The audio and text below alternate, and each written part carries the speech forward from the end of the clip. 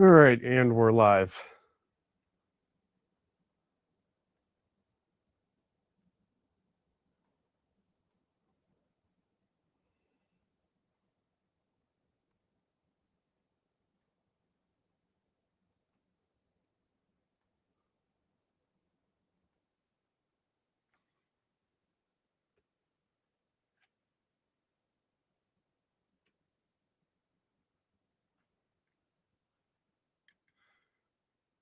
Alrighty.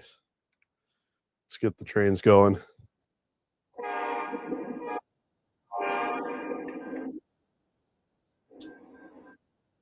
How's everyone doing? Trainmaster 04, how's it going? Trains by Dave, how's that going? Or, trains by Dave, how's it going? Carl Miles 8655, how's it going?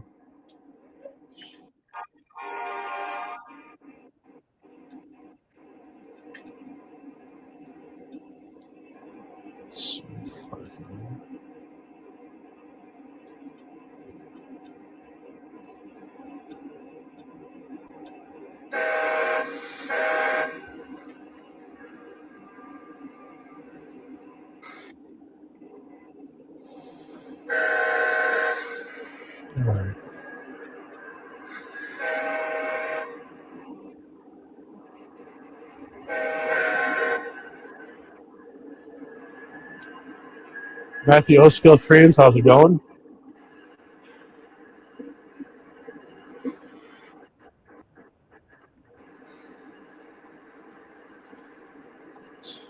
Yes.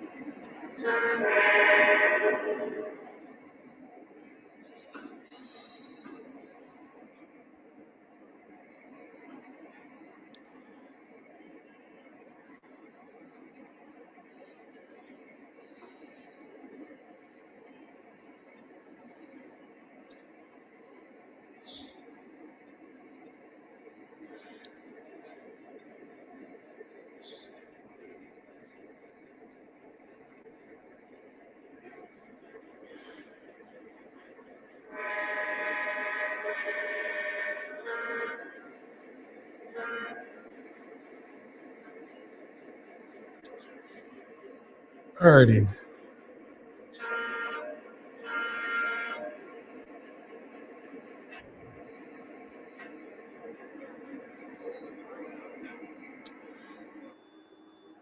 Oh, something derailed. I see. All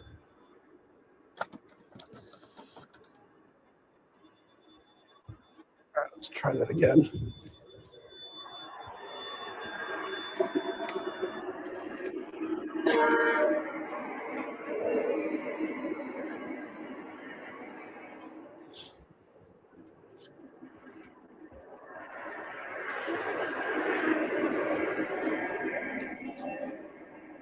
right.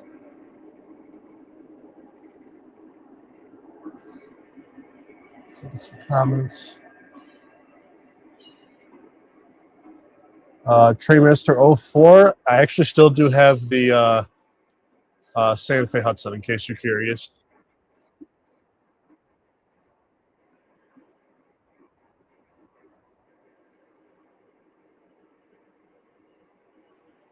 Let's see.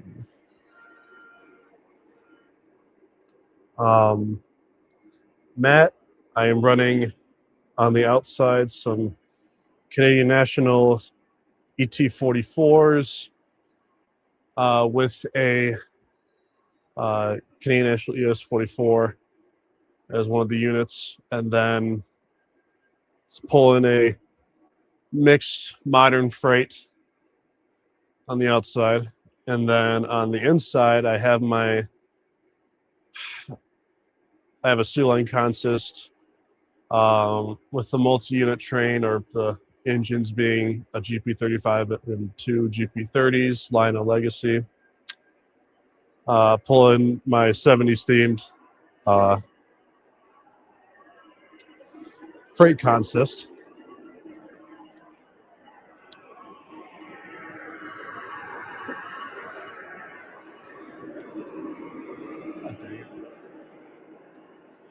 It's catching in there. Actually, I shorted that again. Great.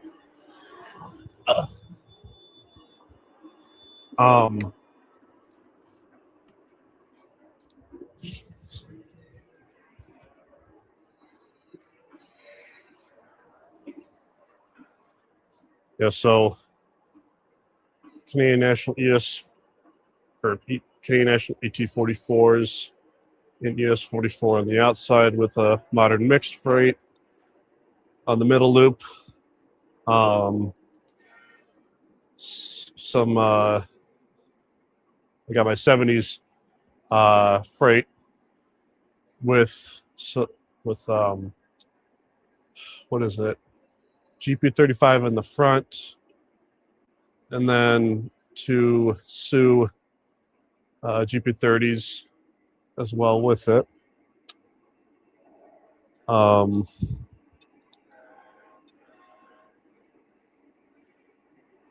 That was weird. Oh, must have almost. I'm already having problems today. This is great. Give me one sec.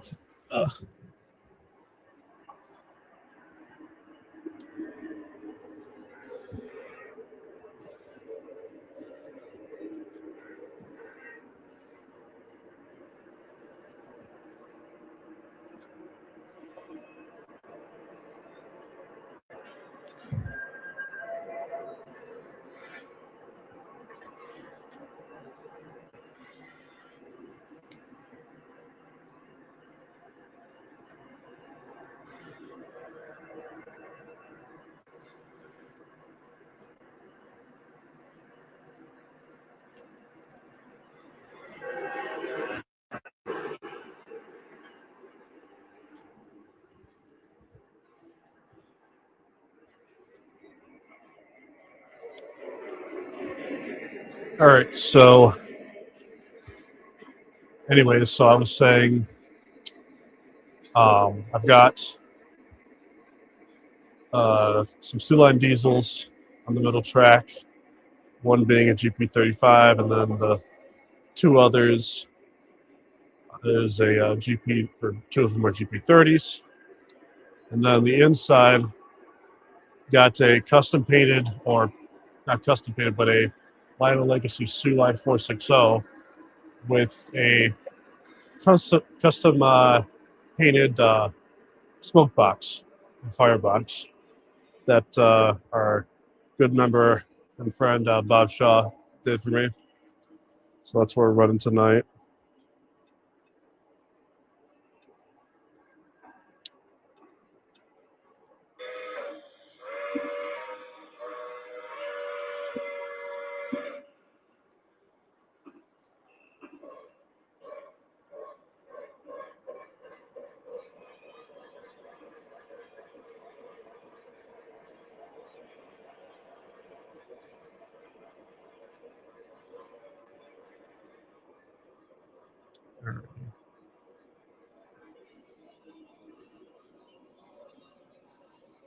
Okay.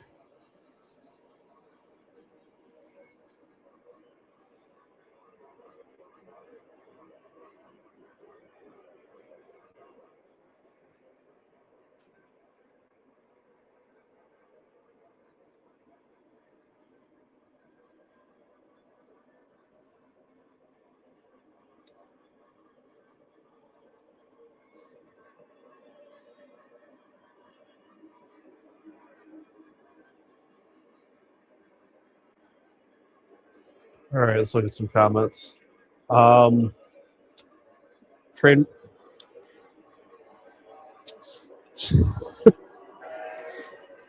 As soon as I thought everything was okay, it's not coming on. I think I might know why.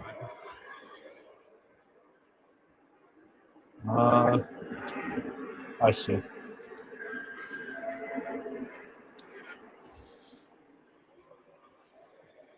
Well, that's got to be fixed.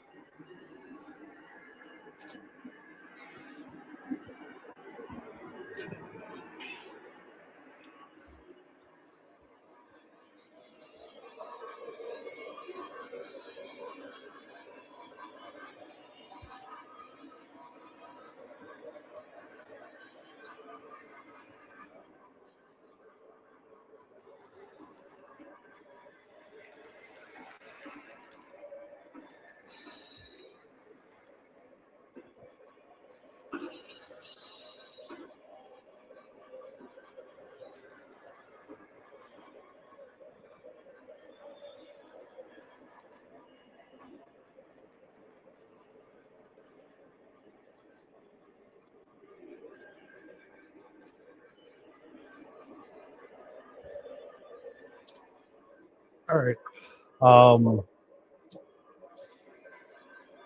Yes, TrainMan 04 Sue has finally come out to run today on the stream.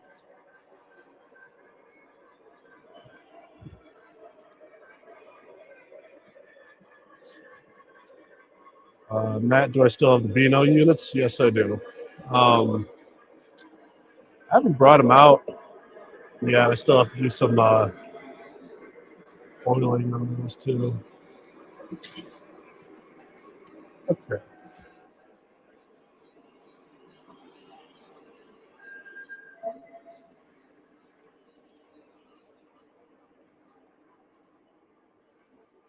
Let's see.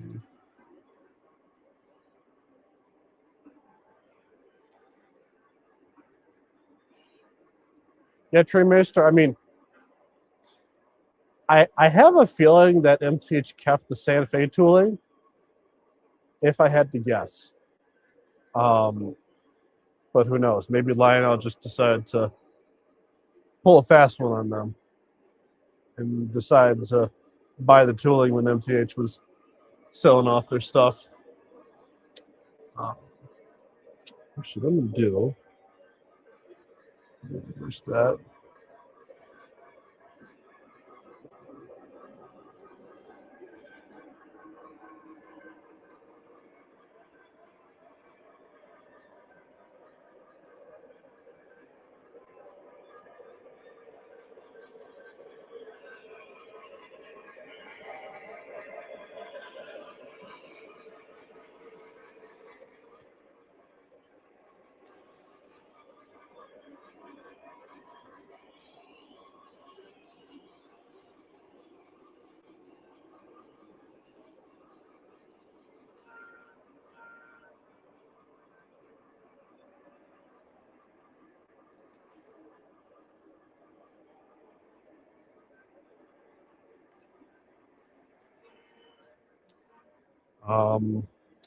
Yes.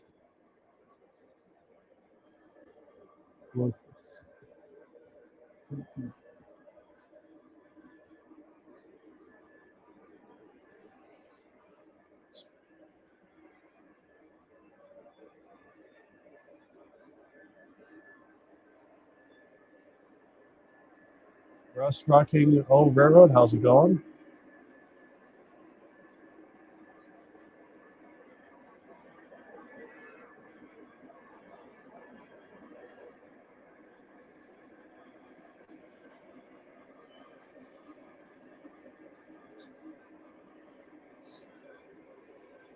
Tattooed Trains, how's it going?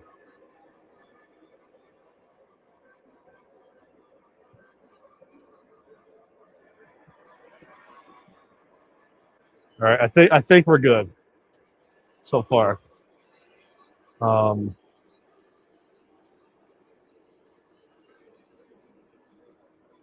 Let's see.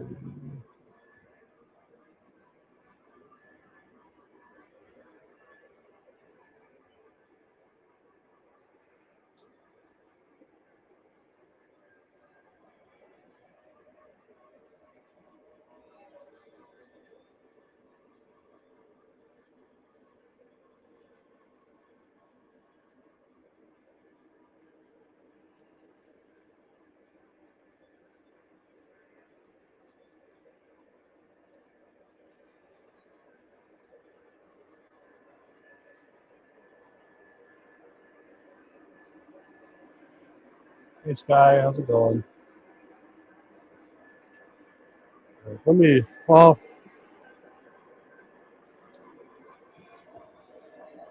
do this real quick.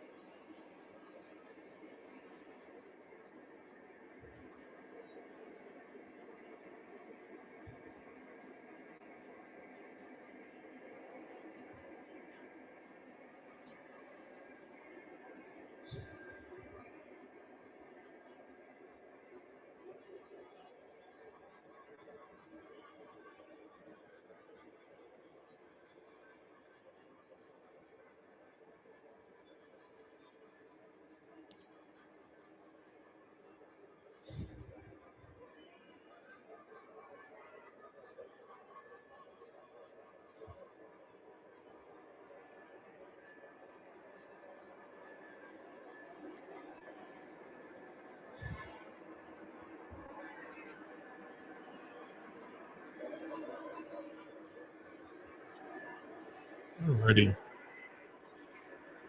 So set up the tripod now.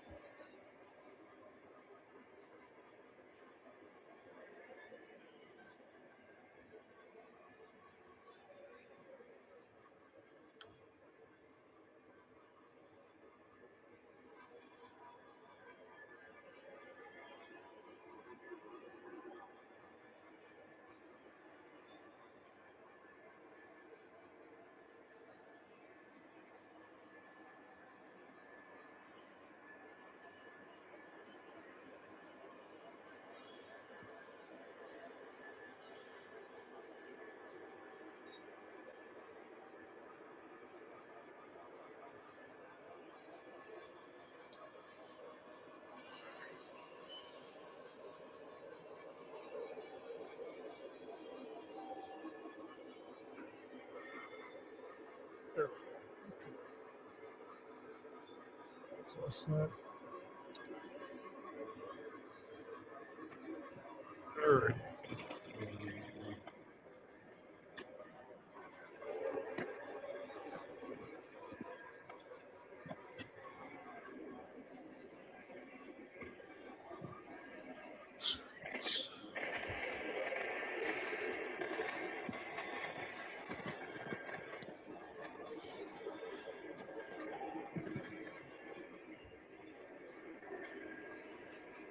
Alrighty. I think we can relax now. So we'll start off with something familiar.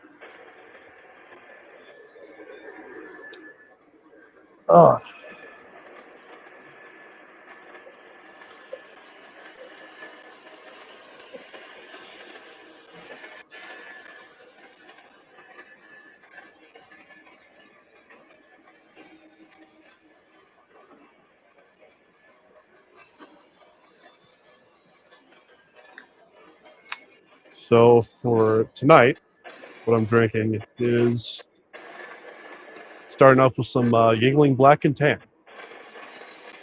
Cheers.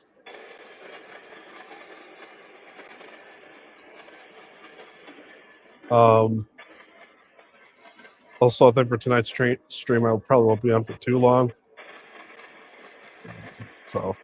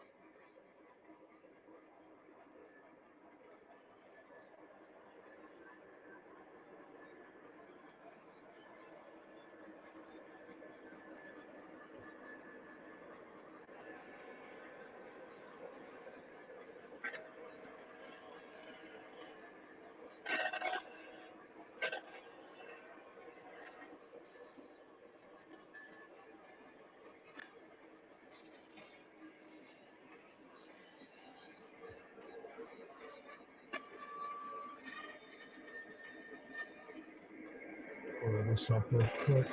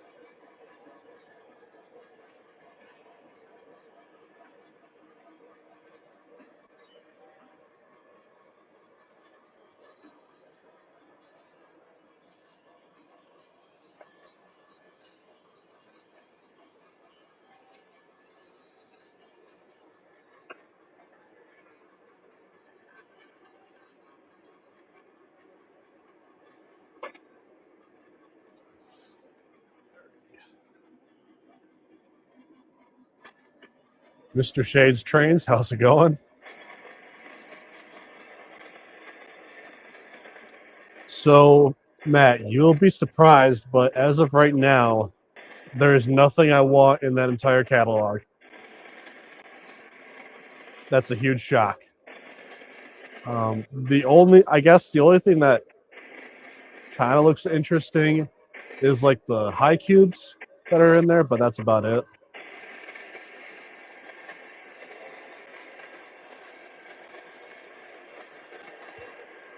I know, Matt. I'm just as shocked at myself with that too.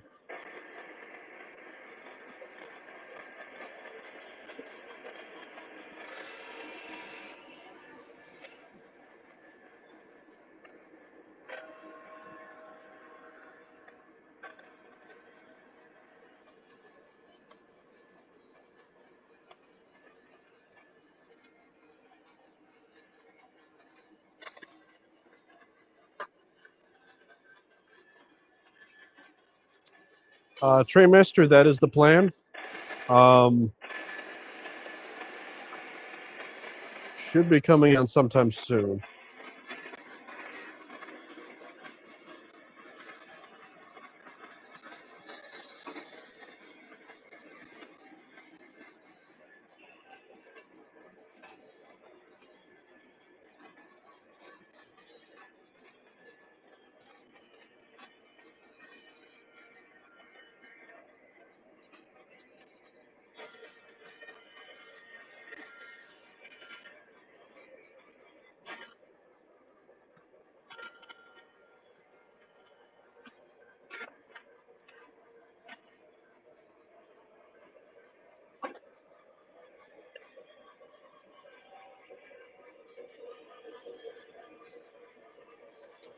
You know what I do need though for my 70s rolling stock is like some Southern Pacific stuff. At least in rolling stock. Maybe that's something I can look for at York. Oh, honey. That's not good. Not fun.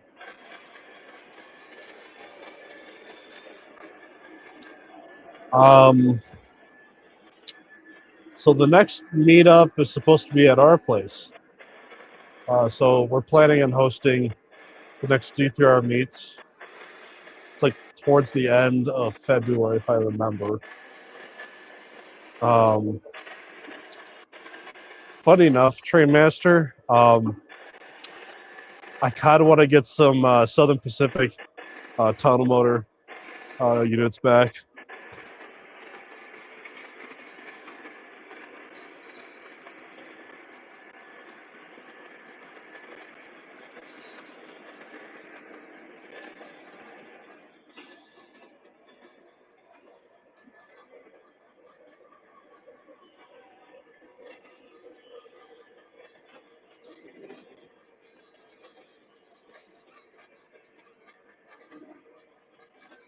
Yeah, Carl. I mean, in terms of NS, I mean, so with the whole merger thing,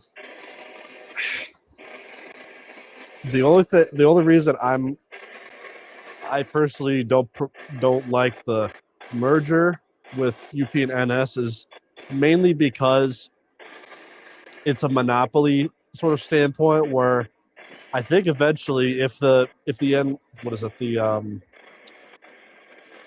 I'm trying to remember the regulation board that deals with that. I think it's no, it's not NTSB. It's I can't think of the organization for some reason. But probably is an organization that like kind of deals with that sort of thing. Is that I feel like if they are as reckless as I think they might be with this UPNS merger, I don't know. I just don't. I'm really not a big fan of it. And that's another thing too. Like UP and NS or UP more so is trying to say, oh, it'll like. I guess they're like saying, oh, costs are going to be cheaper. It won't. It is the same spiel every time there's a merger. Same spiel every time. There's also another thing too, is this isn't a merger. Once UP gets NS, it's just going to be a takeover. They're going to keep the same name. So, I mean, now it will be really, really funny. And I probably wouldn't be against this if they actually took away Union Pacific and they named it to Southern Pacific. That way everybody's like, what? They're back? And they bring back the whole bloody nose paint scheme. That would be wild.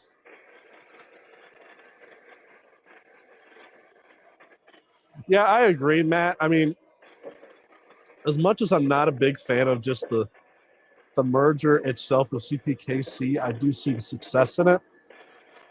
I just really don't like the paint scheme. It screams too much Canadian Pacific. That and like, it's like they pushed all of the KCS heritage towards the back with like the black look, and I'm just like, it just looks, no, it doesn't look good at all. That, like, I think when CPKC was coming up with the design, there were much better designs that they created for the community to pick out. They were like creating a bunch of Facebook posts about the whole thing too. And the one where the black is on the tail, that's what ended up being the whole thing, or what they picked out. It just doesn't, I don't know. I think it just kind of screams takeover rather than merger. Then it's yeah.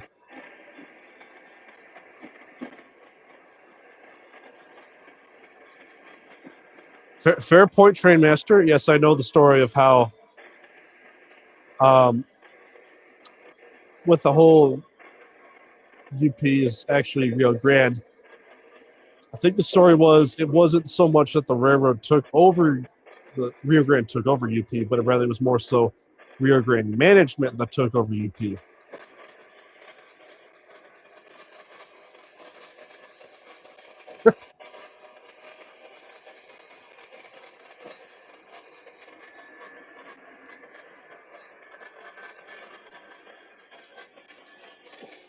Thank you, Russ Rocking Railroad. Surface Transportation, or STB.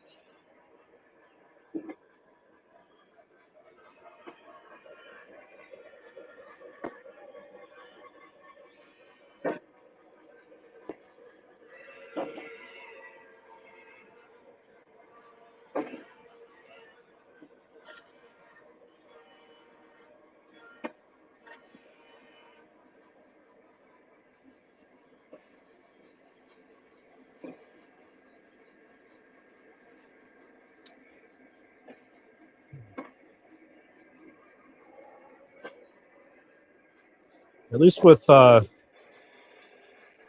don't know. I think, I mean, I get it from maybe a business standpoint, the UP-NS merger could work, but I still, I don't know. I think it kind of seems to me like in both aspects of it, I just don't think it's going to work out as well as I think it's as UP thinks it's going to. Because one of the other things that I think they're going to try to do is try to monopolize or keep all those lines, the branch lines NS has. And it may come down to like all those branch lines that NS has. They'll have to give up a bunch of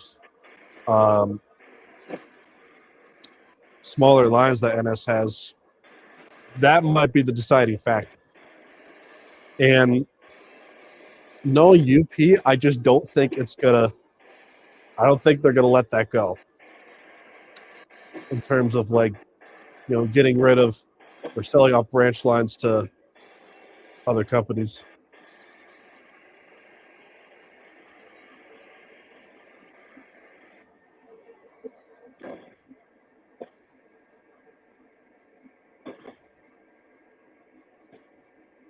Good to see you, Train Master. Take care.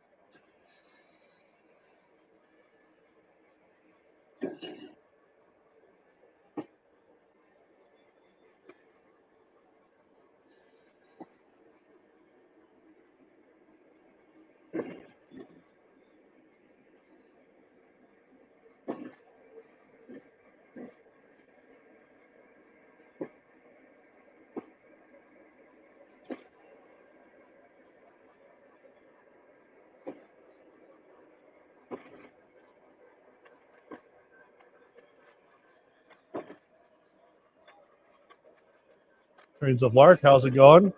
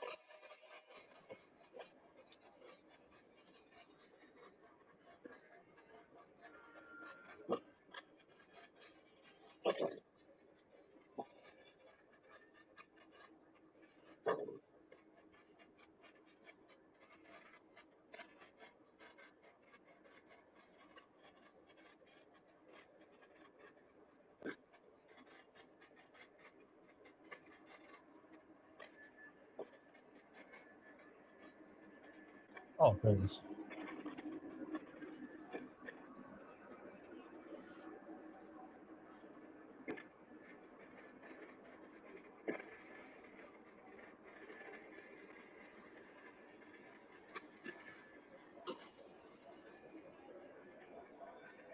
All right. Will has joined the stream.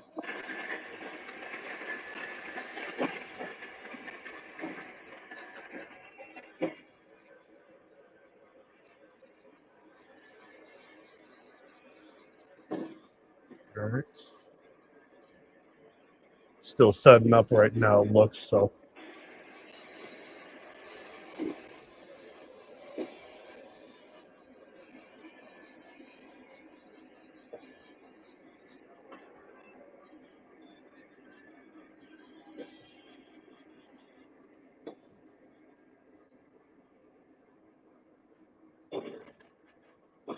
Devon McKenzie, how's it going?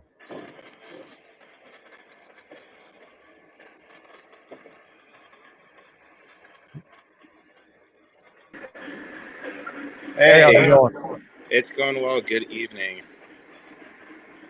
Good to see you. How was today? It was really good. I have my train cam going on. Do you want me to go reset it? I've got it on perfect. now. Nice. Okay, perfect. Yeah, it was a long day, but very rewarding and very good day. We have some interesting trains that I'm trying to hey, Will, keeping you and your family in my thoughts and prayers. Oh, thanks, Carl. Appreciate it. Thank you very much. Very interesting consist. It's a freight train, but an actual freight train.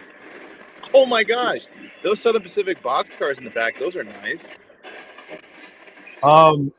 Yeah, so did you see the picture? You see I did. the pictures I showed you of like some SP in Santa Fe?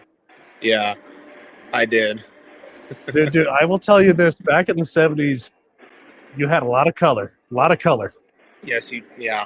Oh gosh, hold on. Something just happened. Something.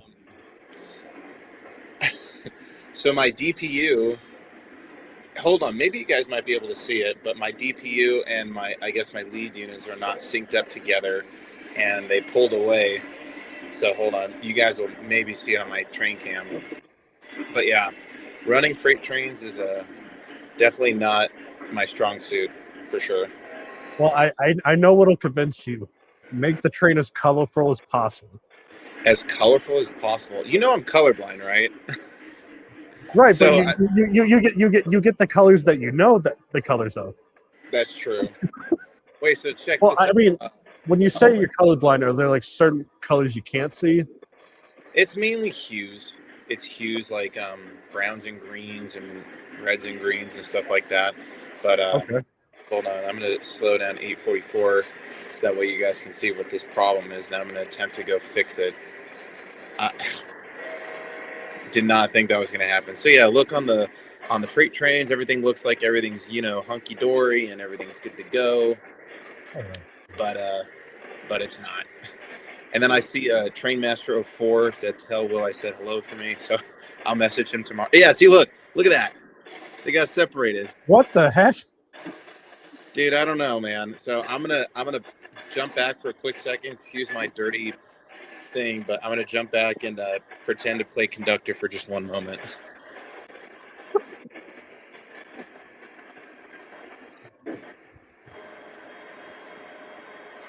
Get another drink.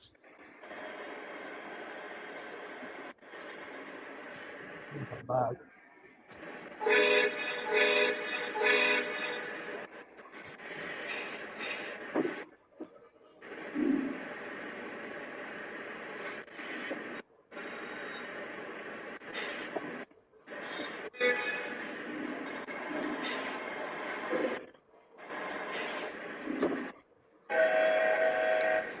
All right, well, we're gonna see. Oh gosh.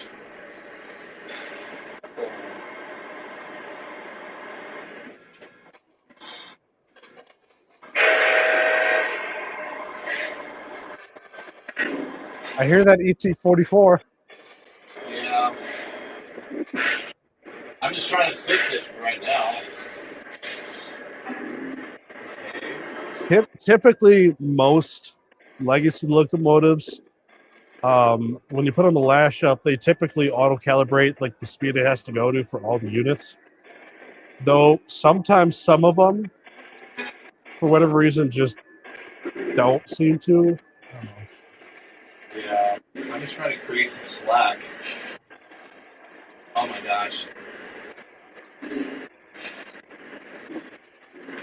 It's kind of like real railroading because I'm not trying to cause a derailment, but this is like a little difficult with freight trains. Who would have thought, right? Yeah.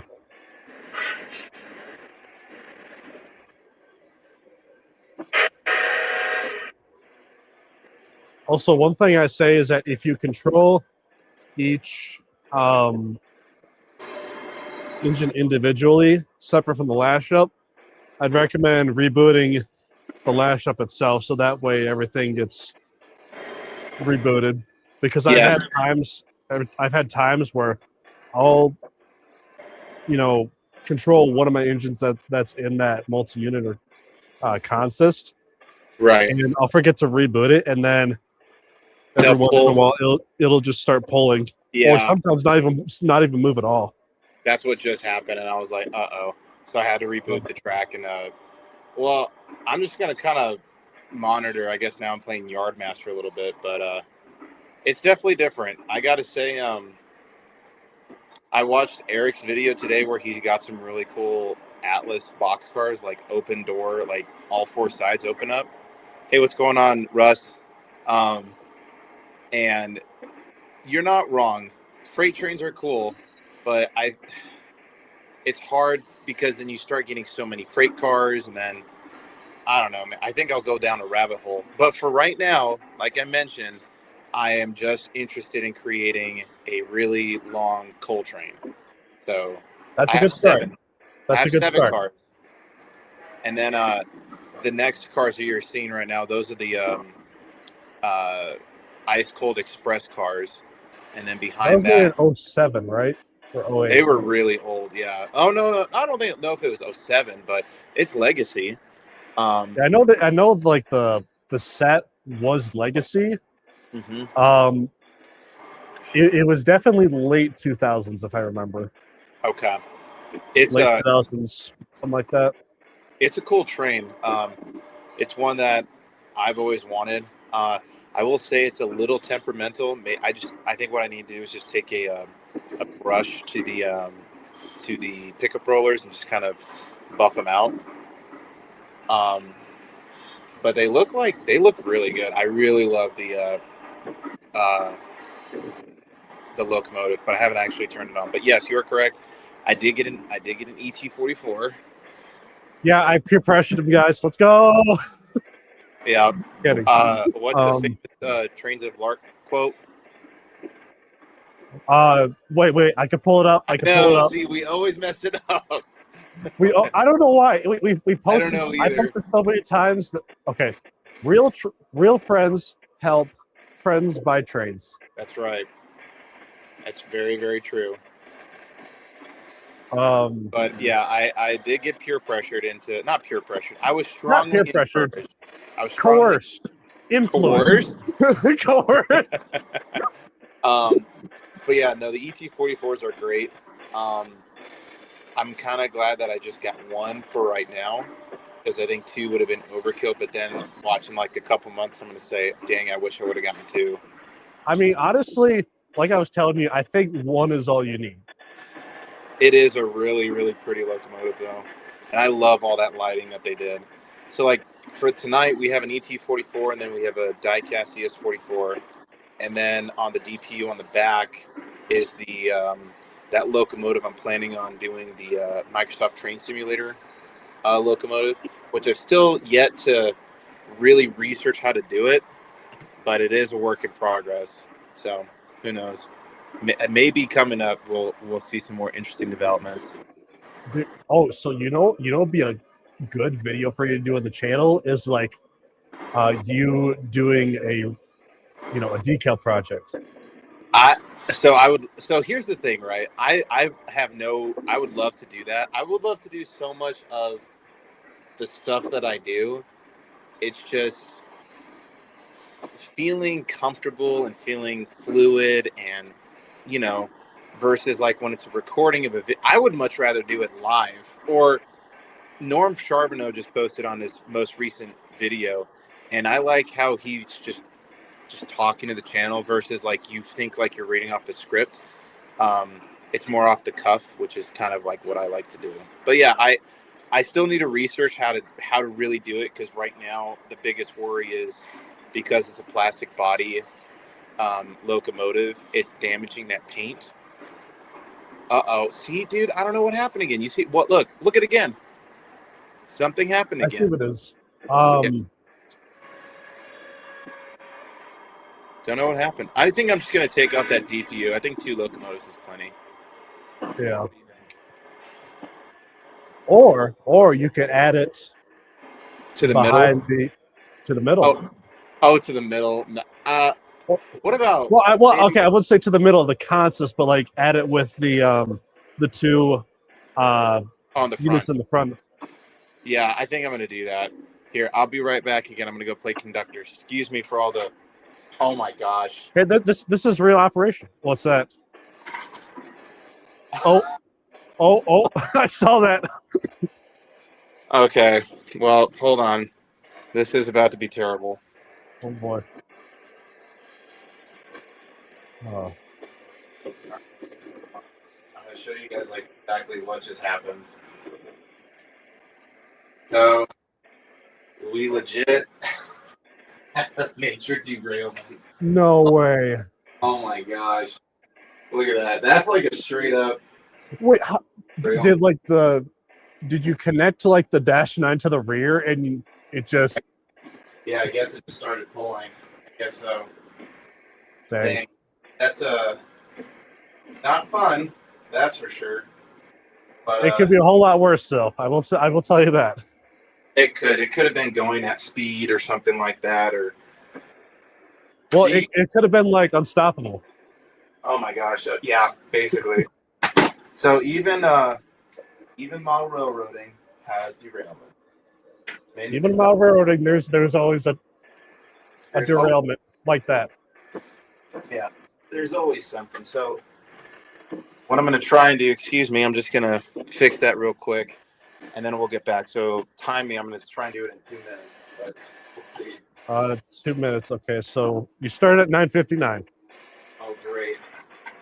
Wouldn't it be great if I use my legacy gantry to fix this? I'd be here up for hours.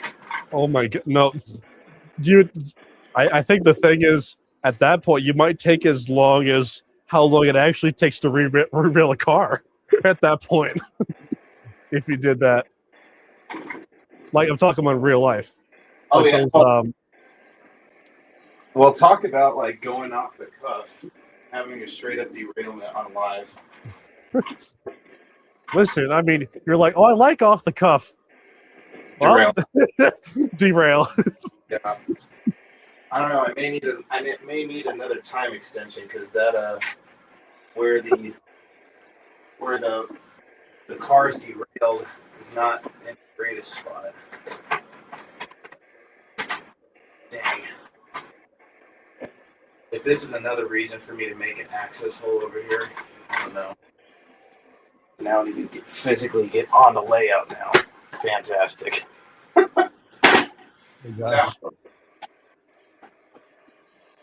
Yeah, I was gonna say I'm surprised you don't have like an access point to get behind there. Yeah. So behind the mountain.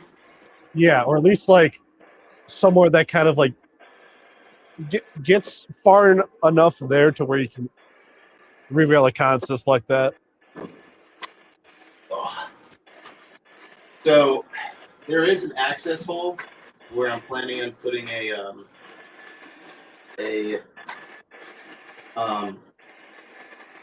logging railroad. Oh, Yeah. I heard logging. Yep, you did. Who would have thought? The guy who's obsessed with Santa Fe also. So I was gonna say, if you're doing logging, do you have any shades? I have one shade. That's all I need.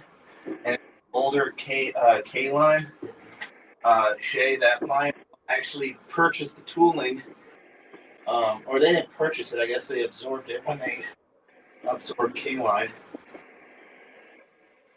But yeah, it's a I think a 2-truck shade, and yeah, pretty nice little motor. I was gonna say, if you're looking for a really, really nice shay, the latest Proto Sound 3 MTH ones are some of the best. Oh, in They regard, they run so nice. They run so nice. And they got a fantastic whistle too. I've heard that deep whistle. It's actually really, really good. Oh yeah. Okay. Whew.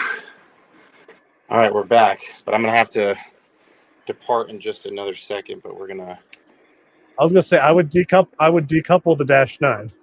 Yeah, that's exactly what's gonna happen. All right, I'll be right back.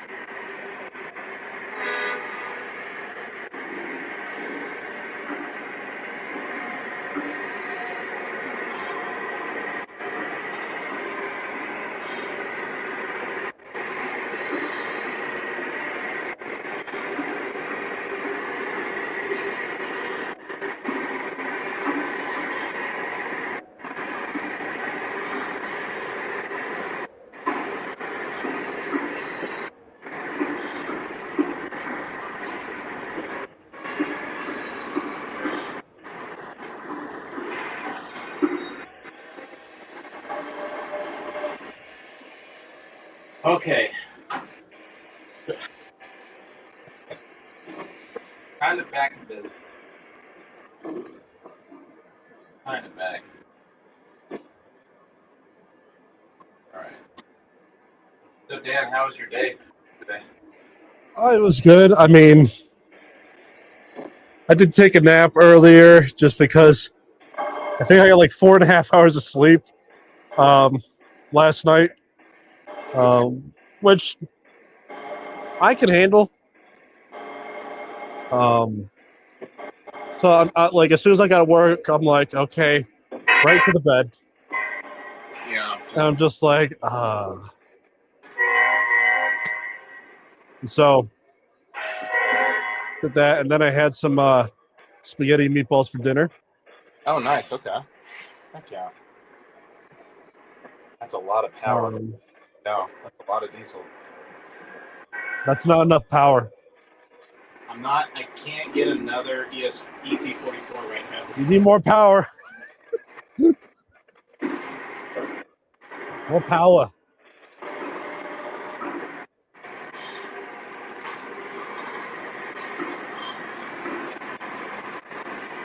That reminds me, do you have like a car that has like an EOT device?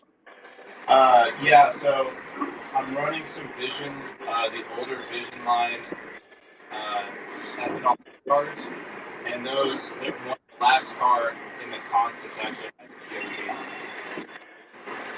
Okay. That reminds me too. I'm really tempted to get those ethanol cars at least at some point when they come out. I personally would. I mean, it's been a long time since we've seen them. That's for sure. Oh yeah.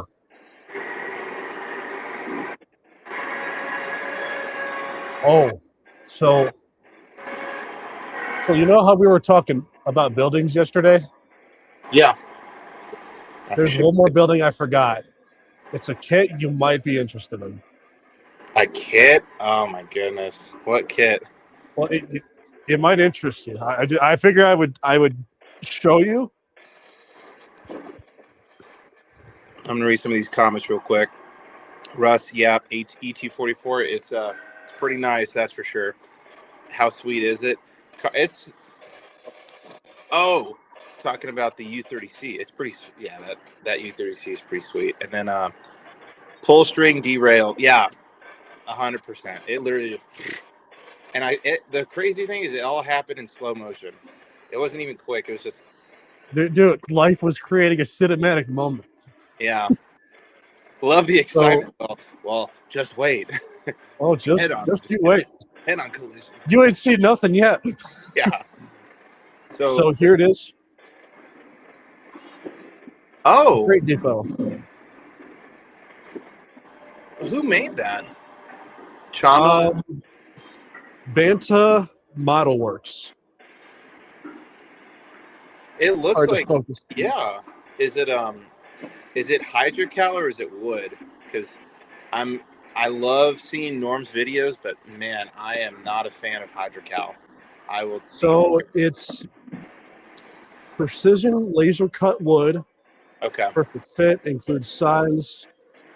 True to prototype. Footprint is, I think, 11 inches by 5 inches deep.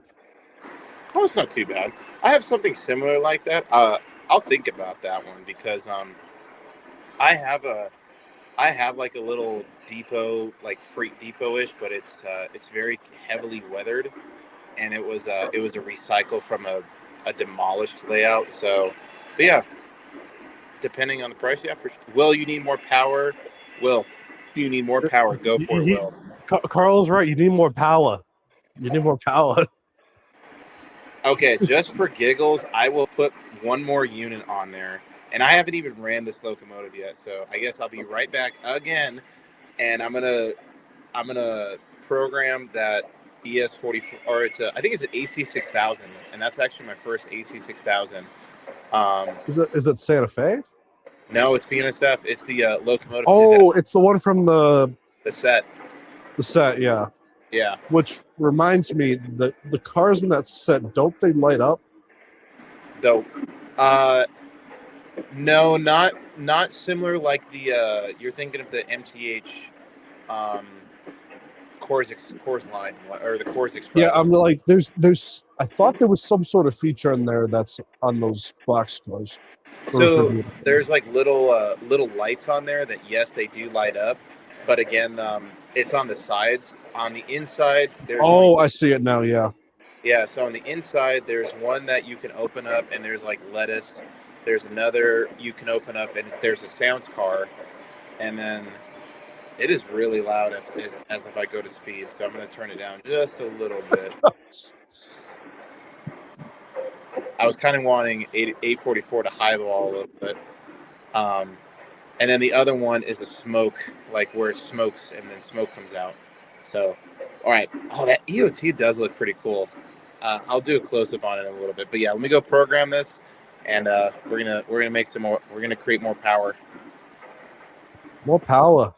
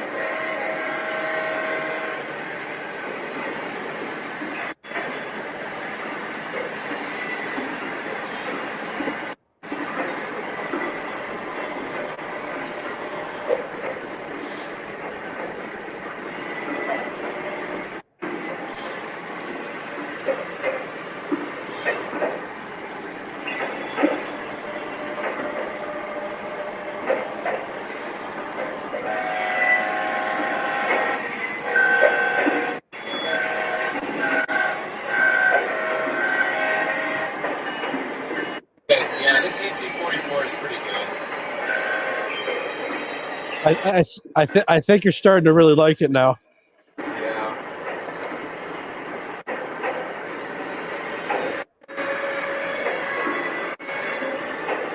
Trust me, Will. You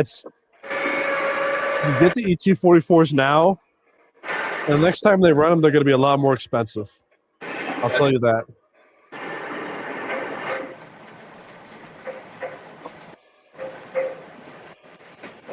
Not that it would stop me personally if it was a railroad I like, but Dude, I've never had 4 locomotives plugged up together before. hey, it's a voltage test. Oh, dude, I didn't even think about that, man. We're about to find out. Oh, that's not bad, dude.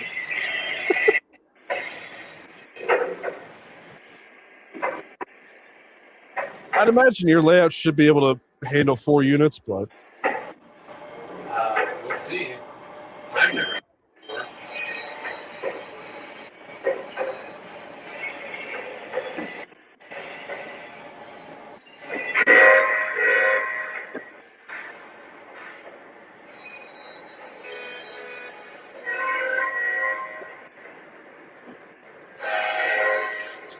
Oh, jeez Louise. There's so much diesel power on that train right now. It's just wait, wild. Will. Hey, Will. Guess what? What? You need more power. Dude, I don't know if I have kidding. any. I don't know if I have any more. 4's enough. I'm kidding. I'm kidding.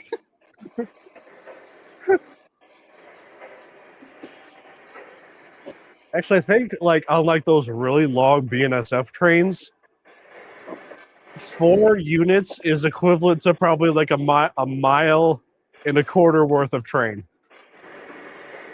That's probably pulling. This guy.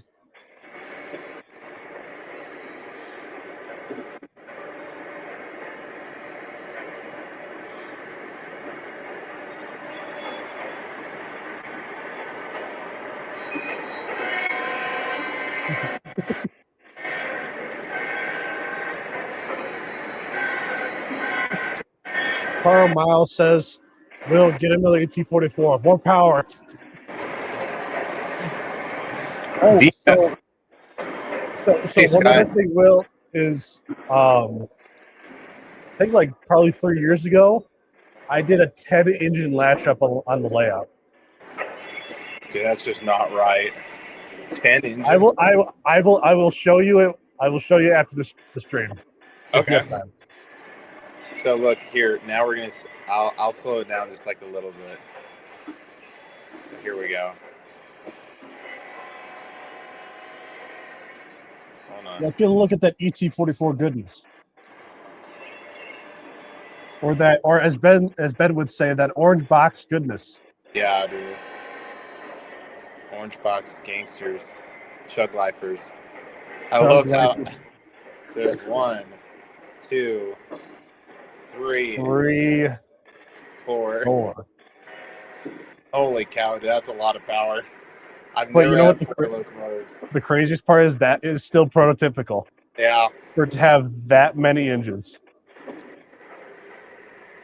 I think it's crazy that Carl's motivating me to get another ET44.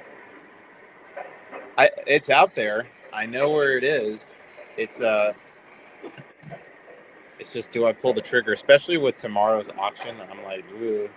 Well, I know the auction you're talking about, and there's a couple things that I think you're looking at that I'm like, he might be hurting. Yeah, dude. Sky, I hope your stomach feels a little bit better. Definitely take. Yeah, she's having some stomach issues with some of the medications she's taking. Oh, I'm sorry about that.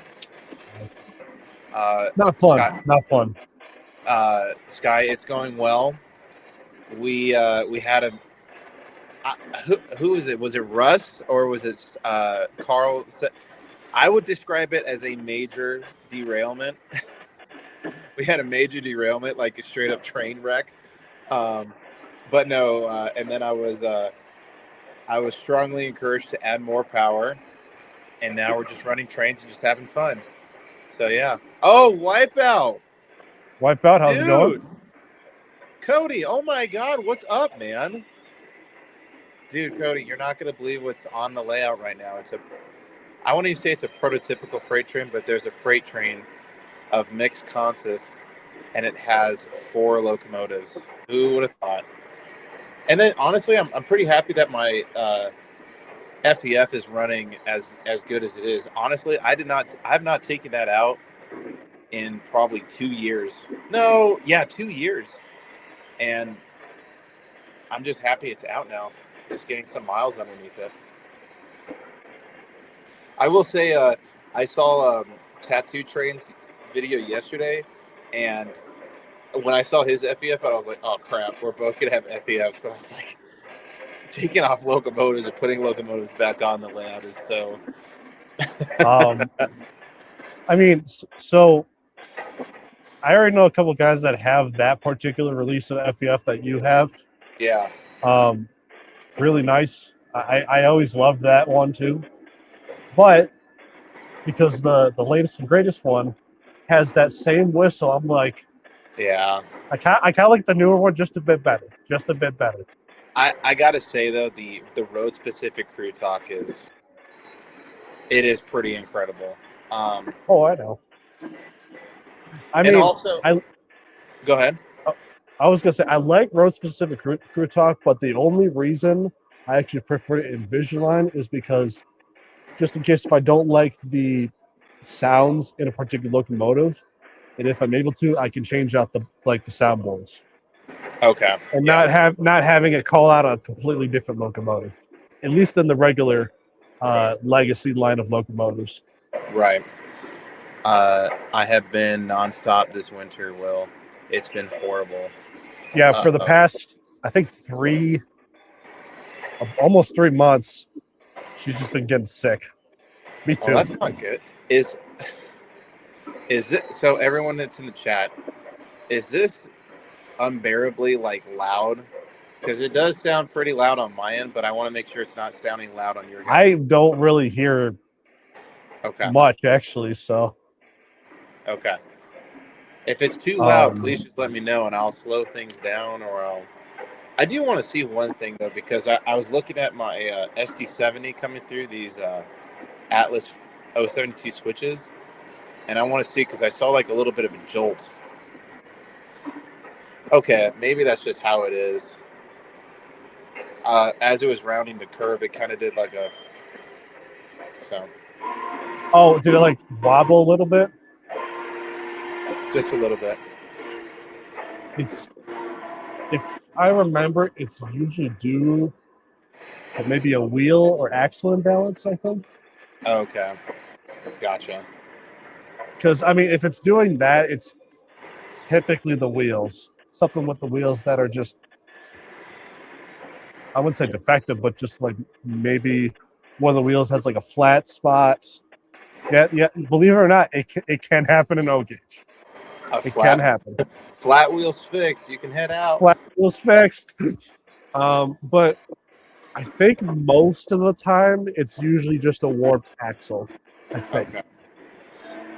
I do love that whistle, man. It's just, and it's like one of the easiest quilling ones that you can do. What, the ET44s? No, the FEF. Oh, yes. Yeah, that one's a great whistle. I personally wish that they would have put that one on a Challenger too, because it's pretty nice. I mean, what I'm hoping is that Lionel redoes 3985. If they do that, I'm buying it. You might do. I have the most recent Vision 3985, and that one, even coming out of the gate, that one was messed up because from the factory they didn't unsynchronize the driving wheels. Yes. So so Brooke Bannister actually helped me out with mine when I bought it from Eastside Trains, and they sent to Lionel, got the brand new chip in it, like to register unsynchronized chuffing, and then he I'm pretty sure he just unscrewed it to like where you can rotate freely the wheels. But yeah, it's really beautiful. It's great, but I will say this: when you see a JLC 3985 and you see a Vision 3985, the JLC is better Look, detailed. Yeah, like there's a lot more like warding decaling. Oh, dude, Tom's in the house. What's up, bro? Tom, how's it going? There's a bunch of different like decals that are different on the bell. Instead of having a hex nut, it's a screw. So just like little things that like on a high end locomotive, you would think like, okay, like maybe. But a lot of people have been complaining about those types of things for a very, very long time. Yeah, I mean, I think the next time when they do the 3985 Challenger, I think it's going to be much, much better than the most recent, or at least Well, the current one that we have so right now. we thought that though, but the big boys weren't that great. I hate to say it, and I love Well, Lionel, but that baffle or the lack thereof in the front locomotive, nah, that was honestly kind of a deal breaker. And then not only that, like the locomotive, the what? Or wait, what are you referring to? So in the most recent Vision big boys, Yeah. the they were doing like a lot of different things underneath underneath the shell, to where the sound or the speaker doesn't have a baffle over it, like a little. It's like Oh a yes. housing. Yeah, so it Yeah. doesn't sound loud. I mean, it sounds loud, but it's not a big boy loud. And Yeah. so Well, people have so been that's the one thing I noticed with the big boy I have right now, the most recent Vision line, is that it doesn't have that throaty. really bassy or just loud sound that Yeah, even the original yeah, Vision line I have. has. Yeah, so the original Vision from 2014, 2019 have them, but the most recent one does not. But I mean, it's still a great locomotive. There's there's three gripes. I get three.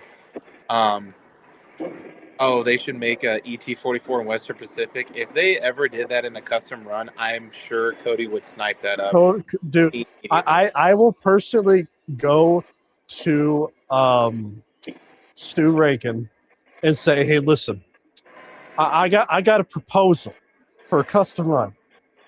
Make Western Pacific ET-44 with I think they call it I guess it's I don't know, the California Zephyr paint scheme where it's like silver, orange, and it's got the wings on the front of the nose. And I actually might buy one if it looks like that. Cody will buy 6. Yeah, Cody will buy every road name that is offered. And Tom mentioned doing pretty well, pretty decent day.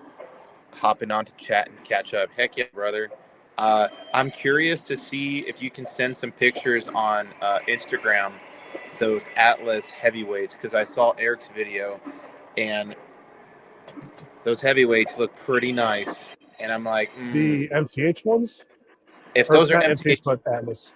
they're Atlas, but I'm pretty sure they're MTH tooling. If that's the Yeah, case, former MTH. I'm used to saying MTH because that's what they used yeah. to be.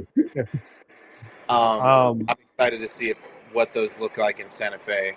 And then Cody said consumes funny powder. Dang, dude. That reminds me, did they make a Santa Fe Pullman Green set yet? They At they least have Atlas. I'm not sure. Santa Fe or Lionel has made 2 of them.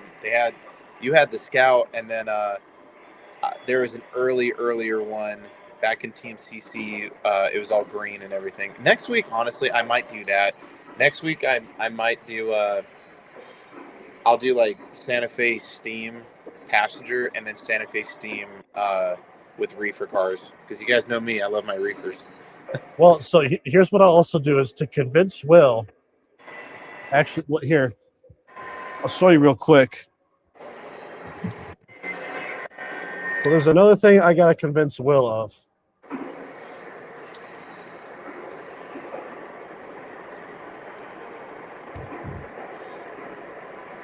I can't wait to see this. Oh, those are the the MTH older. Yeah, those ones are nice. I saw your video on that just recently. I mean, what I will say is I like the MTH ones because one, they got better detail, and two, they have much more correct sounds. Much better sounds, actually, too. And is that Lionel or is that MTH? MTH. Dang. So I have some GP40s that are like that. I have a Santa Fe, and then I have a patch job BNSF one. But I also do have some Lionel Dash 8s from early legacy that I can probably. So here's the thing, right? I did something. I did reach out to Jay from Third Rail, and I was like, hey, is it too late to pre-order the Super Chief? I haven't heard back from him yet, but I'm potentially considering getting that too, because the more that I look at that really cool Santa Fe set that's coming out from Lionel, 21-inch cars are just way too much cars. Just the 3 inches is like, it's a lot. It's a lot of cars. I did end up getting the whole set from Lionel, in case you're curious. Oh, you did? Even the add-on cars? Yes, the entire set. So So you could just see my run, you know, in case you're like, I wish I got the Lionel ones. Yeah, here, you can look at it now, and then you can buy it. No, so I have the set coming in. I don't have those add-on cars, but I'm pretty sure I can find those. But yeah, Carl said the Santa Fe Super Chief set would be hard to find, so it is. And I think honestly, either Lionel or Third Rail will be. I agree. I mean, the stuff that's coming out nowadays, like sets, locomotives, from any manufacturer, is the runs are so. When I say they're low, they're not high like how they used to be, like 400 or 500 engines. You're maybe like. Tom can tell you too, like that GG1 set, there was only 50 of those sets made, or like I don't know how many ET44s were made, but a majority of them are all sold out everywhere. So there's another reason for me to get the other one, because they're all sold out. You know, it'll be gone. You'll be like, darn it, I should have gotten it. You're not wrong, man. But I was even thinking about, do I get the Super Bass over a powered? But it's like, no. Just get powered. I just get the power. Get power. Yeah, Super Bass units are great, but they're not in big diesel locomotives. They're not that great. I mean, that's just my opinion. But yeah, that just all the lighting features looks fantastic on that ET44. I can't stop looking at it, which is kind of crazy. So you're seeing a lot. You're seeing in real time will being conform to ET44s, or liking it more and more. Modern, yeah, just modern power. Because I mean, this freight train is really cool. I will say though, so like you can see on the screen right now, those Berwicks, courtesy of Ben's Trains. Dude, I'm still shocked that I was able to win those last year. But those Berwicks are just incredibly, just huge, just tall cars. They're beautiful cars, but the insane part is how much the aftermarket prices are on those. Oh my gosh, dude! It's actually to the point where it's like really stupid. Yeah, man, don't even get me started on that, because the that's just insane, man. It just like, I think they go for like $200 a car sometimes. 300 sometimes, yeah. I've seen $300. I've seen $300 plus. I've seen them incredibly. And I'm just no. We're smoking something else today. No. Yeah. But I mean, so with freight trains, right? My thing is, like, in my head, it all has to be connected to the region. But then again, on that picture that you sent me, those those Southern Pacific tunnel motors, the first car behind it was a Norfolk and Western box car. Right. So like I will tell you this. If the car exists, it's probably better on the entire country. more Right. than likely. So like on this freight train, there's like Rio Grande, and then you also see Conrail. And that's the only piece of Conrail equipment on this layout. I think. And yes, that would be prototypical, even though it's from the Far East. Yeah. I do want to kind of chime in on this comment. So Tom is saying, been debating. So this is maybe for both of us to kind of weigh our options. Been debating either the Santa Fe Super Chief or the Broadway Limited or the 20th Century Limited. Can't do them all, but a lot to debate. Do you want to start it?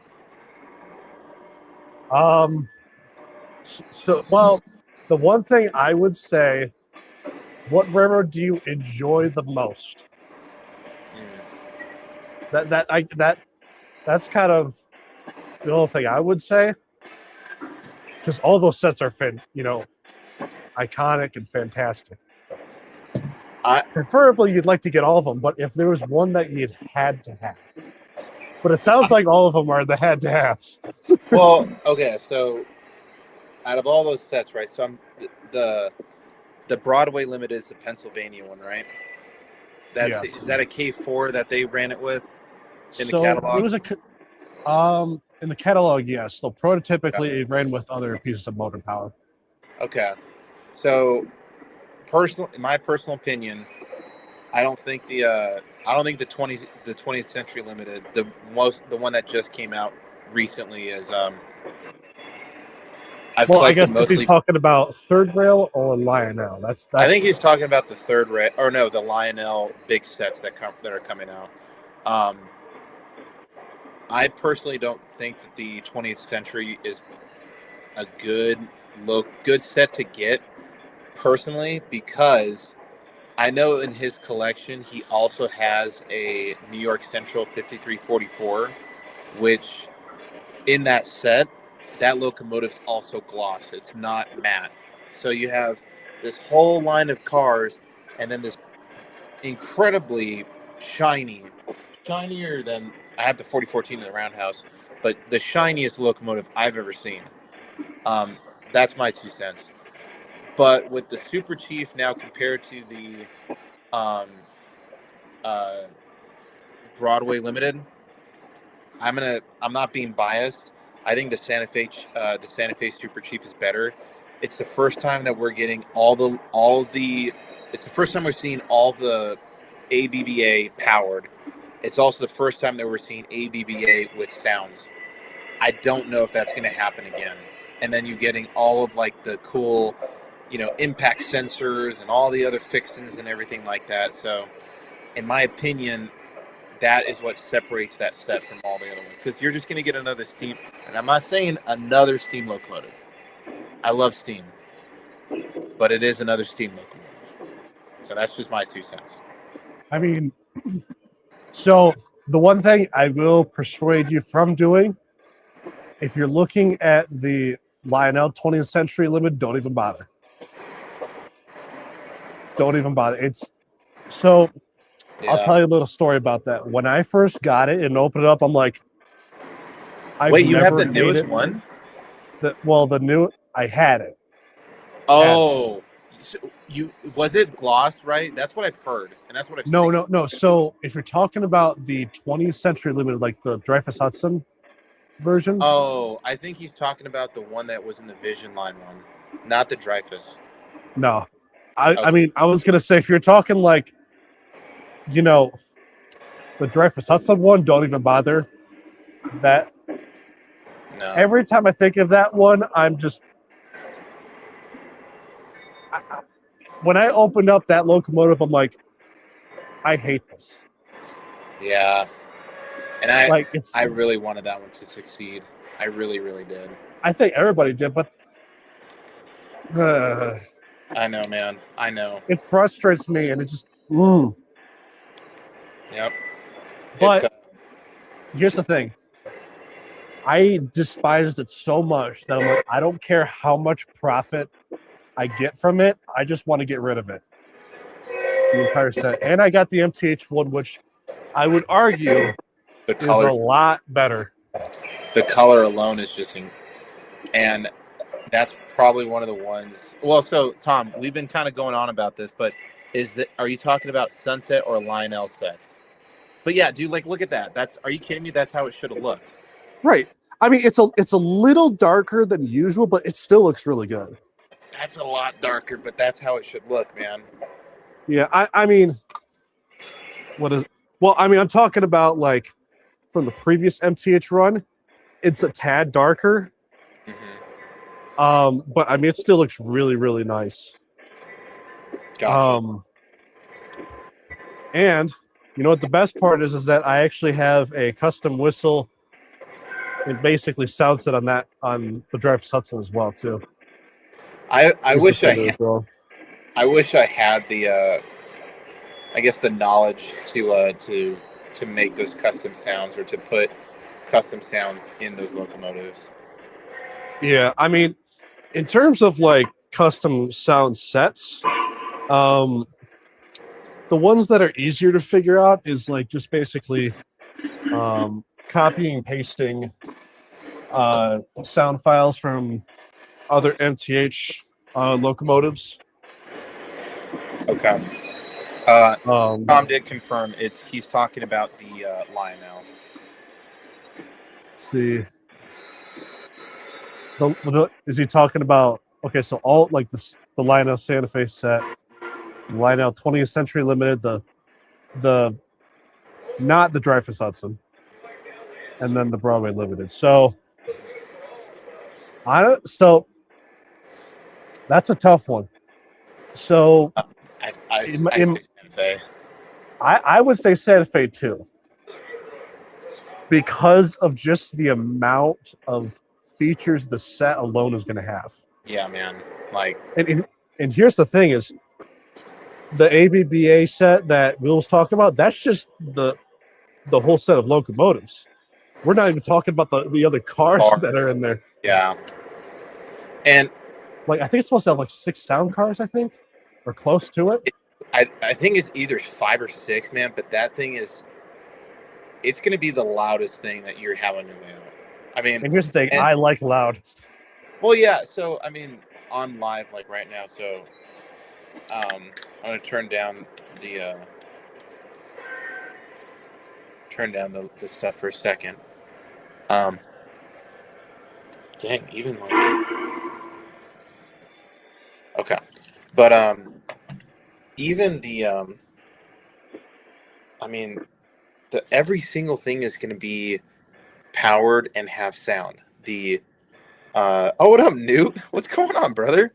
The ABBA is going to be all powered. It's going to be all sound. So you're not going to have a problem pulling all those passenger cars. I will say this though: the last time I saw Lionel do a war bonnet paint scheme, yeah, it's a little too dark. The red was way too dark. Way too dark. And it was bad. So, and I think they did it on an E8 or an E9 or something like that.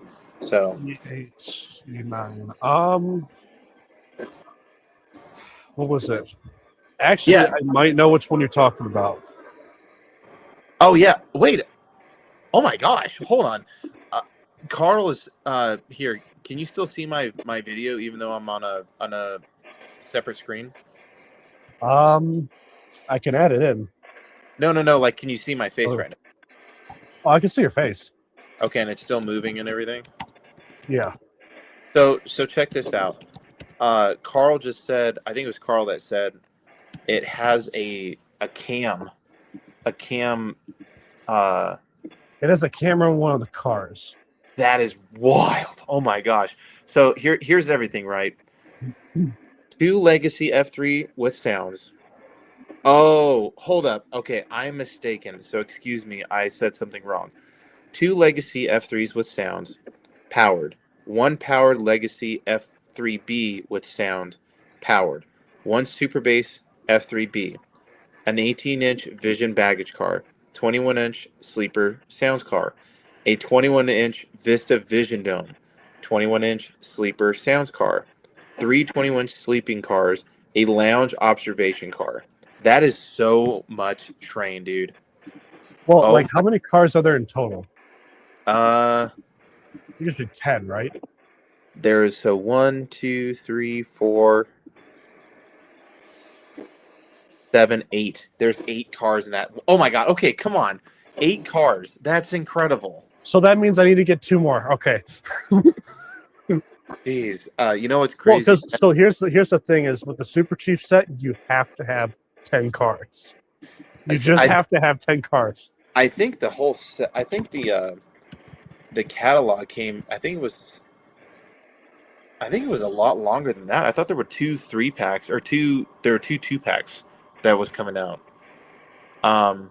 Well, I guess are you like when you were looking at the cards, were you just looking at like the set itself or with the add-ons? I was just looking at what's in the set, but I'm on the Okay. I'm on the catalog now. So it has 1, 2, 3, 4, 5, 6, 7, 8. Yeah, so it's 8 cars, but then there are 2 2-packs that you can add to make it a 12-card train. But still, like that, yes, got that's that. So it says road-specific details, sound and all, simulated stainless steel finish. So it's going to have that really, really bright kind of paint. But here's something else that someone mentioned. Wait. So I had no idea that enough space for 054 curves. I wish I knew that. Recently you just got 054, but now I have less straight track. Oh yeah, but yeah. Mm-hmm. We've all been there. Like we're always the biggest constraint that we have is space, especially with O scale. And then said, "No way, will Lino always gets the colors perfect." Okay, I think I know he's being facetious, but we all go back to like the Kermit the Frog Southern that we saw, and I love Lino. Oh my! Like, I absolutely love Lino. The Kermit the Frog. It was bad. That was something. I'm like, oh, that was something. Oh, that is a no-no. Great. Yeah, that was a no-no. Yeah, and then Gilbert said it's 12 cars. So, full transparency, I did not get all 12 cars. I just got the 8. However, I'm even breaking my rule, where if it's a passenger train, no matter what it is, you get everything. Just get it all. I'm breaking that rule specific. Oh, dude, yeah, okay. So, hold up. Not that bad, honestly. Hold up. Wait. I will be right back. 1 second. Just 1 second. Oh, he's getting something. We're going to compare and contrast real quick.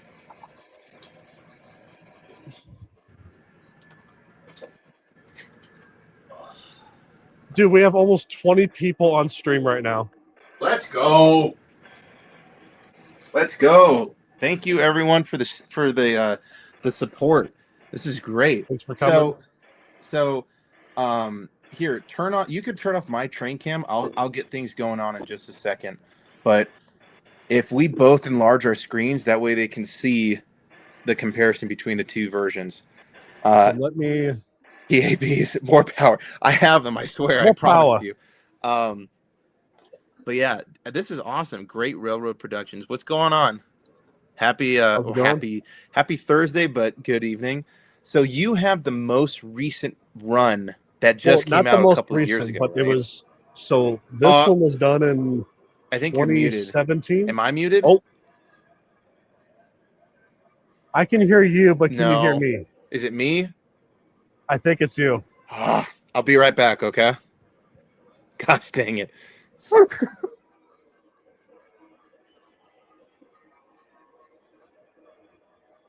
One sec.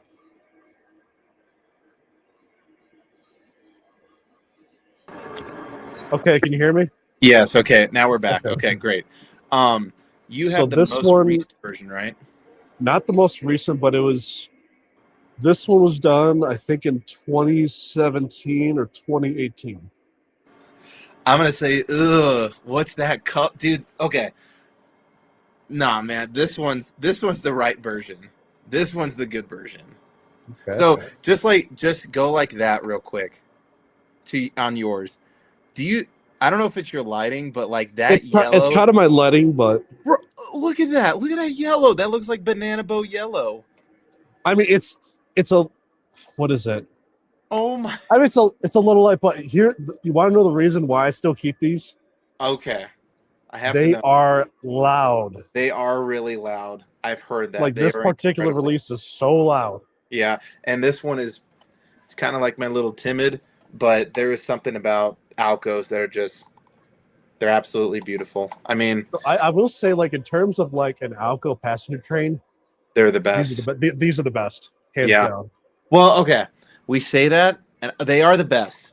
But then the next closest is, in my opinion, the Sunset Limited, which we just finished that one out too. But uh, Dan, the power got to him. Oh no! I promise you, I'm gonna run trains again. We're The comparing, power got to him. yeah, we're comparing and contrasting PAs and talking about but that's the thing. That's what I was mentioning, right? With colors, the red was deeper in the most recent run that I've seen when they've done Santa Fe. Just literally just do this. Oh, you have them. Yeah, man. Like that's no. I'm sorry, dude. Like hold on. I need to It still looks good though. not to Well, I not mean, to then a again, I'm talking. Yeah, not to a dude who literally loves and lives and breathes Santa Fe. Okay, I love Santa Fe as much as you do.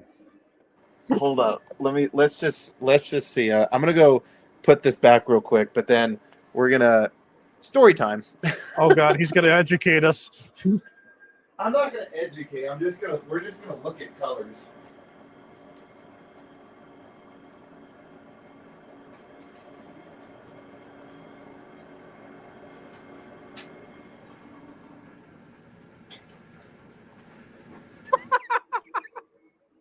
Someone posting some crazy things. Oh, look at what Wipeout said. Wait. So someone said those damn gremlins. The Super Chief would be a lot of cash, but it sounds. Tom, honestly, as a friend, I would buy that one, man, because it's gonna be maybe less than 100 that are gonna be made, probably, man. If I had known that, I would have done the L2 Esquios. Oh yeah, New York Central, absolutely. Okay, chat. We have two grown men showing to everyone saying who's best. Red was deeper. Sounds like Michael. Oh, dude, that's wrong. Come on now. That's wrong. He said that. Let's keep it civilized, I guess. I can still run 3 trains, just that the loops are 054, 050 with 4 pieces of straight track. Oh, okay, yeah. I've actually seen where people, and in my brain, I guess I really think about that, but some people, they intermix different lengths of straights, like 054, 072, same thing like that. But I'm gonna just take a look, see. Oh gosh, I'm so glad that my library is just filled with Santa Fe stuff, because it's just, oh my gosh, like there's so few. Dude, okay, so yeah, so check it out, man. So like it's this very specific type of red. I'm always out of control. That's Wipeout. Yeah. What? So funny thing is, one of the the red on this, like I saw like one of the pictures. The red looks as deep as this one. No. There's one that I did see. There's one I did see. It was maybe the lighting, but no, man. Like, look at that. Are you kidding? Like, I mean, yeah. I mean that's. But however, let's compare it to the E8. I don't even think. Wait, what's the road number on that? 84. I'm gonna see if this is a. Okay, so here's an E8 number 86.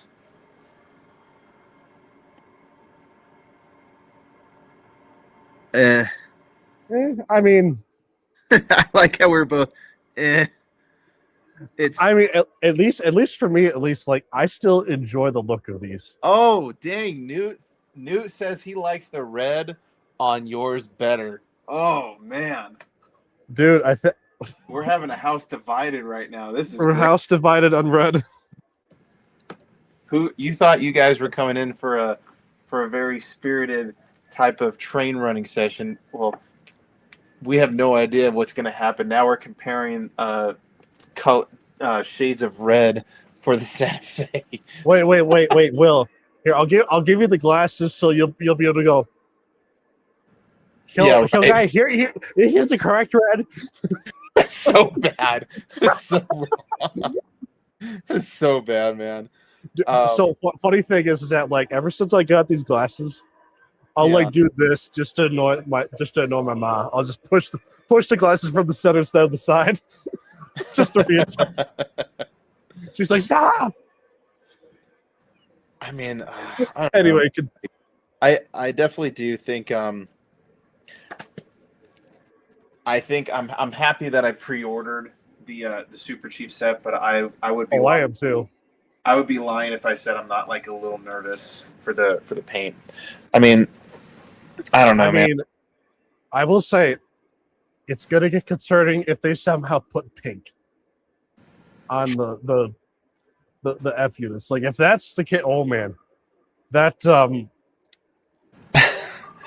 It was did you see, I think it was the they were Dash 9s that came out from Atlas, and one of the paint schemes was a custom faded Santa Fe BNSF, and it looked pink.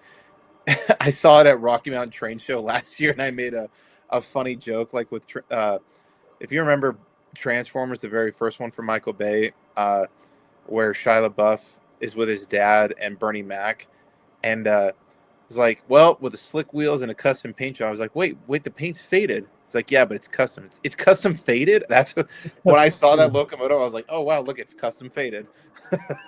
but I mean that's it. It that does have that. Yeah. At least now, like with not being repainted. DC Skater 529 mentioned, after watching RBP's dad layout, my next layout could be like his dad's.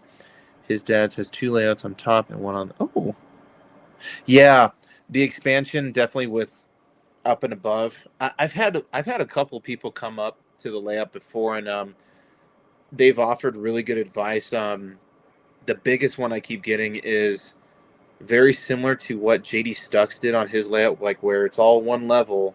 Well, his had multiple levels, but you can do a switch and then it goes down, and then you have storage. That was pretty ingenious in my opinion. And then Tom mentioned we should ride the Southwest Chief sometimes. Oh heck yeah! I mean, so I shared with Kat that Amtrak's doing a like a cool special for 250 this year. I don't know when it expires, but I did do a screenshot. I was thinking about how most of if it is on. Yeah, absolutely on Santa Fe tracks. And then I'm surprised about. News said to hold mine up again. All right, I approve this chaos, so I'll be right back. Okay, 1 second. I'll be right back. What I was actually gonna say is, you should do. Take a train that goes all the way from Denver all the way to Michigan. Oh. Well, at least from just seeing like a couple of the cars or just like some of the Amtrak consists. Yeah, it seems relatively comfortable, honestly. Well, so the other thing though, too, man, is we have Kyle, and I don't know how we can't put a bassinet or a crib in the train. So he would have to co-sleep, but that'd be a little rough. I will say though, it would be okay potentially because we just transitioned from, now he's drinking whole milk. So in the dining car, we can just be like, hey, can we have some whole milk, and just put that in. And okay, so News said to hold it up again. So excuse the lighting, but I wish that I need to make these, what is it? Oh my gosh. Pilots? There you go. See, oh, thank goodness you said it. But yeah, so that's the difference between the two. It's a little bit of a lighter. Now, the only reason that this one's appearing more orange is I think it's just because of the webcam, honestly. It could potentially be, yeah. Because I have. Oh, I think. Did you see? Dude, check it out, Cody. I'm gonna see if I can comment. Oh, dude, this will be kind of lit if he can pop in for a little bit. You could fit one in the full bedroom sleeper. Oh, okay. So honestly, so Chooch, that's what we've actually considered potentially doing a train with Kyle, and he is. I will say, like right now, and 2 weeks ago, was it 2 weeks ago? Maybe like last week. He's been teething a lot, and it's a lot. Teething is that's hemorrhoid red, bro. New just throwing down the shit on the Santa Fe. Hemorrhoid red.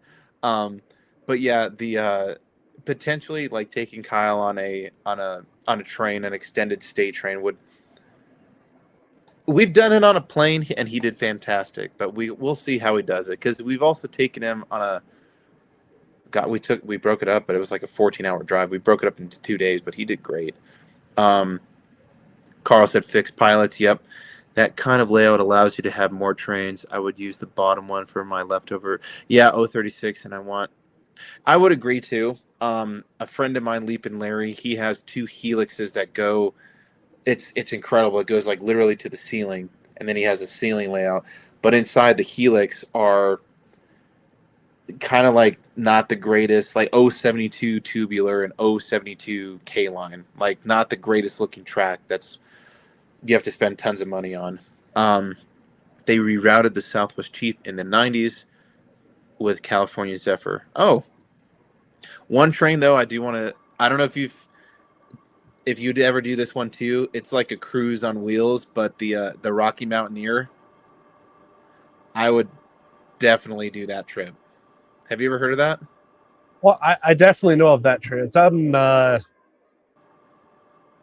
It goes in Denver, but I also think it goes in Canada.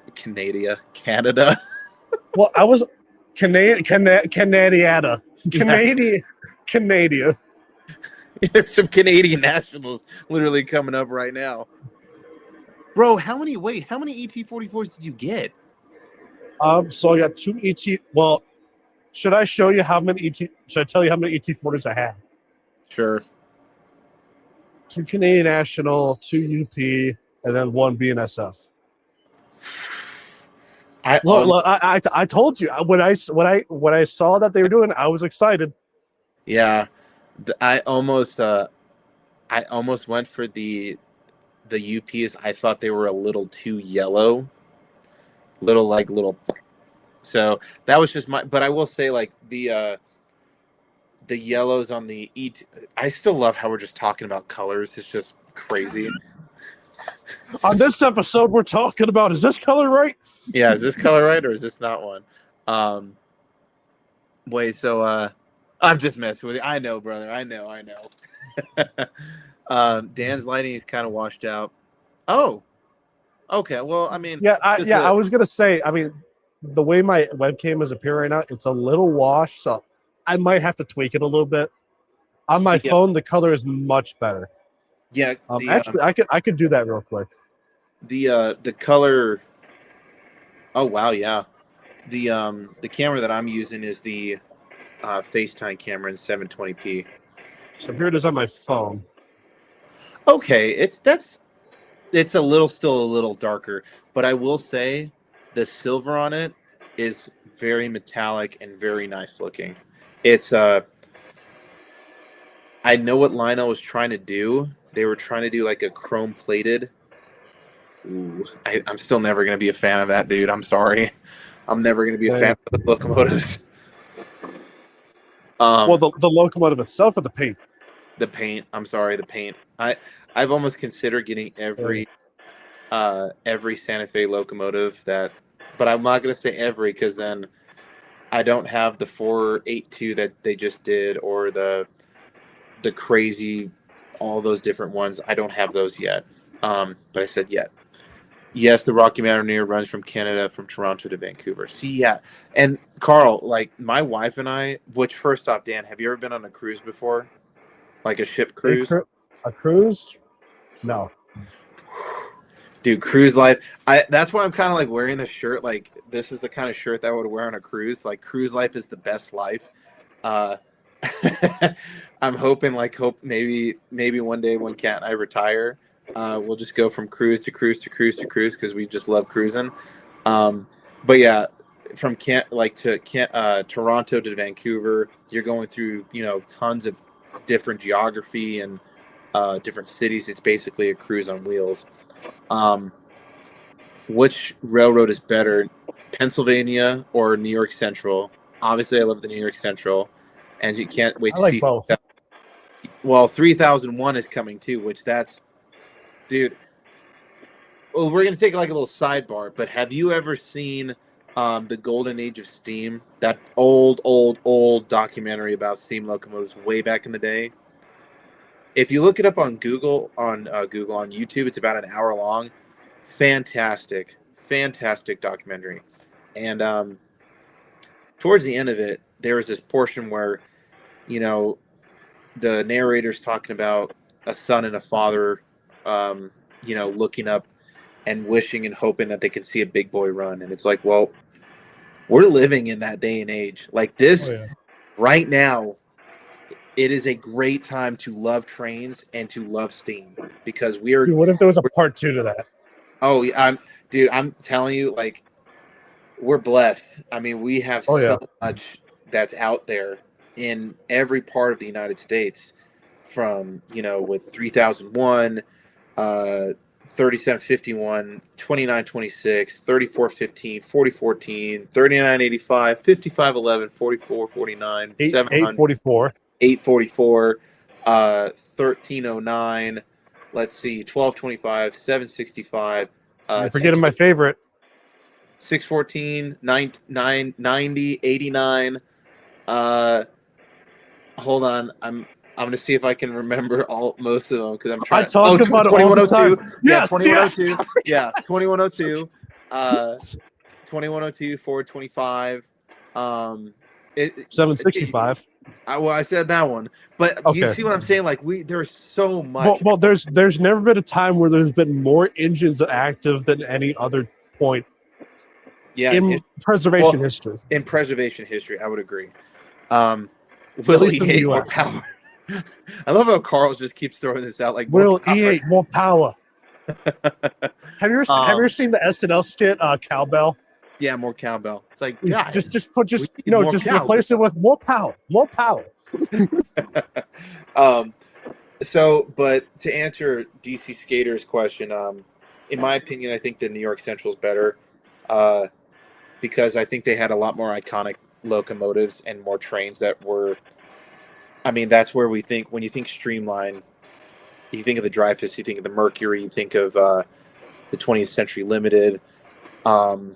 Even in Lionel's old post-war history, 700E, I think it's better railroad.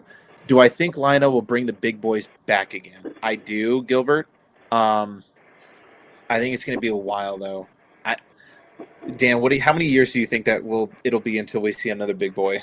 Well, knowing Lionel, I'm going to say 2 years. So, or 3. 2 or 3. I have a theory, and I'm gonna.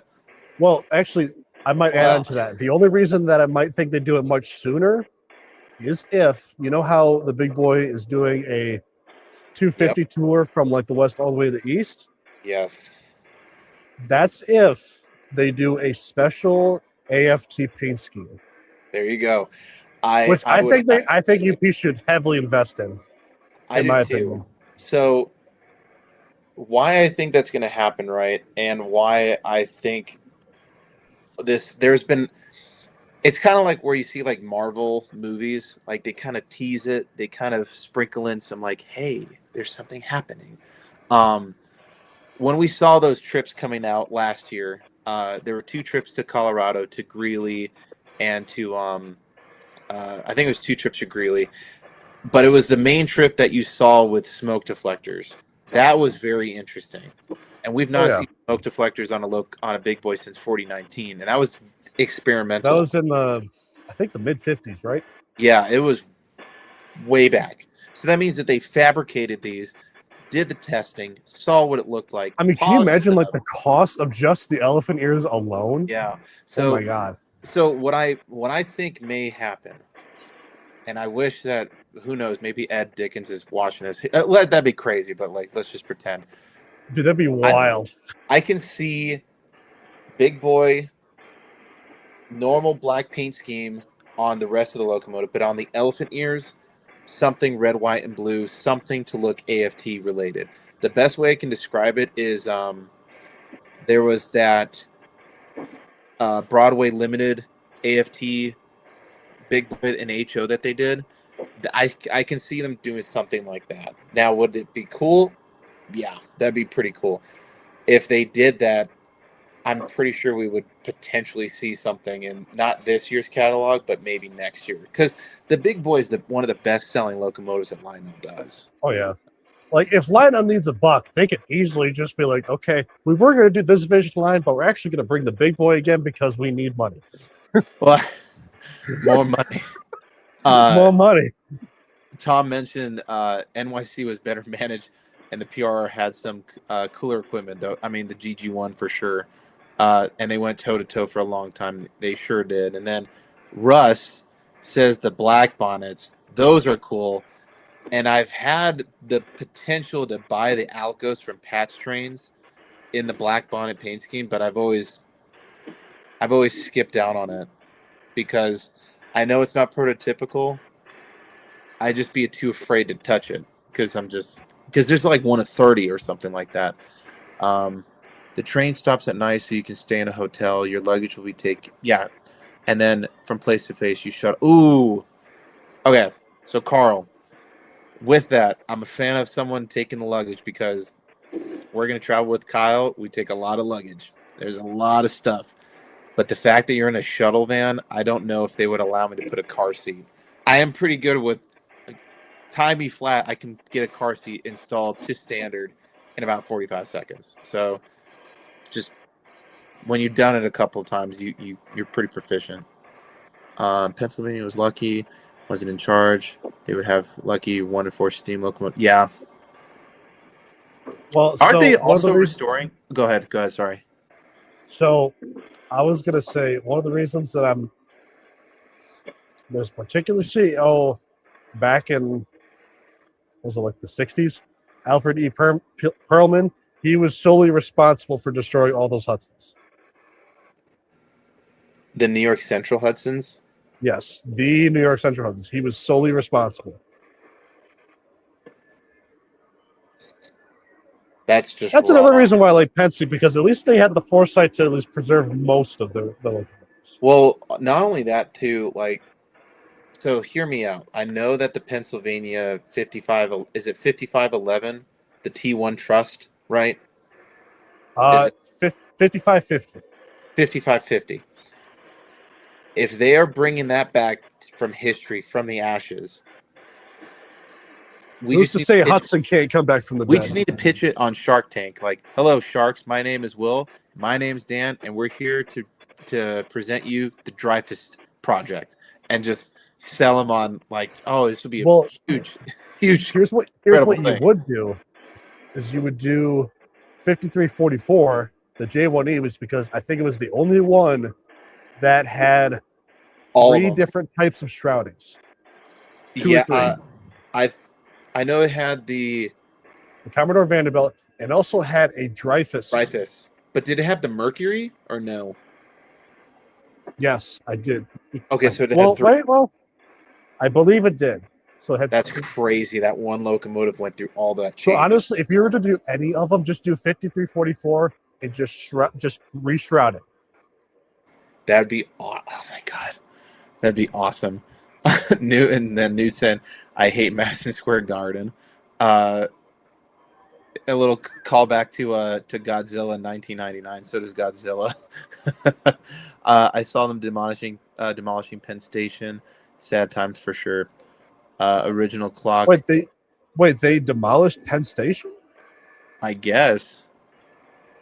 I did not know that. To my knowledge, that should still be active, but I'll look it up real quick. Isn't Madison Square Garden where the Knicks play?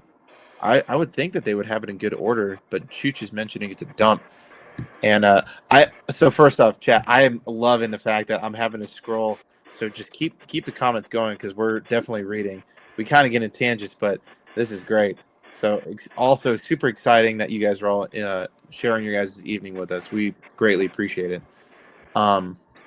Was a human form of and it's so funny. DC Skater literally just said he was a human form of Diesel 10, and I just watched that movie with Kyle yesterday. So that is so funny.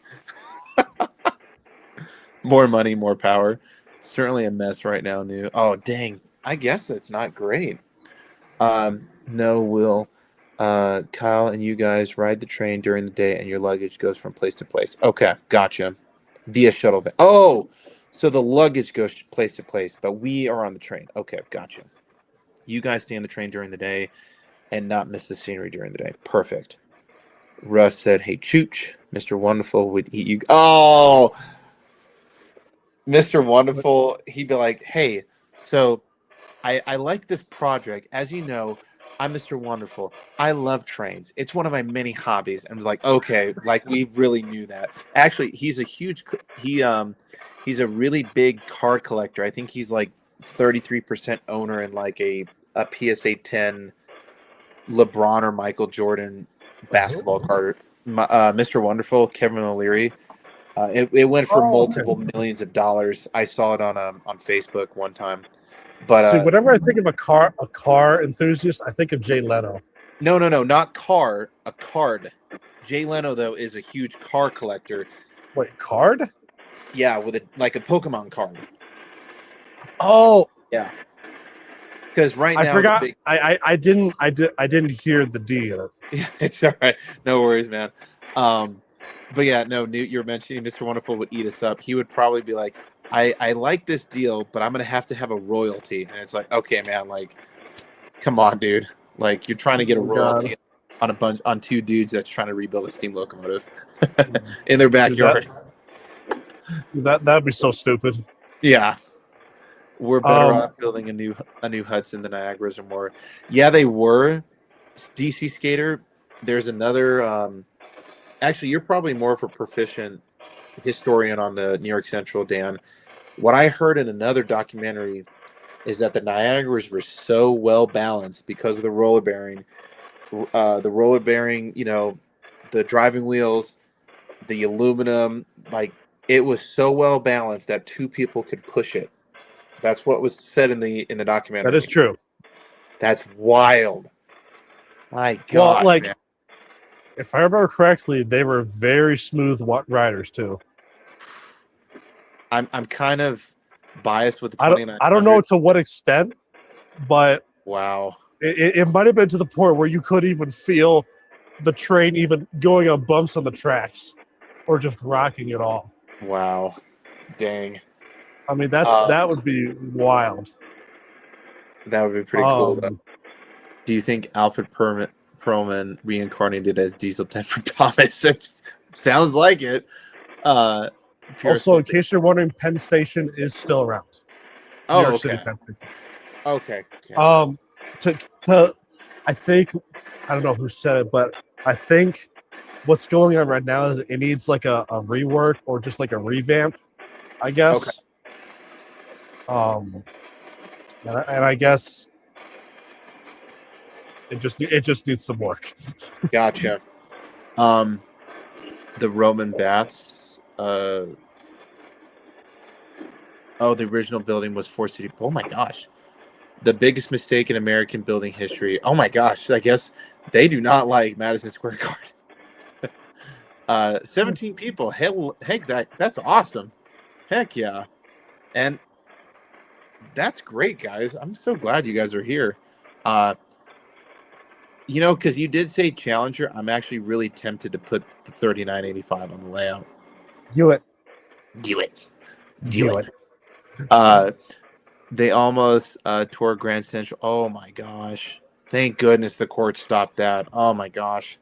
Can you imagine if they actually tore down Grand Central Station? Depression. Yeah. The Niagaras and the Jays were as efficient as diesels. Yes. I would. There are certain locomotives, steam-wise, where it was as efficient, but if not like better in efficiency than the diesels. I mean, even still to this day, man, like we've seen 844 in the past help a stalled freight train with on the pretty much no issue. I mean, with the yeah. big boy, you The saw big the boy footage did of the it big too. boy. No, here's the thing. That big boy, like when it was pushing it, it was nothing. I mean, yeah, it had some wheel slip, but they were designed to do that too. No, Like push trains up. that and what was super cool is that dude who video recorded that he caught all the deep chuffs and is like, all right, cool. It was awesome. Would you like to see it? To see the what? The video? The video. You have it? It's somewhere I could find it, and I can put it up on the stream too if you're interested. Oh my gosh! Yeah, sure. I mean, there is a Google. couple different angles, but I think the one you're talking about is where the guy's like, kind of more on the, what is it? It's on the side where he's the closest to the locomotive. Yeah, I that's the one. I will take a look at that, Tom. Penn Station is still a train station underneath Sam Street. Okay, team, I'll be right back. I'm gonna put some more power and we're gonna put a Challenger on the layout. Who would have thought? Be right back.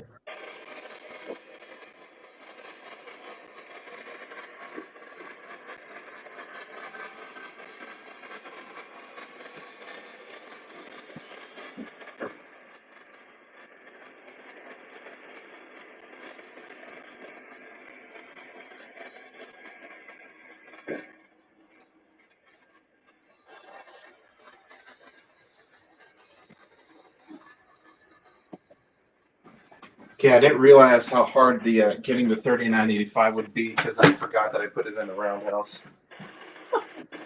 So I found it. Okay. Let me pull it up.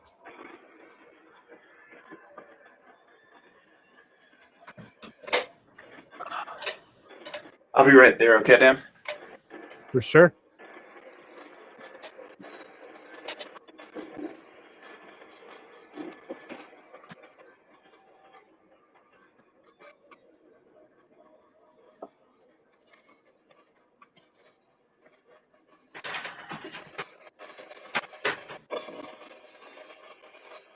That's really cool that you can put up a video that's on YouTube on StreamYard. That's actually pretty neat.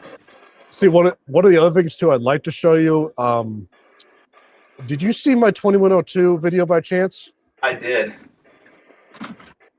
Have you seen like towards the very end? I thought I saw all of it. I'm pretty sure I saw all of it. I should show you the one where you could just hear this thing just. The chuffs are so loud you could hear it for about a mile away. That's how loud it was. Jeez Louise. 2102 is a loud monster, that's for sure.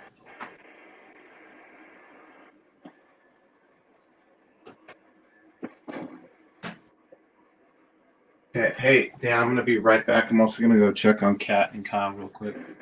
For sure.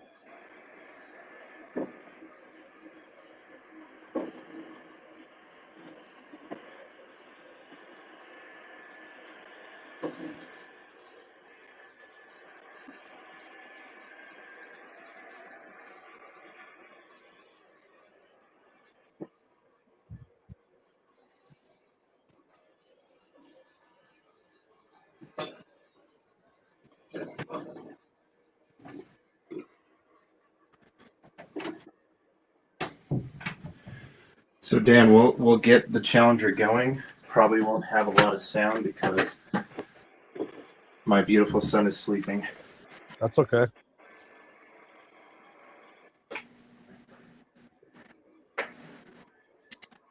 I do love this locomotive, that's for sure.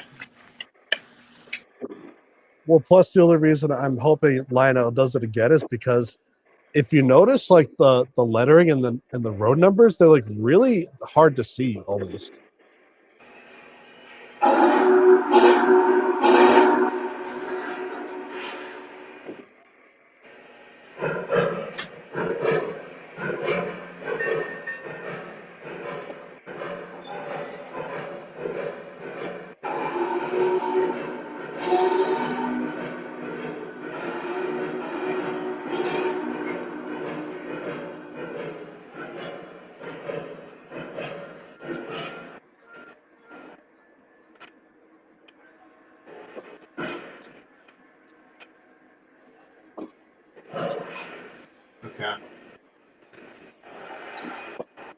If you want to put on the train cam, everything should be working good.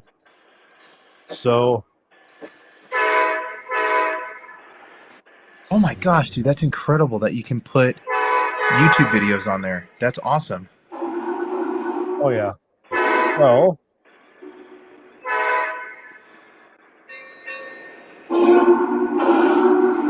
alrighty. So I put it to like max volume. Okay. Can you hear it? Yeah.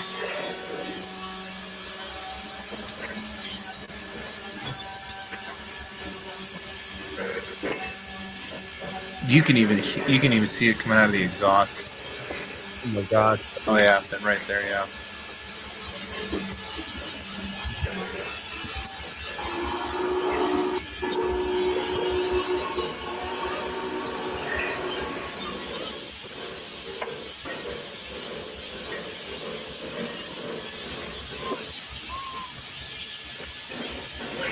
All right.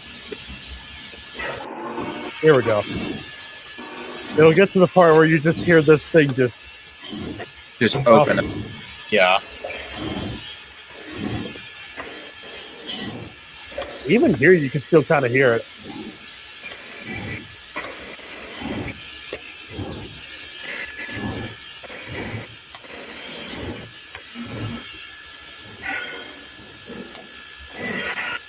And it's really pushing that thing with no problem. Oh, yeah. And also pulling everything on the back. That's the craziest part. Even with the train that's pulling behind it and in front of it, it's still doing a really good job. That thing's just... Oh, here it is. You can hear, like... It's just wild, man.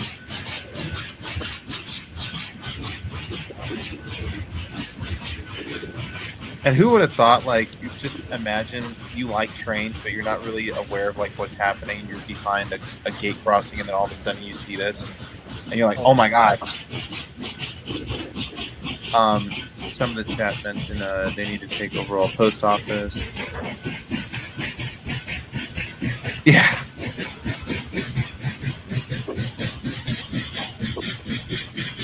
Biggest problem is...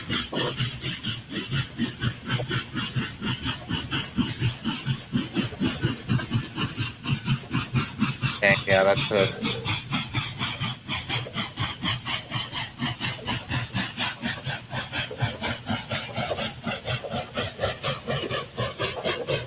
Wow.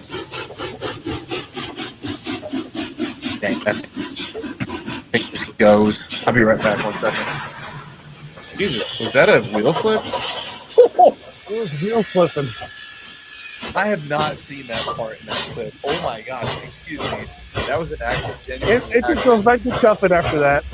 Wow. I think it does one more. Maybe not.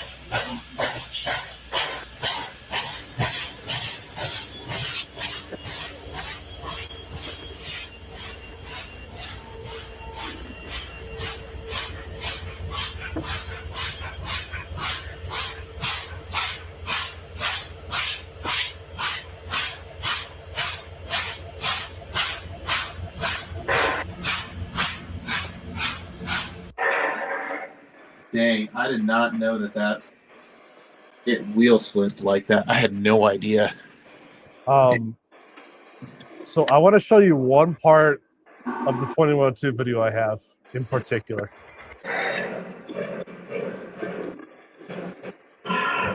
Well, there's technically two parts, but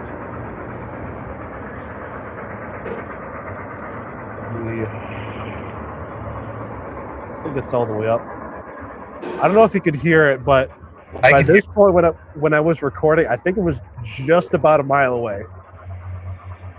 Well, you can see the smoke, but you can definitely hear it. Well, especially because it's in the valley, that thing will just echo, like just definitely hear that thing. That's awesome. But like towards the during when I was chasing it towards the end, I actually had two different camera angles. The first one you're seeing here, I was just using with my phone, but the other one across the tracks, I had one kind of like at a down low angle almost, and it looks really good. Awesome. I swear, next time you go, you need to ride the Ramble. It's pretty awesome. The only way. Oh, guess who joined the chat? Oh my goodness gracious! What's up, brother? He made it. I'm a little tired right now. How? I think I'm getting sick. So. Oh no! I'm actually at my house right now, so I actually didn't go see the girlfriend tonight. I'm sorry. And I got a job fair on Saturday, and I really hope I can make it. Well, hopefully you feel better soon. Definitely. Hopefully. Carl mentioned Cody, Mr. WP, is in the house. Wow. I'm actually not wearing the jacket, but I am wearing the color. Doc. Wow. Doesn't work at this point. When you record, do you have a tripod that you do it with? So I do have a tripod. You'll see in the next camera angle where it's kind of sitting next to the track. Well, there was nobody next to that camera, I should say. Yeah, but this one I got.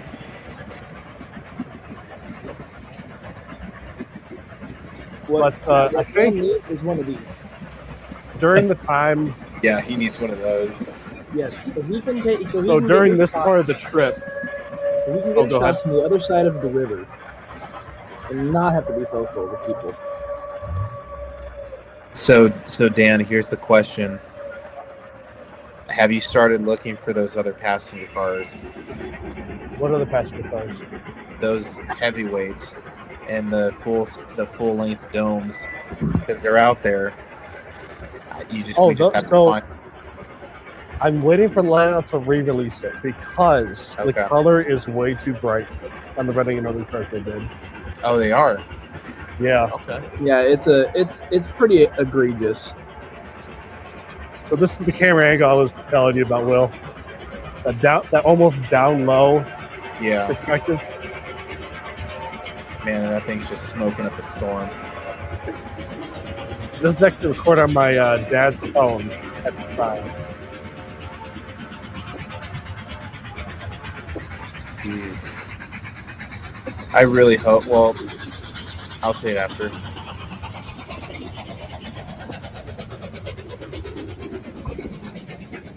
Oh, you see the shake a little bit? Yeah, you just feel the shake. I'm like, oh.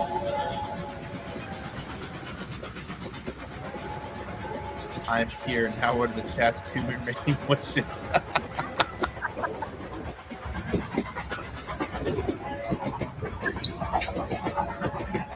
So I'm gonna show you the craziest part. No, Dan, you can't go and. Oh. This is the most insane part. Dan, I was gonna say you can't change it until the WP dome car goes by. So, what'd you say, Cody? What'd you say, Cody? I said, Dan, you can't just change it until the WP Vista dome car goes by. Well, I'm trying to think. I don't think it's WP, but it was like, well, I don't know actually. WP. This is literally in my contract, Dan. Cannot go back. We're about to find out soon. So, here's a question, Cody. While we're seeing this locomotive, why do they spray paint the rails?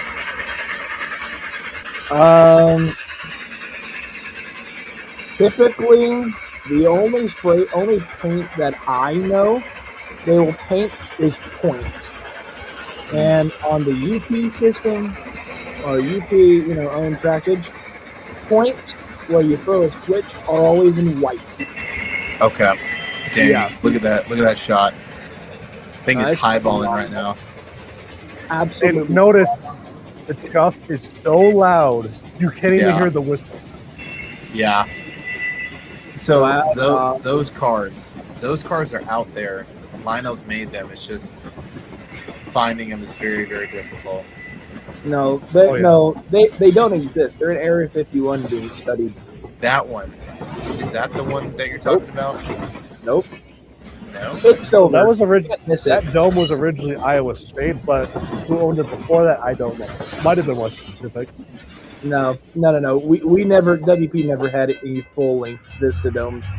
Here's another awesome one. I might be getting it. I might be getting it mixed up with the 611. To be fair. I really hope. Oh, I know which one you're talking about. The WP That was dome. on the 611 trip. Yeah. Oh, Tom mentioned that he rode that dome car. And I was just gonna say, I really hope he is inclined to share some pictures, if possible. Oh my gosh. I'm gonna say it's probably on the top 5 best restored steam locomotives that's out there right now. I have to say it. Like, it's just that good. And that railroad knows what it's doing. Like, there's a reason why those rambles they sell out, because like that trip is so much fun. And like I said, Will, if you ever get a chance to see it again, I would see it just go by you. Well, you've chased a locomotive, but like we've said this in our first stream. Oh gosh, that picture's so loud. Chasing locomotives is like chasing tornadoes. It's all about timing. Oh yeah, So much so. Oh, absolutely. I really do hope Lionel changes that headlight, because like just like those like little things. yeah. I'm just like, ugh. Yeah. Oh, here's a really cool part that I recorded. Oh, Port Clinton.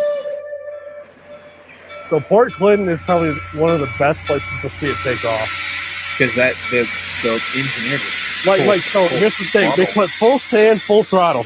Yeah.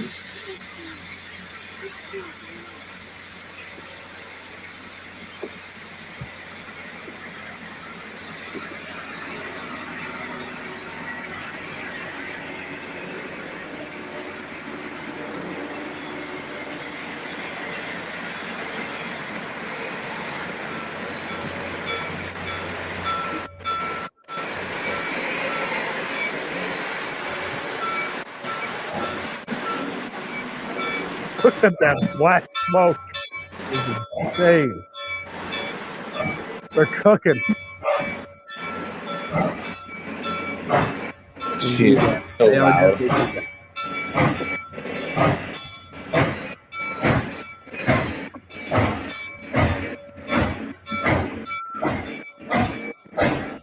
The shot itself turned out perfect too.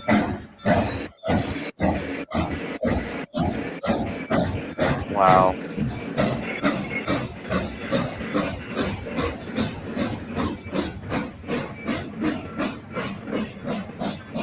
Oh, with pop-off, yeah. Pop-off scene. I really do hope that they also do that paint job.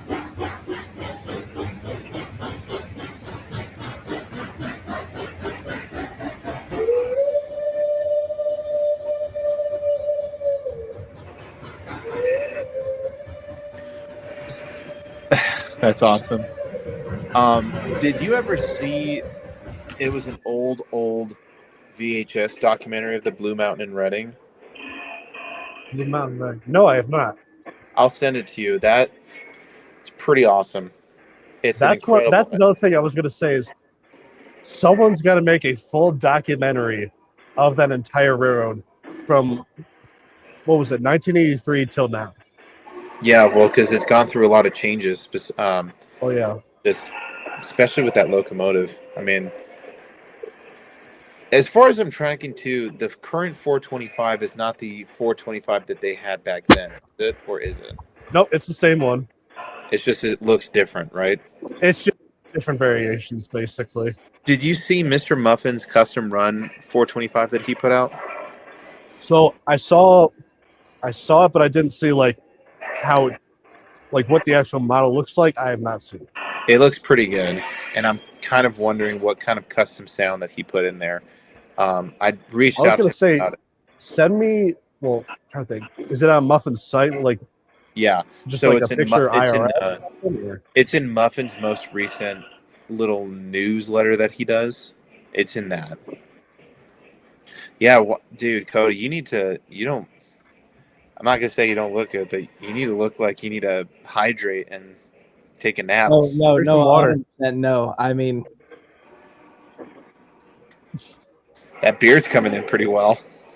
yes, it definitely is now, and it might get completely taken off by Saturday.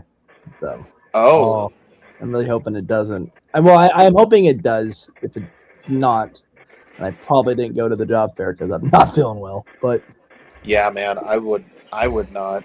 I have Especially if a you're not. ton. I've had a ton of water today. Some. He's got the WP orange. He's got the power to persevere and keep going. That's right. Absolutely.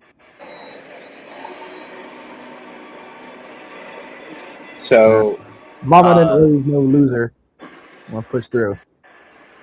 so Cody, that auction's tomorrow. I'm so sorry. What was that again? That auction's tomorrow. We'll see. I'll be waiting with bated breath. Yeah, me too. Well, I have a timer for 7:30.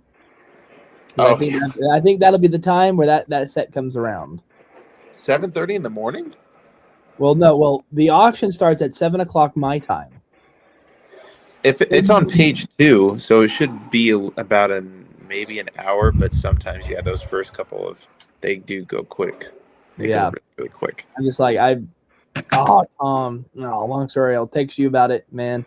It was in Arkansas in the NMNA. Trains. Dang, that's okay. I mean, I definitely say I've been in a couple of California Zephyr cars thanks to the WP Rubber Museum in Portola. I mean, say what you want, man. Those cars look really good inside. Thankfully, whenever the Railroad Museum finally gets their construction of their entire sports, like their sporting complex, they're gonna be able to host like championship games, like disaster relief in their new building that they're building. They're gonna extend the balloon track to be a 5-6 mile train ride basically. So WP Railroad Museum has gotten a lot of money right now, and they're looking to upgrade and preserve a lot. So And more track. WP Railroad Museum is going to be cooking within the next 2-3 years. Absolutely, They should get more track. They are. Yeah, they were going from a balloon track to about a 5 to 6 mile track line. So, run basically, which is Well, is it like a point to point or like a loop? like a big loop. But I mean, the redwood forest, it's going to completely obscure the entire route because that's Portola is basically mountain country, so it'll feel short, but man, it'll make you feel like you've traveled somewhere. I mean, I've seen the area personally that they're looking. Say it can't be. The railroads can't be like that long, but I don't know. No, well, I'm just saying. I'm sure they might have a couple crossings in mind too.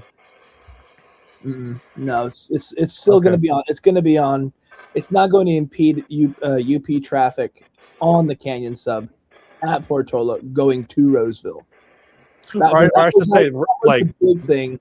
There's a big thing. The freaking congressmen and women were up in arms about we want to do all the stuff, but what, it might impede on track. It's like no, that was never a consideration to begin with. So yeah, it's just like, oh my god. Well, what I mean by I meant like traffic railroad crossings, like for cars. No. The thing is, I've heard rumors. I don't know. I don't know for certain, but I think they're gonna. Right now, the balloon track in Portola is used for spare parts. They're going to clean that up, and they're going to make it like a picnic area. Where the trains, the balloon track will be the picnic area and the nice area to sit down and relax, and they're going to clean it up because when I went in 2023, it was kind of for all intents and purposes, it looked run down as can be. Like I'm like, there's Mm. probably a homeless guy that lives in here. Like I was like, Yeah. but obviously not. But it just didn't look really good because they had really nice equipment out there that's just rusting away. But thankfully, that is soon to be changing. That is So- definitely good. Indeed, I'm very excited about that. Dan, I had something to show you real quick. I got to rant about WP. Let's go. Also, we have a consistent 18 to 20 people right now. That's awesome, guys. I'm telling you, like, just blessed that you guys are here, just chilling with us. This is awesome, and we got Cody up in here too. Which Cody, I hope that you do feel better, man. Oh no, I mean I've I've got enough Alka-Seltzer and running through me right now. I'm feeling great. Wait, Alka-Seltzer? Alka-Seltzer. Yeah, I have Alka-Seltzer. I have Alka-Seltzer. Alka-Seltzer? It's nice. It's so nice. It's so nice. I would It's have. nice. I would take some emergency, which is like. Yeah, just- I'm gonna grab mine. I'm gonna grab some of mine actually at the. I'm not going out tonight, but I'm gonna. I've got the throat spray I'm working with right now. So Yeah, the chloroseptic. Yep. I'll get some. So- I'll get a pack of. I'll get like 5 or 6 packs of emergency. Gotcha. Yeah. Dan, so this is what it looks like. Is that the color black, or is that a dark blue? I seen that picture. Like I'm talking about, if Muffins took a picture of it, like Yeah, he did. out of the Here. box. Well, So, is that black or is that a very, very, very, very dark No, it blue? is black. No, it is black. Okay. It looked like it was black, but It looks like it. There's one issue. oh, John, The headlights should be cantilevered. really? Yeah. all right, Dan, nerd out. Go, Hold on. Yeah, please. nerd. I nerded So just now. the real one, because like on that one it's like mounted right on the smoke box, but the real one is supposed to be cantilevered. Dang. You'll see what I mean when you look at like prototype pictures. I'm think it looking. was I'm just- trying to find a video right now on it. But I think the reason why MTH did Yeah, that like- way is just due to Like that. Okay. Oh, I see what you're saying. why MTH did what they did. It's probably because it would have costed more to alter that particular part, maybe. Oh, I see. It should have been higher. Yeah. Dang.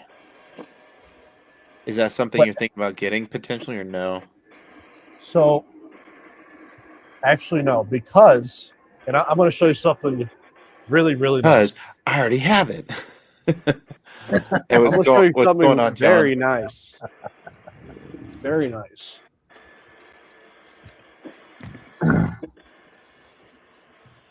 I'll probably be on for like another 5-10 because I'm gonna head upstairs and spend some time with Kat. Okay. And that's the Lionel version. But okay, So, obviously, even this one has its issues. I heard that even- blue is like a little too bright.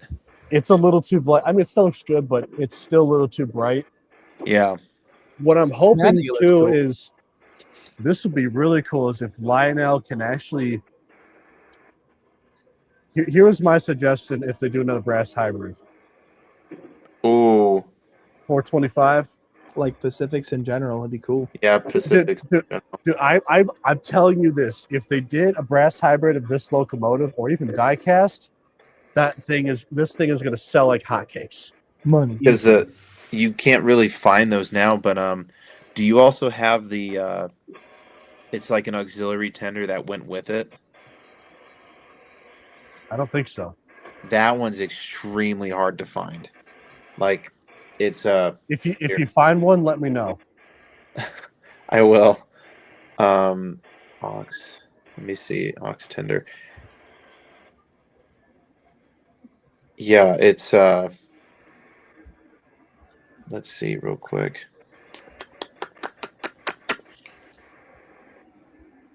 It basically just it looks like that, but it's Lionel. So, yeah, I'm gonna try and find. I was going to say, see if you can, because I don't remember them making it, but maybe I They missed it. did, and At least that's what I'm pretty sure. I'm pretty sure I thought that they did. Or at least some variation of it. Yeah. I thought for sure they did. Oh no, they did. Okay, whew, they did. And that's the thing, though, that I have. Listen, Will. I know you're afraid of not being correct. It looked like that. That's interesting.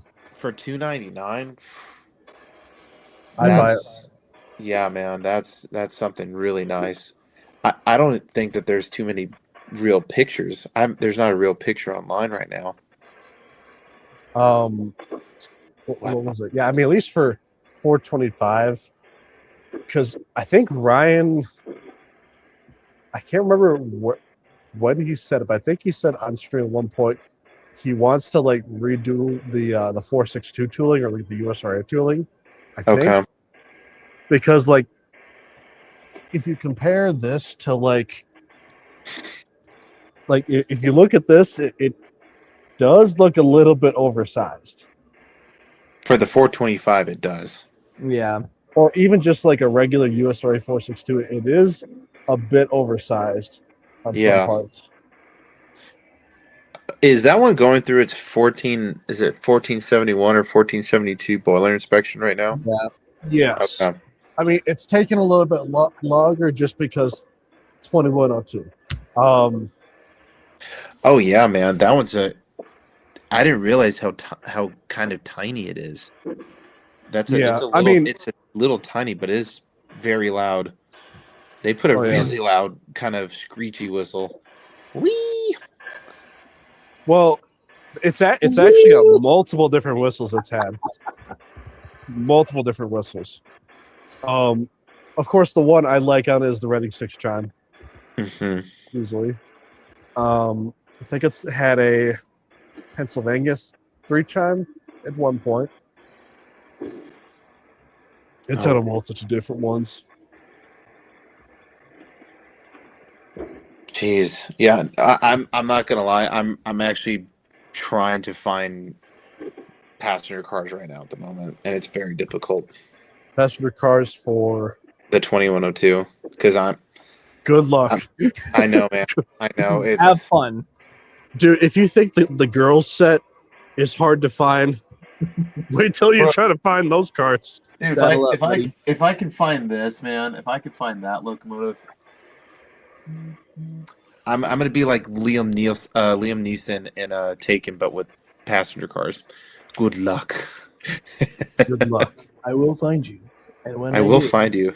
When I find you, I will run you. Yeah, I will run you. Good luck. Good They're all in like private collections and stuff. No. See, what's gonna happen is that Will's gonna come to my place, knock on my door, and be like, "Get down on the ground! I need your cars." Do you have those cars? I don't have the Lionel ones, but I have like the MTH ones. Oh, I did not know MTH made those. But I will be honest, gentlemen. Probably time for me to hit the hay, go spend some time with Catherine. But I'll talk to you guys tomorrow because tomorrow's Friday. No, so he's gonna take a trip to Michigan so he can steal my cars. You're right. That's the whole plan. That's what. That's the whole purpose. He's gonna be like, "This is a robbery. I need your cars." I for another stream, I've had people that are like, "Oh, so like, where do you live?" I'm like, "Don't try it. Don't even answer the question." Yeah. But yeah, hey, I'll talk to you guys tomorrow. Chat, thank you so much for sure. spending Thanks for time. joining the stream. Yeah, this was Hopefully great. We will see you next Thursday. It's a plan. But yeah, I'll see you guys. Plan. All right. See Bye, ya. guys. Oh.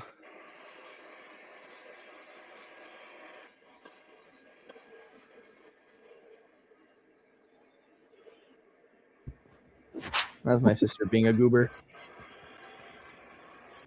So, Well, Will goes, "Oh, I gotta go, guys."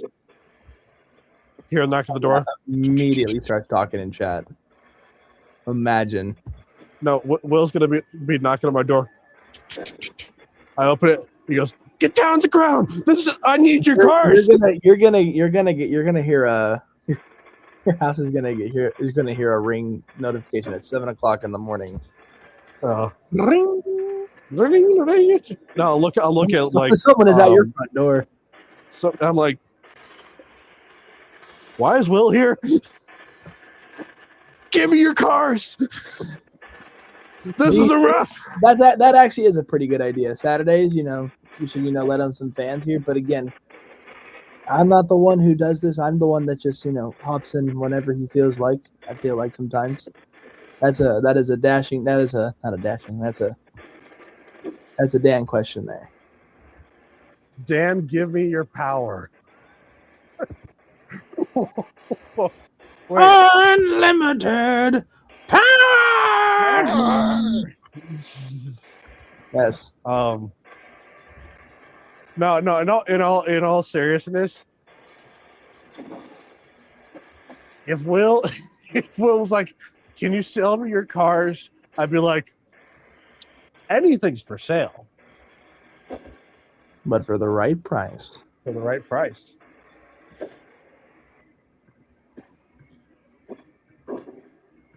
That's so diabolical there.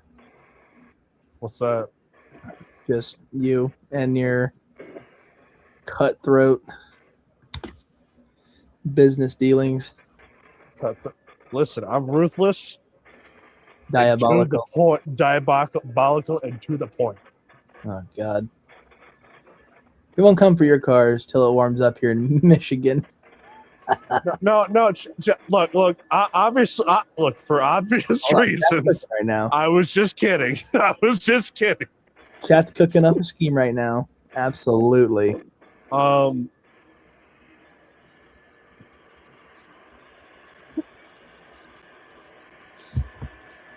No, he's kidding. I hear knocks on the door. Surprise. Also, I gotta get Will.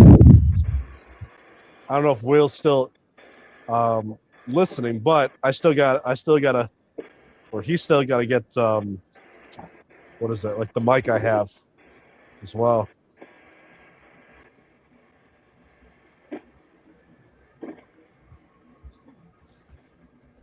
But well, think of it this way: in a robbery, if there was just one particular thing, like if it was just those Reading and Northern cars, I'd be like, just take them. Yeah, they're not worth my life. I can get another set. They're not worth my life. Nah.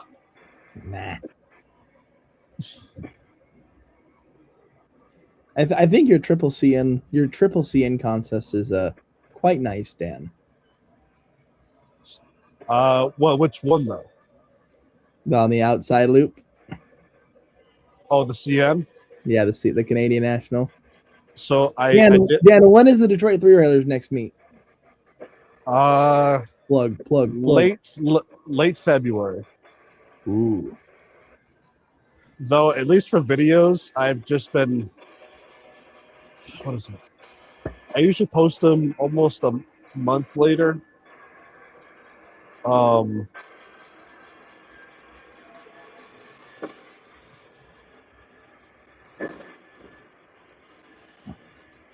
Those are going to be at your place? Question mark. Those are some nice units. I'm walking here. No way. Hey mate. Hey bud. I'm walking here, eh? I'm walking here. You gotta do it in the Canadian accent. Hey bub. Where's the lamb sauce? Oh yes, our favorite deranged Brit. Man.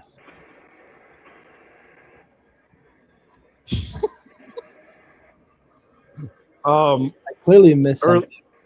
Earlier in the stream, I was like, yeah, I coerced Will to get the ET44. No, I'm kidding. Oh, and what did Chad say at that point? I didn't look at there, but he's like, no, but Will's like coerced. I'm kidding. Influenced. You're like, no, absolutely coerced. Absolutely. We have the coerced. receipt to prove it. Receipts to prove. Listen, and it's not just our man Dan here that coerces people to come in to buy things. You know, I mean, it's a man lot. the man could be a salesman. I will say it's a lot. It might be a lot tougher on me to coerce, but there are a few things, very few things, that I'll jump on without thinking. Very few things. That's the scary part, Dan. I have to think about everything before I do it. But then there's you with WP. Yeah, it's like a little different. But well, I mean, it's a little different. But even at that, it's like I have to think about if I want to buy it right then and there. No, anything WP, you go. Oh, 100%. I got to show you a certain car. I'm so sad. My DCS system nor my legacy station has not come in yet. But I'm also thinking there's a massive snowstorm right now, so I'm like, I'm not too worried about it.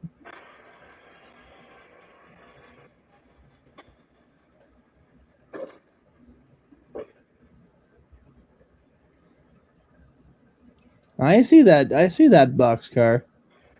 Don't think you're slick.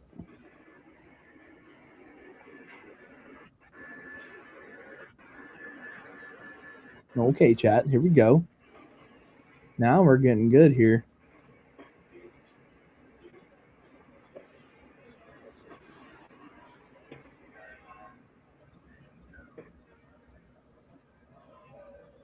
Here he comes. Here he comes. Here he comes. Oh.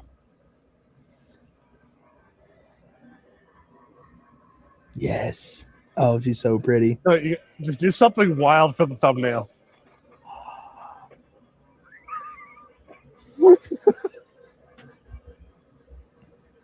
Oh, it looks so good. Well, this is car you got to get. That's the Atlas one, right? Yeah, I think there's still some around, but I would get this one for sure. 100%. Well, because you mainly collect. You collect, yes, Western Pacific. Yeah, I just collect anything WP. You know, if the ID mark is correct, if it's a correct ID mark, I'm buying it. And that is. I think this is a Pullman standard 60-foot or 50-foot. Yeah, no, this looks like a 50-footer. I mean, it looks freaking cool. I'm not gonna lie. That looks. Not the Dan. Dan. And by the way, they do slide open. Well, I'd hope. Some of them don't. There are some models that Atlas makes that don't. Like, for example, the Berwicks in particular, they actually don't. Yeah. But oh man, the moment that Atlas is able to cook up the tooling that they do open, pack it in, boys. We're going home. Dan, you keep wiggling that WP car. Okay, see what happens, Captain. Bro, I'm gonna make you come to Michigan and rob me. For legal reasons, I'm going to say no. For now. For legal reasons, I'm saying no. I have ways, Daniel. Okay. All right. Skater's asking, what's the maximum curvature layout? On my layout, or I guess. I mean, if you're talking about my layout, I think the outer is 081, inner is 072, and then the one is it's 054 if I remember on the inner loop. Crazy. Yes, I have the WP power. Oh, Skater, my layout is really cool. It's actually technically is put away. I only have 072 curves, so if that helps. And it's just an oval, so it's nothing to write home about right now. So one day I'll have a real layout. But thankfully, I did recently purchase Skater. I recently purchased a Lino Legacy 990 and a DCS Based. base in a Proto Sound DCS TIU. I could not think of what it was called there. I would like to model the Feather River Canyon, or at least the Pulga area, and have a little Portola, or just do a Portola in general in like peak 60s format. Lol, I hate both of you. Wow, rude. Widest I could get is 054 on my 5x7 layout. Chief, that's phenomenal, bro. 5 foot by 7. My layout is oh god, how do I say this? 14, I think it is. I can't remember. 14 by 6 by 4. That's my layout. So what are the cars? Thankfully, it is modular, so I can always, take a spin. I can expand upon it in the future. Or when I'm done with it, I can use the board and the wood that's on that layout. I could use it for track planning for the permanent layout wherever I decide to call home at that point. So, however, the yardmaster, aka the girlfriend, has to okay everything because happy girlfriend does not mean means a happy life. Can't say the wife. You can't add the wife moniker yet because she hasn't been rizzed up with a ring yet. So, well, I will say this. That's the best thing. Modularity, like stands and all that for your layout. That's the best thing you could do. The one thing I will say when it comes to a partner or marriage, I personally think happy spouse, happy house. Happy spouse. Well, you know what that means, right? Both partners. I mean, I would think that's a logical assumption. Indeed. I mean, at least logical. It is black and white. For me personally, it just, I would not, if I was stuck in like a relationship where it's like I'm not happy but she's happy, it's kind of gives me toxic vibes, at least to me. Indeed. I think you know where I'm coming from at that point. Oh, 100%. Absolutely. And unfortunately, I know there's a couple of relationships where it can be like that. Unfortunately. I don't feel so John chimes in. Don't feel bad. We don't feel bad. We just have an oval and recently got a WTIU. Started on our temporary layout in the basement. Well, John, at least your layout is inside a covering. I have to walk my fat California butt outside to run trains. So when it's like dead of winter, it's like it creeps below like low 40s, high 30s at like 8-9 o'clock at night, and I'm running trains. Yeah, that is a big bowl of suck. Nice 4x11 in scale, all Cato unit racks with 11 Amtrak trains, 30. Oh, will that fit? 42 Genesee and 22 switches running Digitracks.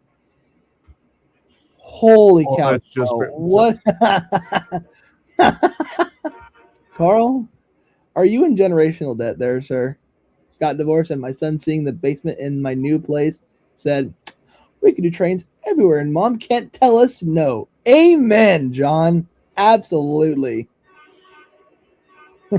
He's not wrong. Holy moly.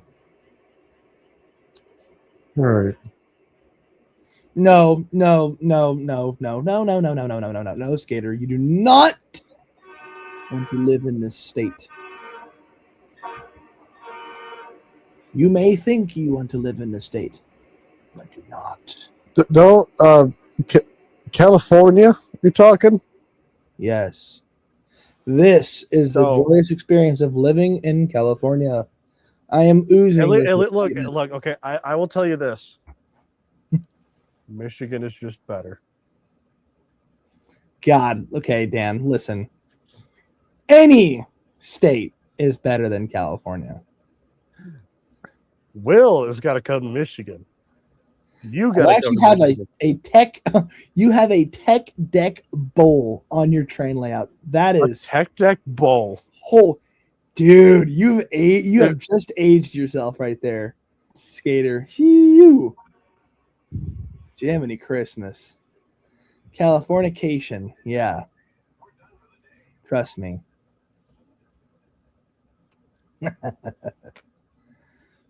Yeah.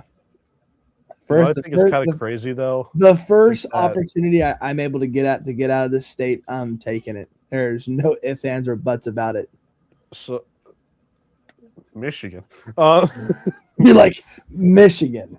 Michigan. Look, Cody, I'll tell you this. Look, the winters, it sucks for a little bit, but trust me, there's one word that solves your problems. Spring. Snowblower. No. I was gonna say flamethrower, but whatever. I mean that too, but Each their own. yeah. Well, I mean, look, honestly, it's like I know people complain about the cold, but honestly, like for the most part, the only times where it's like consistently cold, for the most part, is like towards the end of November, all the way to mid-March, sometimes late. At least for snow in particular. Or Russ. Oregon's not a whole lot better. Yeah, but you don't have the stigmatism of being from California. Stigmatism. Yeah, the stigmatism gets you places. You make enemies by just existing if you come from California. Existing. Born and raised in Brooklyn, NY. Oh, so you know what that cold is. Brooklyn. Oh my gosh. I'm talking here. It's time and by March, even most of the cold is gone now. Oh, John. Ugh. Look, I'm just saying, the Midwest, it ain't that bad. It ain't that bad. Well, right now, the girlfriend's brother-in-law, is What did looking. Carl just say? Huh? My girlfriend's brother-in-law. So she has a younger sister. Oh. She got married, and the brother-in-law basically is looking to become a NASCAR Cup Series crew chief, and man, he's very good at what he does. So he's probably looking within the next 5 to 10 years make it into the Cup Series. Mm. That means North Carolina.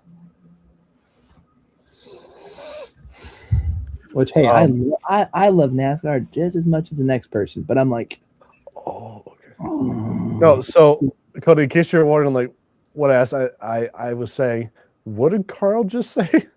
He said, "Vinny, get the coffee." Oh, Vinny, get the coffee. I see. I'm selling coffee. Anybody want coffee? Also, Cody, do you know what train this is? And I'm like, But you know what the sad part is too. it's called an Alka-Seltzer. It's a NyQuil. It's called an Alka-Seltzer. Oh my gosh. Yeah. But you know what the funniest thing is in the Polar Express when that kid says, what kind of train this is? It's still wrong. Oh yeah. It's like Bro, that pisses me off even more than the kid. it's like just take golf club to side of face at that point. I know. Look at Carl's comment. Cody, please move to Detroit. They have basements. I know. That's what I've heard. It's a mythical. Dude, you got. I only know there's only out of all the people I have ever met in obviously California, there's only one person has a basement, and it's like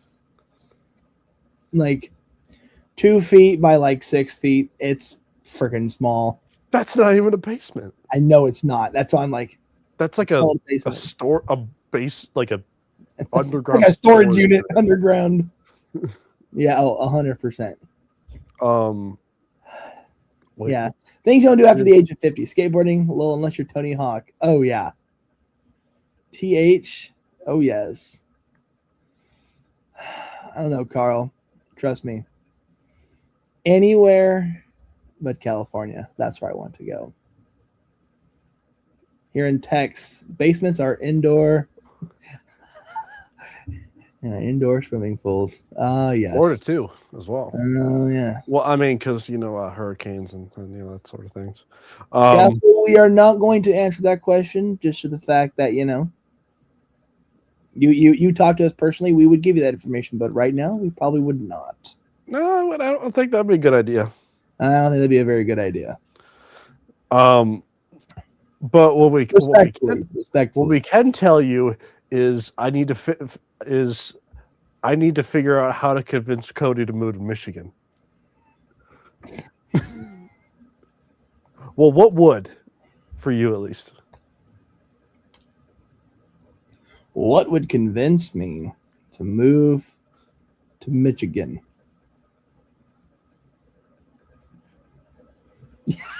Russ, a 2x6 is an underground closet. 2x6. Oh god, I think they were using it to if I remember correctly, that was a long time ago. I think they used it to store wine. Yeah. Castle Burr, we did see your comment. Like we said, probably wouldn't be a good idea to answer that. Respectfully. Go practice, your God-given Bill of Rights, go practice them. But right now, I'm trying to keep the show, neutral as we can. Wait. We gotta emphasize it. And for the people who are watching. Emphasize neutral. Mm-hmm. Emphasize neutral. From South Florida. Damn. I like Russ's comment.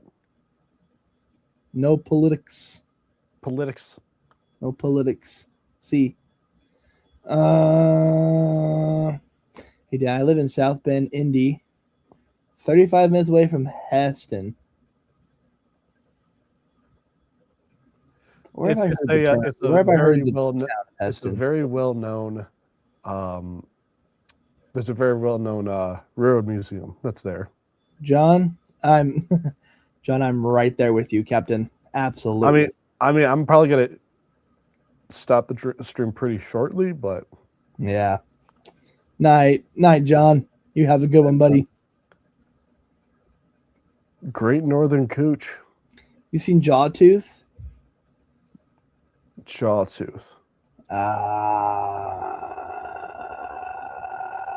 I'm gonna have to ask for a rain check on that. I think I know who he's talking about. I think I do know. I think I know too. Is he like the one YouTuber that's got 50,000 or 100,000 subscribers?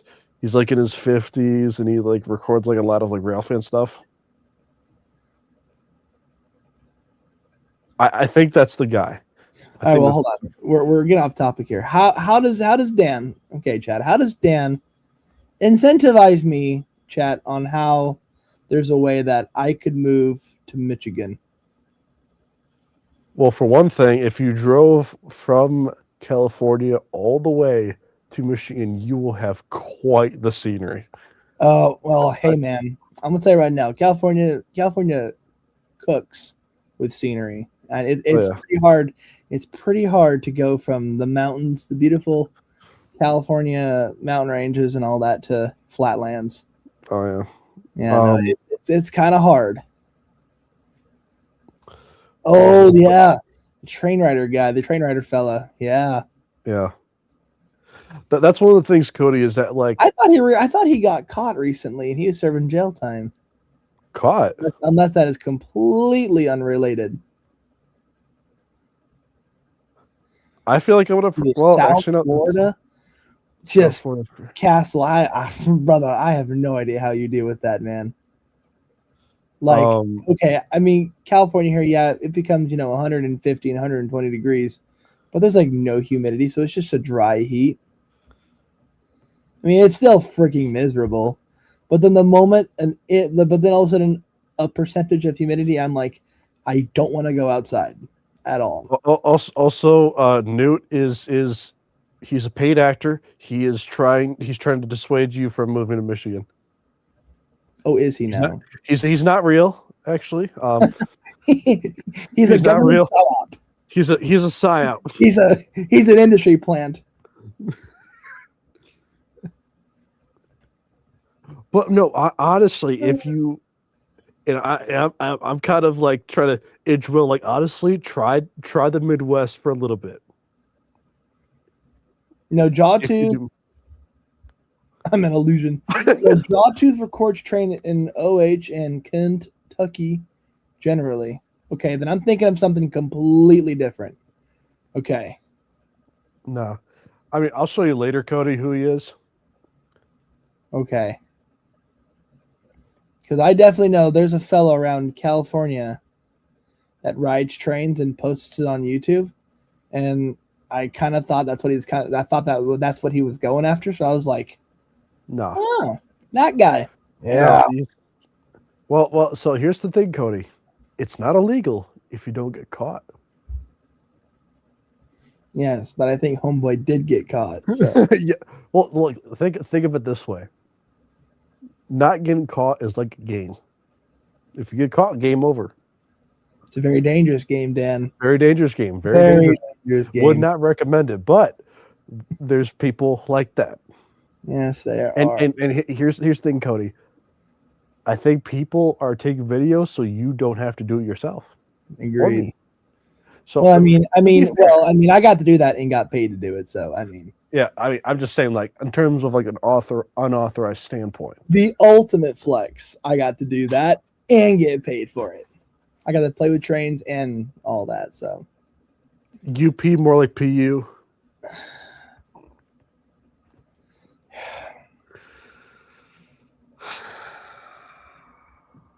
No, I'm telling you, Newt, I swear, I feel like Newt just sits in here, listens to us talk, writes down stuff, gives it to and he figures out how to come up gives with like it to Lionel, gives it to Atlas, gives it to literally everybody, all of his buddies, and it's like, hey man, they're talking about this train and this train.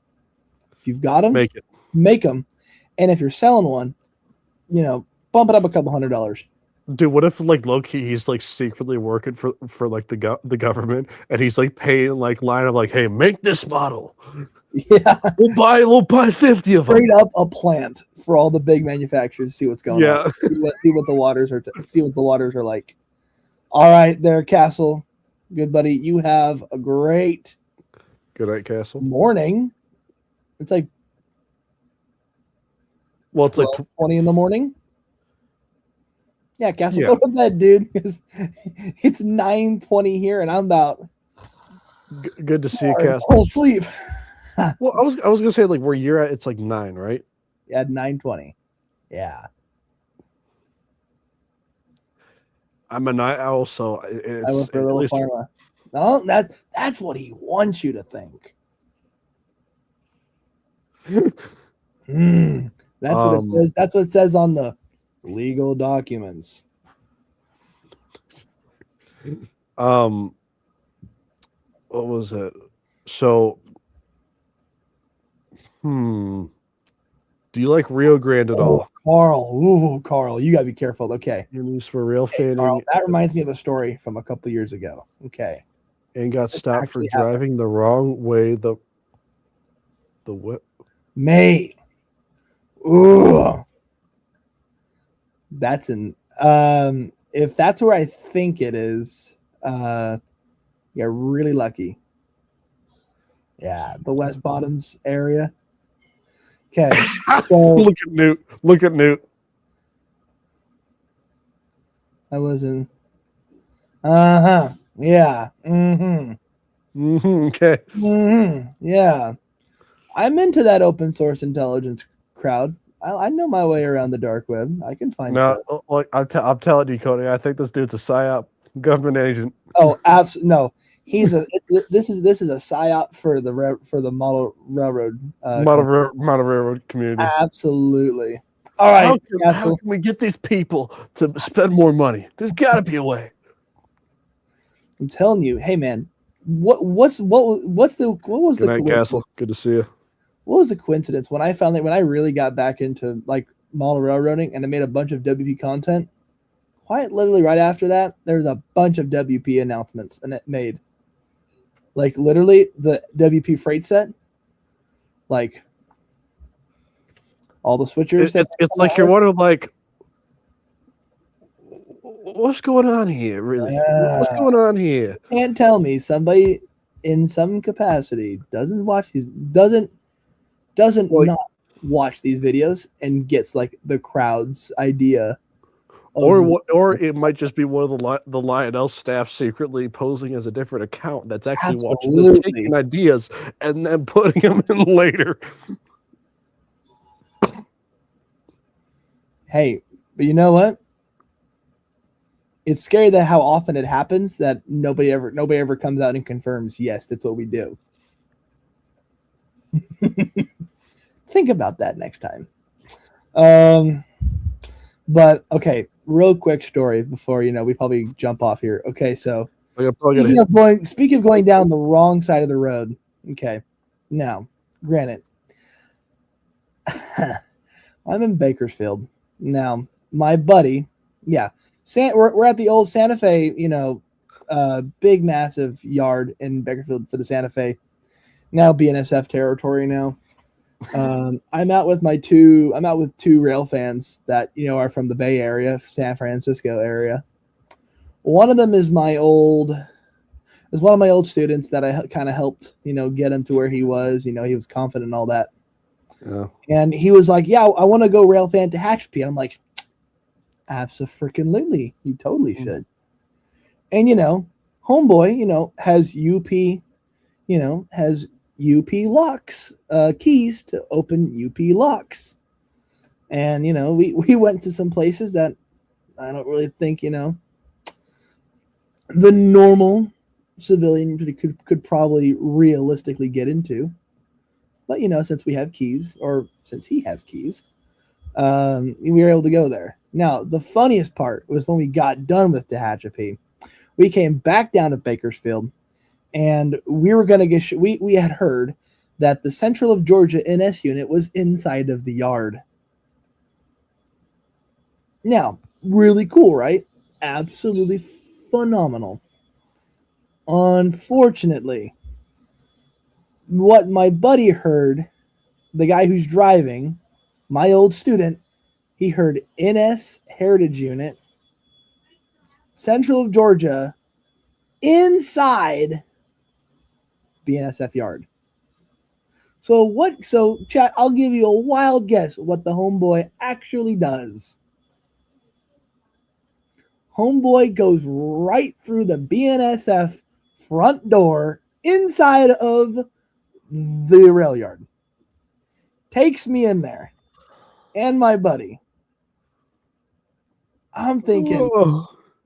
oh, and I literally I got out of the backseat. I'm like knife hand and everything, buddy. What the flippity flap are you doing? And I'm like, mate, we are not supposed to be here right now. You need to get us the hell out of here. And we absolutely book it because the entranceway is its own separate area. There is not a way to go out the same door. So you have to find the exit. And I didn't know where the exit's at. So guess what? Now we're driving like madmen right now. And we are cussing out my buddy here. Like, what are you doing? This is not what we signed up for. Dude, even Carl said BNSF railway police do not joke around. Yes, they do not, and that was a freaking. Well, it's I don't know, just based on dude, it sounds much more. Oh, dude, much more than any other. I was like, because man, I think there's definitely a white van out there or a white SUV. What do you mean Now, by that? if you know what a white SUV is for the railroad, you know who that is. That's managers out there looking for anything crazy to call you in on. Either you being an employee or, you know, a civvy, you know, turning the wrong way. So the time we walk in, it's been about 3 minutes now. And the scariest part is he comes to a stop, pulls out his phone, still inside. And I'm like, we're about ready to absolutely just beat the living crap out of this guy. And we're like, you know what? Just go out the same way we came in. So we whip it back around and we go right back out. And one of the local high schools is literally right by that. The entrance is right by there. And we pull in and we're like, you are never driving again. That was some scary stuff too. So I listen, and then compare that to what I do in rail fanning. That's a different animal. I was a What you just passenger in this. This wasn't my decision. Dude, look. I've never told that story, so you guys are the first ones to ever hear it. Oh, I haven't even told. I cringed the moment you're like, oh no, they're going to a different rail yard. Yeah, no, that's all my buddy heard, and we were literally telling him we can go here, we can go to these multiple stops that are outside of the freight yard. Wait, hold on. Wait, did it turn out like this? Central Georgia Heritage Unit? Is that being a all he heard was NS Heritage Unit, Central Georgia, and Bakersfield Yard. And literally, and it was crazy. He was so nonchalant about this. And we're like, move your right now, or we're going to jail. It ain't worth it. It really ain't. I did not tell my girlfriend at the time, why I'm been thrown in jail. Okay. That's going to be a horrible look. Oh my God. No, but yeah, like I'll tell you this, dude. Absolutely insane. In my opinion, if you're that desperate, just get a drone. Yeah, he still works for UP.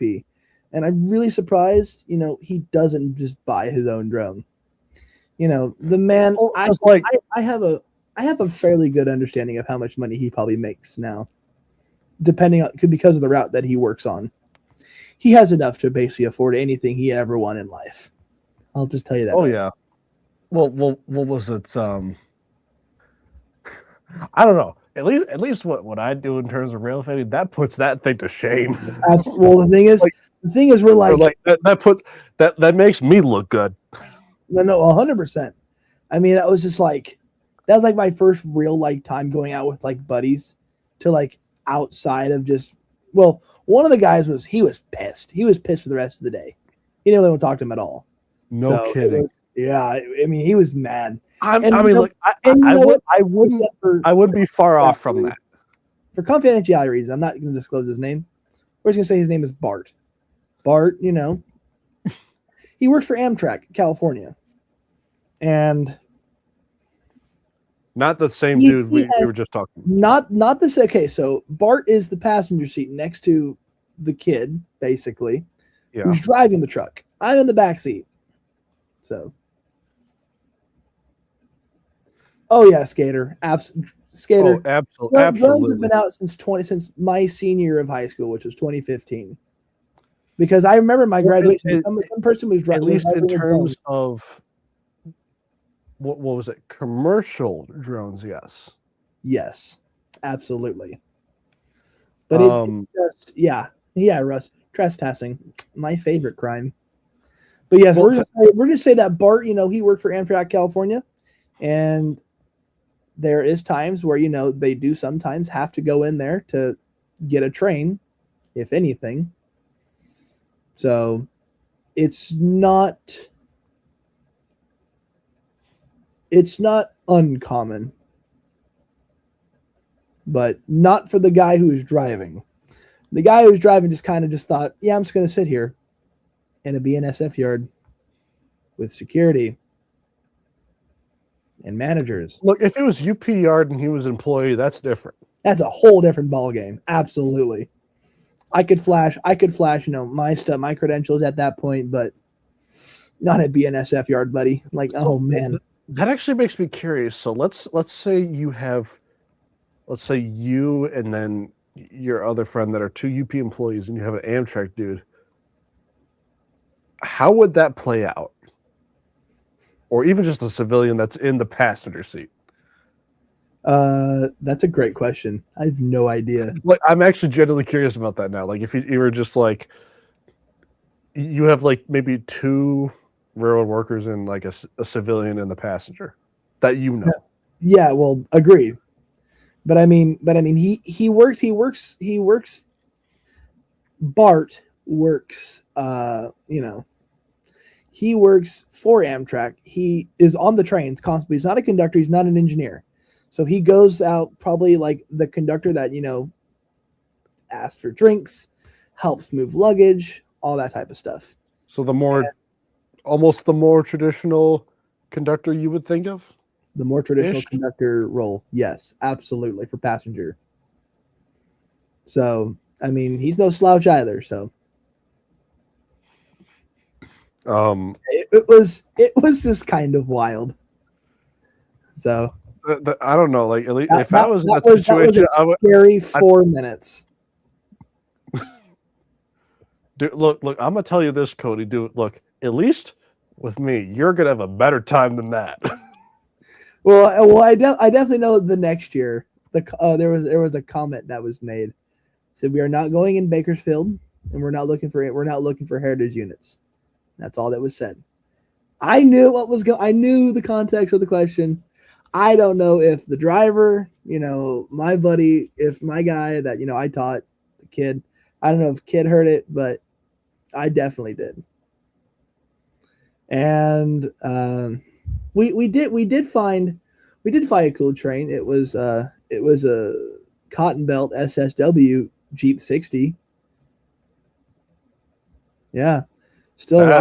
Still rocking Cotton Belt paint. Well, Cotton Belt by that point was absorbed at the same time SP was by UP, right? Yep. I'm like, that is so freaking cool.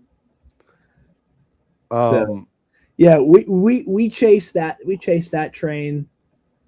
Where did we chase it? Almost to so from Bakersfield, there's a little town called Pixley, Pixley, Pixley, California. That's about 25, 30 minutes out from Baker's Street, UP yard. So we literally caught it leaving to go northbound to Pixley. So on like the Fresno sub. So that was cool. I was like, I didn't know if I was going to enjoy it because, the previous year. But right.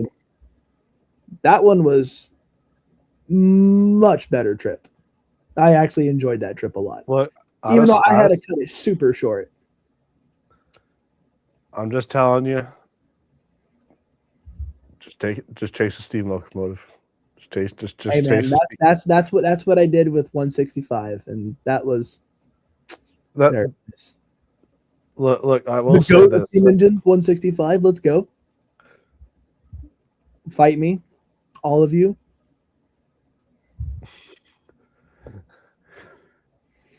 Living in California, do you ever see the 375 one? No, because they actually recently just moved it. Yes, I saw it in 2020. Hell, I saw it in 2024, and that was really cool. I got to go in the cabin, ring the bell and all that. So that was very cool. Well, from what I enjoyed that. From what I understand too, is they actually when they moved 3751, I think, was because there was like some contingency where the same burn. I can't remember the organization, but it was like Why am I? It's a really complex, like it's a long organizational name, but basically there was like some contingency between something to do with either the government of LA, some sort of government officials were having like an issue with the historical society that was in LA, That like sounds where like a California. 3751 was based in. So I think because of that, they basically moved it to, I think, Arizona. I Yeah, think like either that or New Mexico. So one of those two, where it I'm- can actually run instead of back and forth. yeah, Which I'm just like, this is I mean- kind of depressing, but it's still cool to see it run. You know, oh, 100%. But Skater, going back to your comment, 3751, she is very cool. I've seen her in person. She's a very nice locomotive. I have it in person. Okay, Dan, you elitist. No, it's not elitist. It's elitist. It's elitist. Elitist. But no, but Skater, from where I live right now to where where I could routinely see 3751 is in LA. So that's a 2-hour drive for me, 2.5-hour drive. And Just go to San Jose. that's 5 hours. It's much more worth a trip than seeing the. No, it's not. No, it's not. Or, Then I have to what, drive through Oakland. what about San Fran? Dan, I don't know if you understand this. I have to drive through Oakland. You could go around Oakland. I can, but that's inconvenient.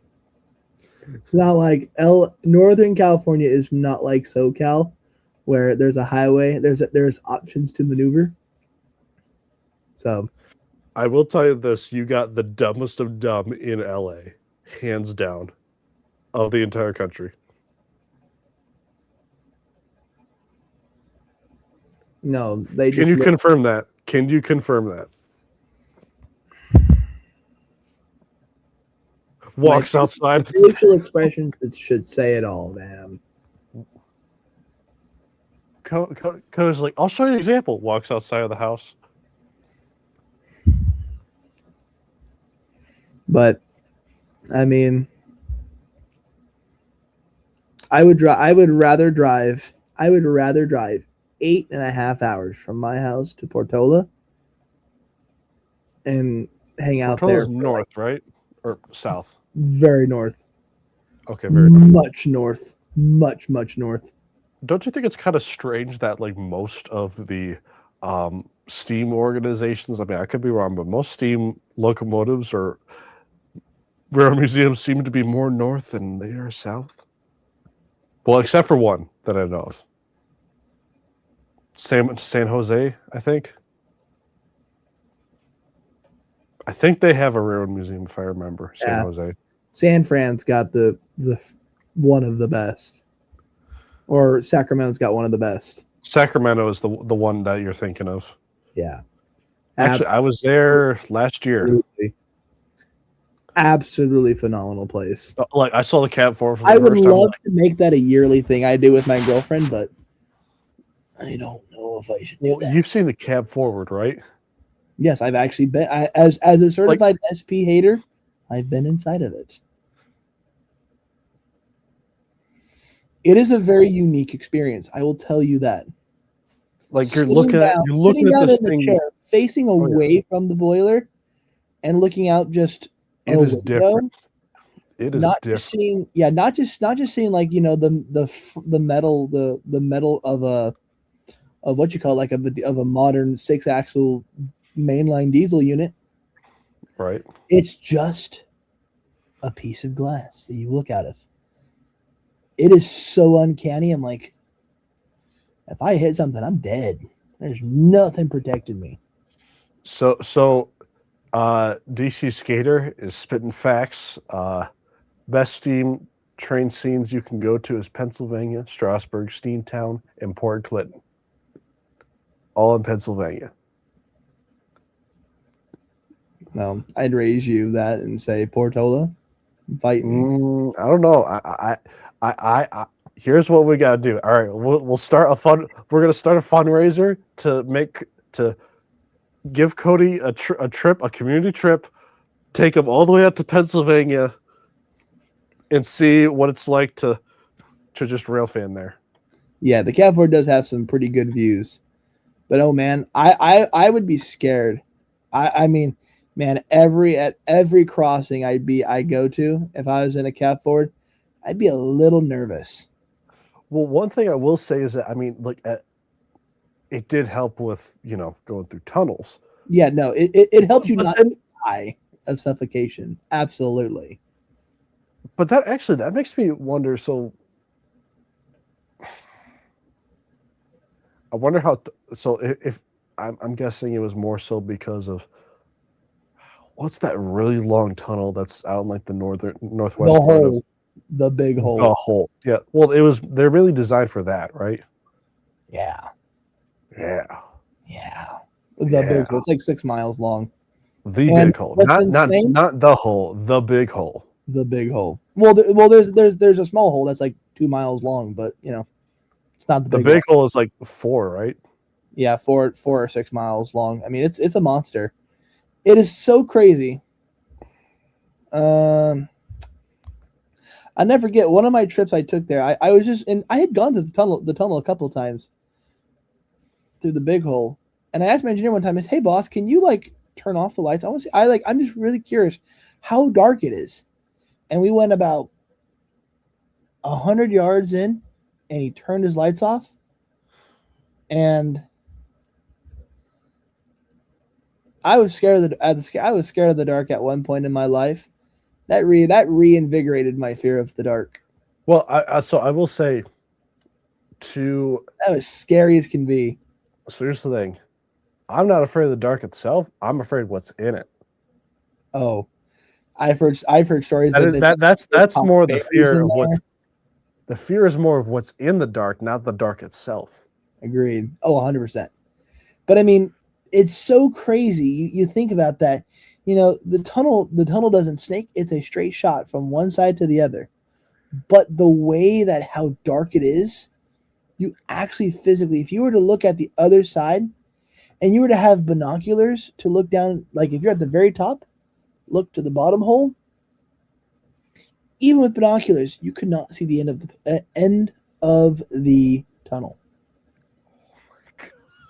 It is it's really hard to describe. But I'm like, and I've had people who have like broken down. Do you get that? I was gonna say, do you get that uncanny valley feel? Oh yeah. Dude, I gotta imagine you have to at that point. It's so especially strange when there's no one there, and you're just sitting there like with the massive behind you. The moment you turn off those lights, it's like there's nothing. Like it's so dark, I can't even see the nose of my own locomotive, and I am currently in. And you're just praying that there's nothing coming towards you. Well, I mean, there are signals in there. There are signals in there, so you do know. Okay. Oh, 100. Oh, I'd be like, no. Well, typically it's about on average, every 2 miles there is a signal post. Sometimes it's a little longer, sometimes it's a little shorter. But on average, it's about every 2 miles. Okay. But no, going down that hole. It's dude, look at Russ's comment. I'm thinking of that exactly. Yes, Gator, I did used to work for you. I was a UP conductor in 2023. I would not go back. And he scolds me every time I show him my rail fan adventures. Oh God, no! I try to ignore it at this point, but the videos I have seen of people getting cut in half by couplers, just kind of sticks with you after a while. Oh yeah, I would imagine. I'm cringing about that right now too. I would, yeah. I actually the one of the very few times I actually ran going. The only time I ran up the hill, going up the hole, the big hole from the bottom.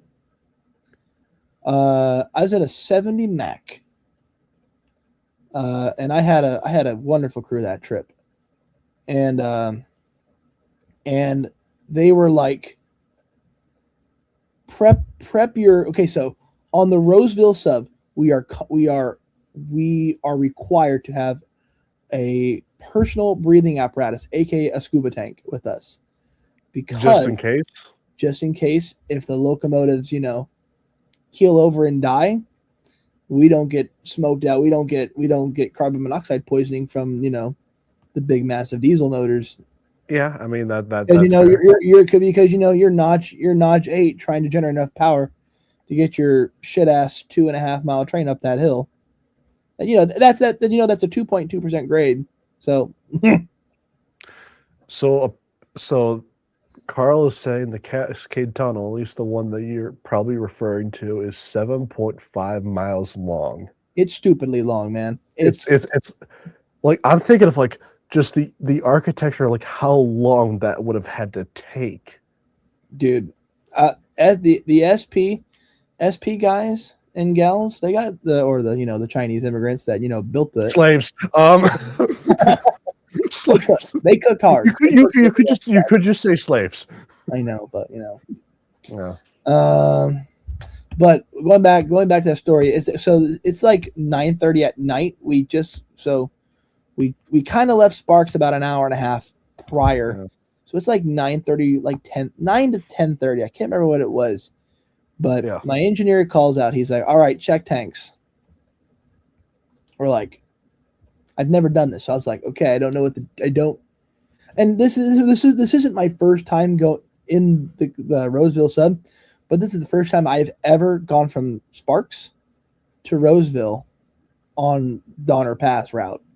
We've never did that. I only did that one time. That was scary because he's like, check tanks, make sure that we're good to go.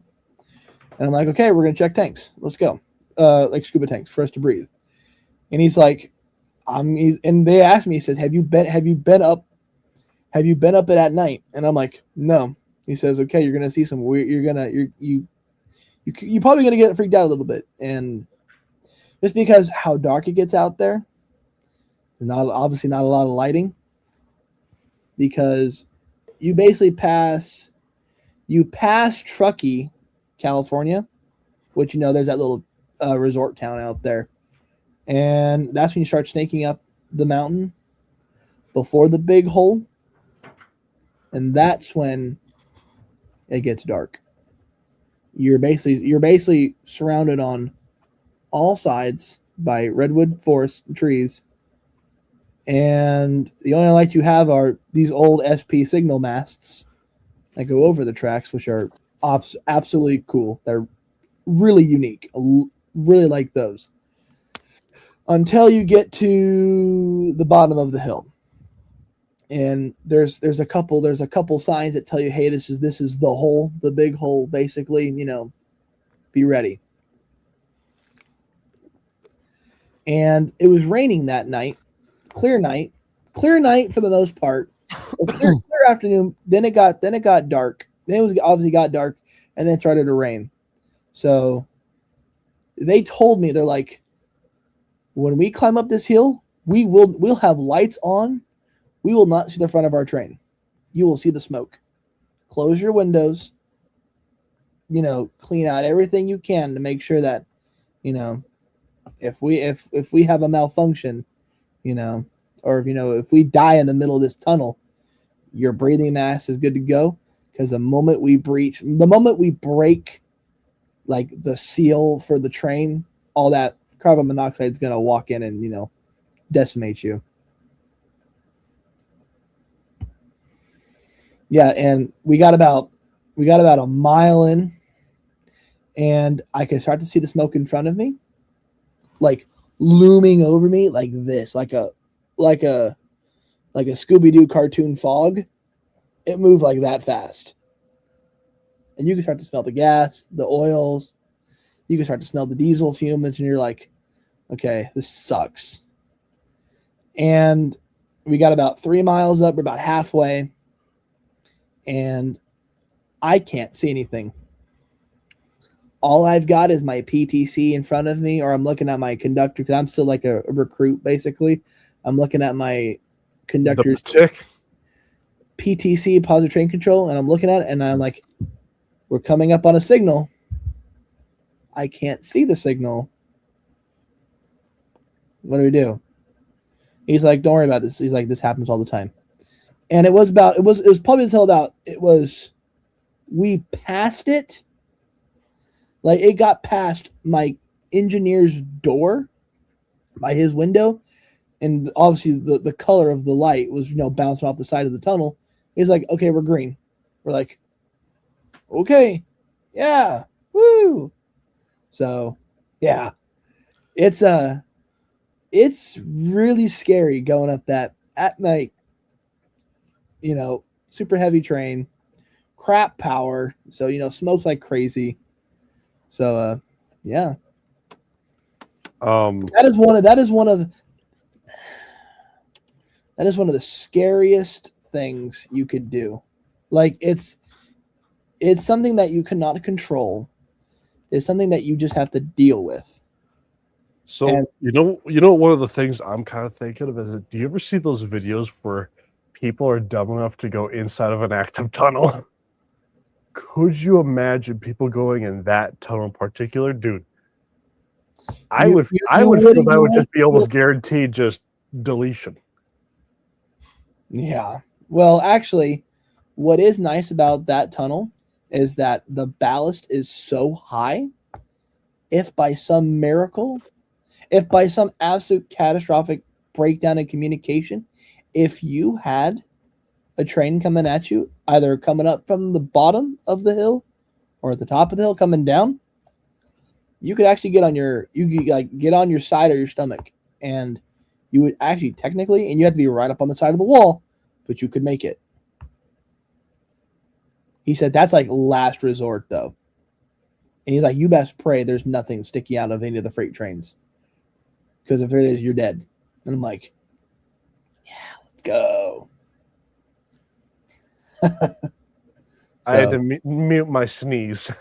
No, you're fine. But yeah, just I mean, tunnels are cool, but it's there's a certain type of like feeling you get when you're just there's a certain kind of feeling you get when uncanny valley, I guess. There's darkness, and then there's that like advanced darkness you get, like a liminal space. Yes, that's the best way to. It's not like the darkness that's like a black. It's a dark gray. Stagnant, you could probably call it. It's really hard to describe unless you've seen it and been in it. Then you know what that feeling is. But the tunnel's actually kind of cool. I like that. Oh, it's really bad, but it's cool. It's really cool. Like, that's the most foamer thing you can say. It's sketchy as can be. Like I heard engineers tell me that they've hit bears, they've hit deer, they've hit shopping carts in there. Yeah, somebody is brave enough to pull a shopping cart up there. What the? Oh my gosh! How the fuck does somebody get a fucking shopping cart up there? How has someone not died in that tunnel? Oh no, or actually no, they probably have. It just, yeah. Oh, 100%. Absolutely. But well, remember the Omen coupler scene? That's scary. I don't know if I've seen that actually. I'm guessing that's Final Destination. The Empire Builder runs through it, and you are not allowed to walk through the cars while in the. That's the reason why, because it's so dark. If you were to fall off, they won't know you fell off or anything happened. You're just basically gonna be gone, like you just entered the void. Yeah, it's really crazy. And I get it. There's all these tunnels that people go there, and they're really short, small tunnels, right? Like Tehachapi. Tehachapi has a ton of tunnels, but they're all relatively small. There is a level of darkness that comes to mind when you get into those 1 mile long tunnels, 2 mile long tunnel plus. There's just a level of darkness that's hard to quantify and put into reality if somebody has never experienced it before. Because it's different if you're a passenger comparatively if you're like a conductor, an engineer, or a trainee. That's the weird part because you know it's coming. You can see it's coming. It doesn't look ominous until the moment you get into the snow shed and then you start coming down. Then it becomes a little scary.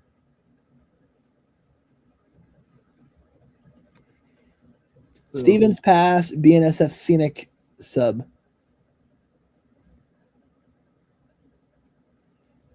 Huh. Carl, do you mind you sending me something about that right there?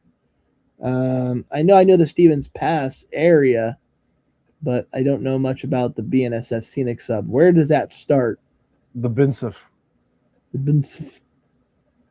I don't know why, but I can't feel for Caltran wise. I only would go there for skateboarding. If there was an awesome trip for my train hobby, I'd go to IRM or anywhere in those 3 spots in Pennsylvania. Mate, you got to go see You got to go see WP 165. I mean, it's cool, but I mean, it's. Dan, pick your words very carefully next. It's a very, very nice locomotive. It's that one of those locomotives where it is one of the locomotives of all time. It's one of those locomotives of all time, but it's one of those locomotives where if you see it, you see it. Mm-hmm. That's where the Spokane to Seattle is, where the Empire Builder runs. Okay.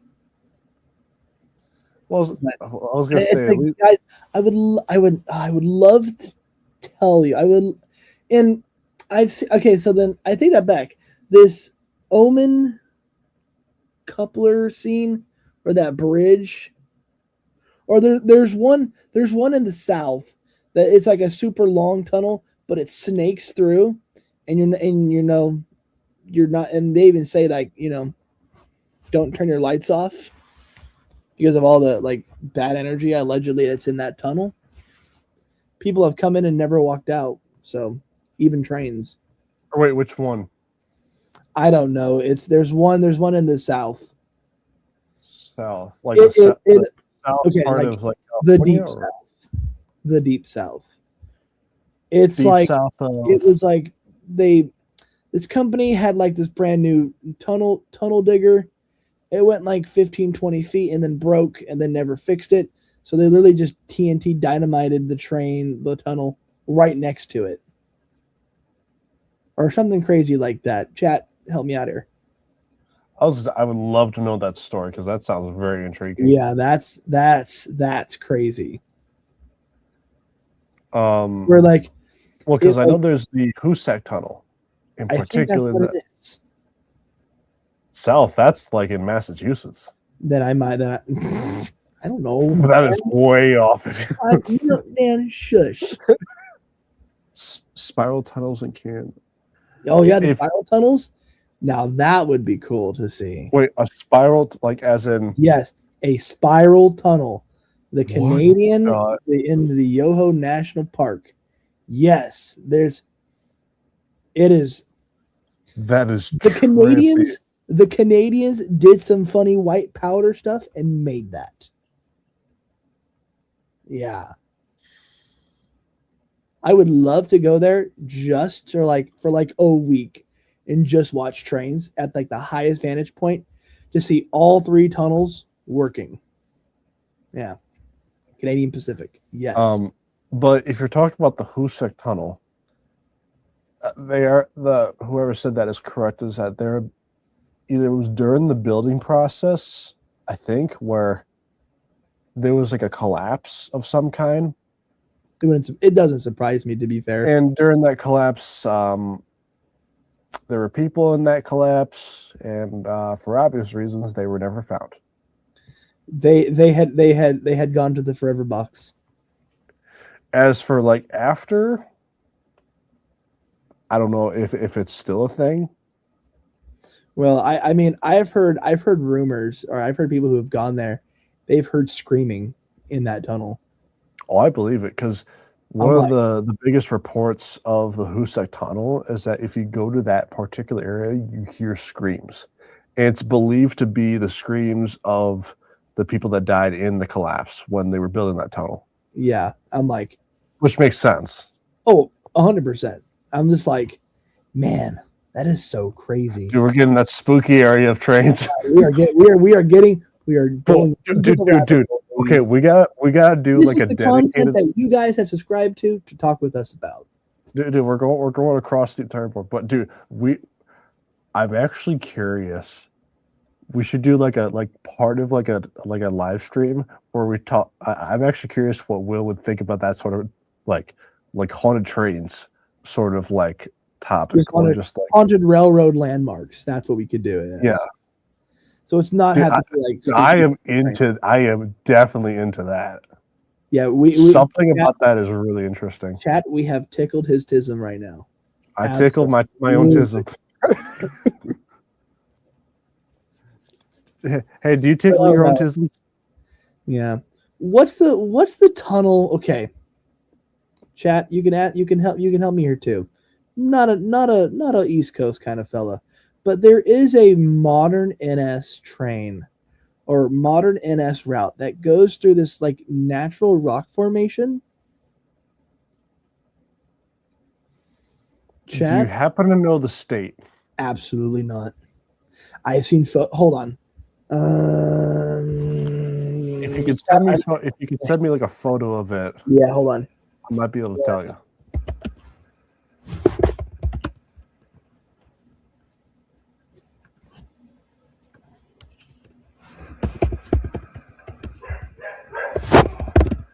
I hear the doggies.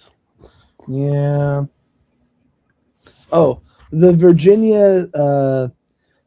Okay, so the Virginia State Parks, for the natural tunnels there. Hold on.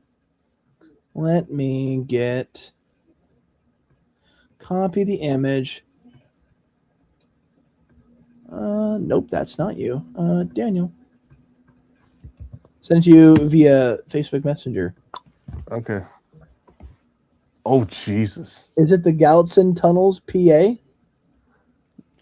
I mean, it's really cool. That is. Oh, you can even see some of the reflections of the cars, even there in that picture too. Dude, that's actually kind of cool. Here's another one. What was it? What's the other one? Oh, Jesus. I think we gotta go show chat this. I think we need to show chat this. All right, chat. We need your help. Okay. Cook. So we need your collective autism to help us out here. I know. We need the tism before we head off tonight. Mm-hmm. Okay.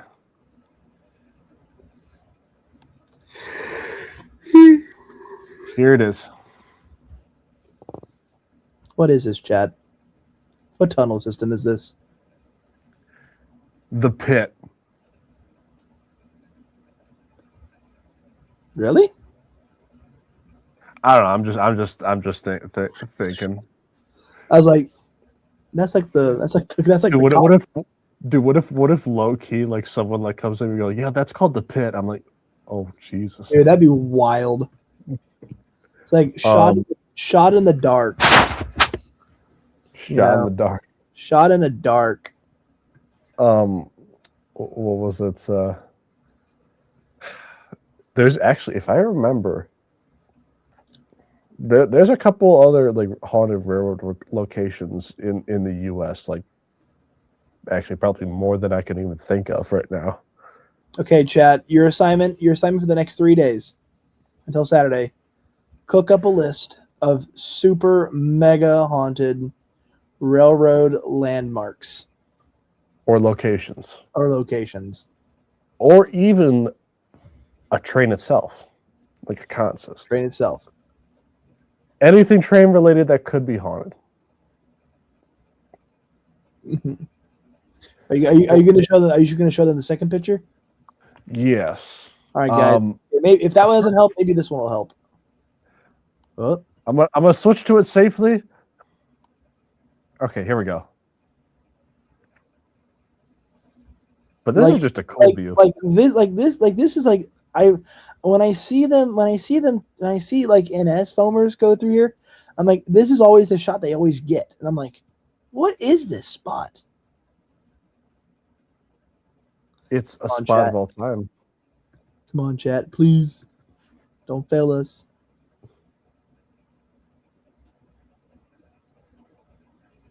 Cody, yeah, I got it. It's in Virginia. Limestone tunnels.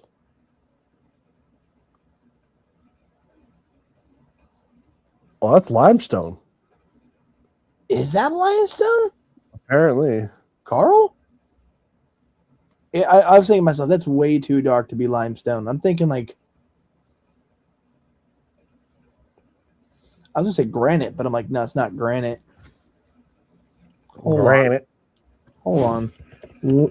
Limestone tunnels, Norfolk Southern? Question mark? Southerner. Southern.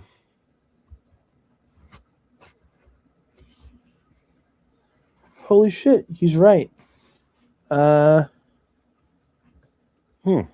Naturally formed via Wikipedia, because I'm not using the AI function. Norfolk Southern is a Virginia state. The Natural Tunnel State Park is a Virginia state park created on the Natural Tunnel, a massive naturally formed cave that is so large it is used as a railroad tunnel. It is located in the Appalachian Mountains near Duffield in Scott County, Virginia. Holy crap. Listen to this. The Natural Tunnel, which is up to 200 feet wide and 80 feet high. That's a big boy. Christmas. That's a big boy. Super tall. Yo, you got to form.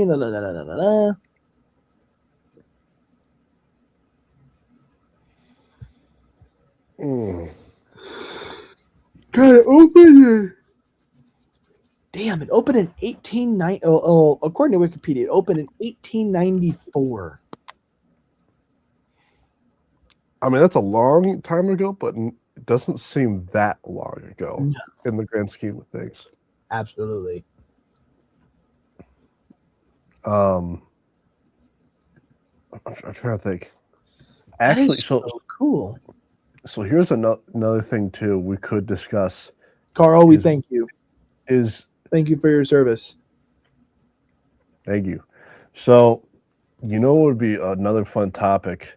Oh, also, did you know that was there's the unit from our fun story from earlier? The Central Georgia. Yes. Oh, and listen, I didn't even say if we even saw the Central Georgia. We did see the Central Georgia unit. Oh, you did? You did see it? I didn't get a good photo, but I did see it. So, was it still in the BNS? Well, it was in the BNSF yard.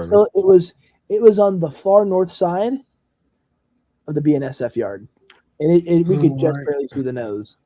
But I mean, we technically saw it. It's still cringy. It's still mega cringe. But did you know what I'm really fascinated by is just watching or listening to disaster like railroad crashes. Oh, they're so sad. It's like they're sad, but it's like fascinating at the same time. It's like knowing what I know now, I can't watch those anymore because I'm like, those are the crashes that I have seen real footage of that that will probably never be shown to the public ever. So how gruesome they are is insane.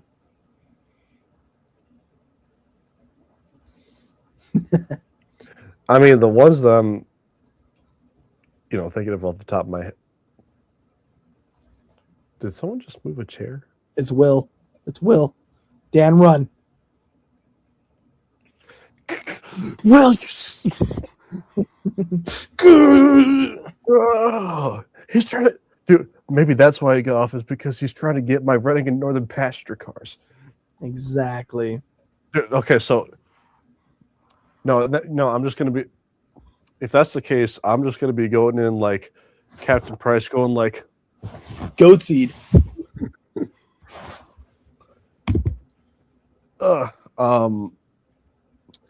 But I mean, I guess like, what the messed up thing is that like kind of going back to like some of like those like crash documentaries, is that like even though technology has progressed in safety, that doesn't mean it can happen again. No, I agree. Can't happen again. I don't want it to happen again. I don't either, but I'm just saying, like, I just know that that's a thing. Yeah. No, it's I think the hardest thing from railroad training was definitely, it wasn't even like the high stress quizzes. It was the video and the audio from people, who have been, severed in half by couplers, and they're just barely hanging on until they pull that coupler, and then they just immediately die because of all the blood loss. I don't think you even need like really video of that. You could, unfortunately. Well, there is. Well, but the thing is, Dan, there is video out there. Oh, I'm sure there's. That's definitely definitely not on YouTube, and ironically, it's not even on Live Leak either, which is crazy. So you know what the wildest thing to me that's still out there on YouTube is? I think it was back in 1992. When BN was still using the E units, Northern E9s. Yeah, and I forgot. I can't remember her name, but I very nice young lady. To this day, like just the entire scene is just, it is implanted in my mind. Whenever I kind of like kids, you don't screw around with trains. Yeah. So basically, to kind of sum up the whole thing, is that, look, in that commuter line, there is trains going on constantly, back and forth, like on that particular commuter line, which is now owned by Metra. But at that point, it was slowly being converted from, I think, Burlington Northern to Metra by that point. Yeah. And so I'm honestly for, showing that to people in like elementary or junior high, or definitely junior high school, saying, don't be dumb, don't try to chase a train, don't do it. But this is what's going to happen. Or at least unaltered, unedited, just you see everything. Absolutely. Well, like and, people would be so dumb around trains if they saw that's what happened. Well, that's what happens if you don't think. Mm-hmm. So to kind of, what I mean is that, like, when that was going on, I think you had a, what was it? It wasn't the train that was on track 1, but it was like track 2, I think. I can't remember you got railroaded hard. But anywho, so if you could put two together, woman was, I guess she must have been like, had somewhere really important to go to, and didn't think she was, courtesy of Burlington Northern, she was put into the forever box and whisked away. Yeah, and without any sort of cut, and you could look this up right now. It's wild. It is up there. Something crazy? They actually showed us this video. I think this is like the one video you can actually just look up. Yeah, and basically, it's basically she turned into Ragdoll when the train was coming in at 50. And paste. Mm. And what year did that happen? BN. 1990. It was either 1992 or 1995.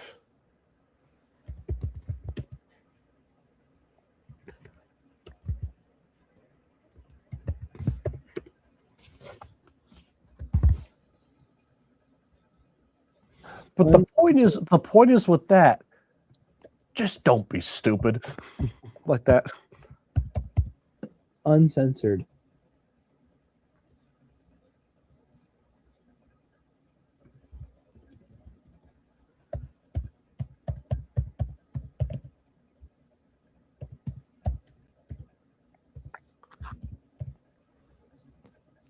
Should probably move that one.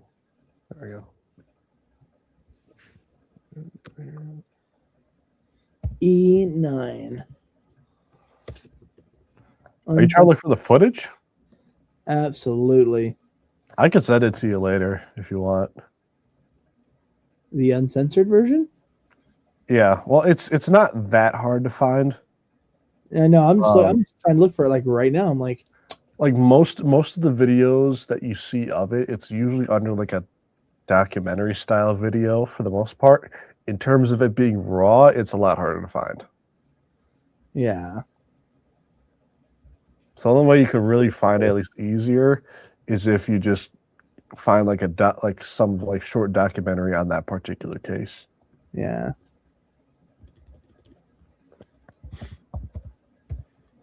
What was it? Shot in the dark. What road number? Oh. Oh, dude, there's a video I have to show you next time. Is this actually it? Hold on. Oh, wait a minute. Oh.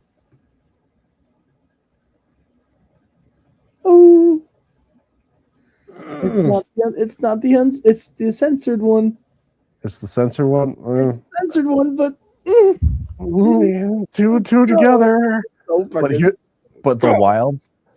the thing. The wild thing is that when you see that footage, she ragdolled towards the person that was recording it.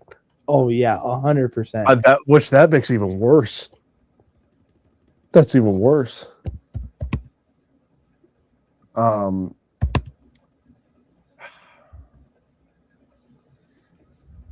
man. Oh man. Oh man. Oh man. Oh man. Oh man. Oh man. Dude, why are you putting yourself through the torture? I know, but it's well, do you see what I mean? Is that like it's messed up, but there's something that's drawing you towards it. I know the feeling all too well. 100%, Chief. I guess morbid interest, maybe. No, it's just been about 3-4 years since I've seen this crash. Oh yeah. And I take no joy in it. I do not. However, it did happen. And unfortunately, as the saying goes, the rules are written in blood. Oh, God, absolutely. And that's there's unfortunately a very, very good reason as to why that's a thing. Or I shouldn't say a good reason, but there is a reason.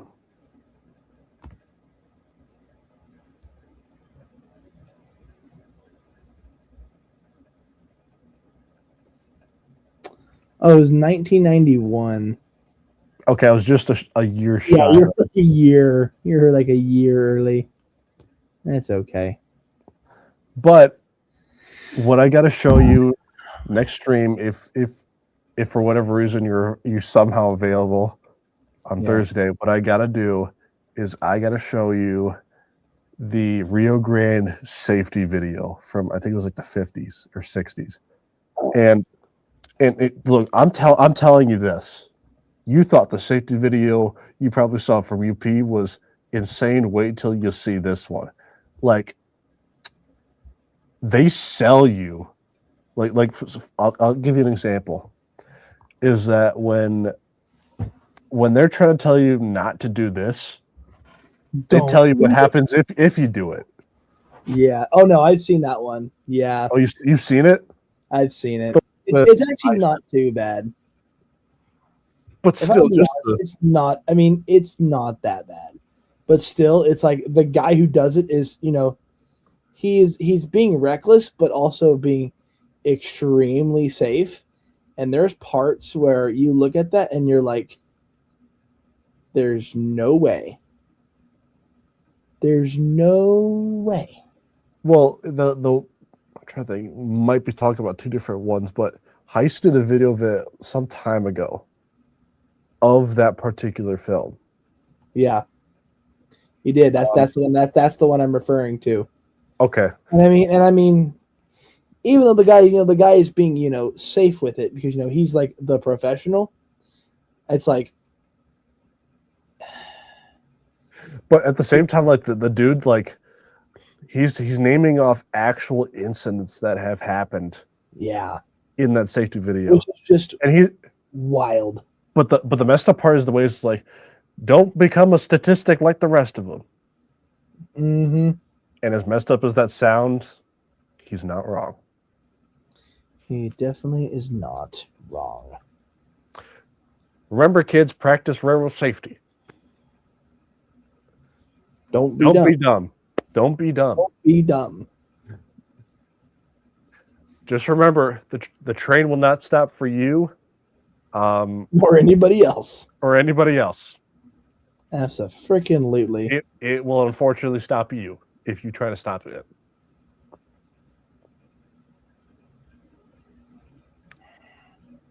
Anyway, And on that absolute wonderful end there, wonderful end. just death and Messed there. death and so we went from trains to Heckling Will. talking to Will into ET-44s to what was it about a Santa Fe set, Yep. and then you come in. And I come in, start. Then you come in. Things hit the fan. And then we what was it? We end up going from like haunted locations to long tunnels, and now I guess death and destruction. Death and paste. Death and paste. Death and paste. So, well, and it's like it is 1:25 in the morning for me. Indeed. Fun time. I'll probably get some. Wait, what's John Hart saying? While on safety, did you guys see the U2? What's your new model? Railroading channeling layout catching fire. Oh, I've seen this one. So before we end it, there was this guy that owned like a little club, I think, in his railroad club in his basement or something like that. Yeah. Where they got together. And unfortunately, there was like some sort of electrical fire that started on his layout, and it basically burnt his entire layout and part of his basement. Aww. I was just like, dang, that's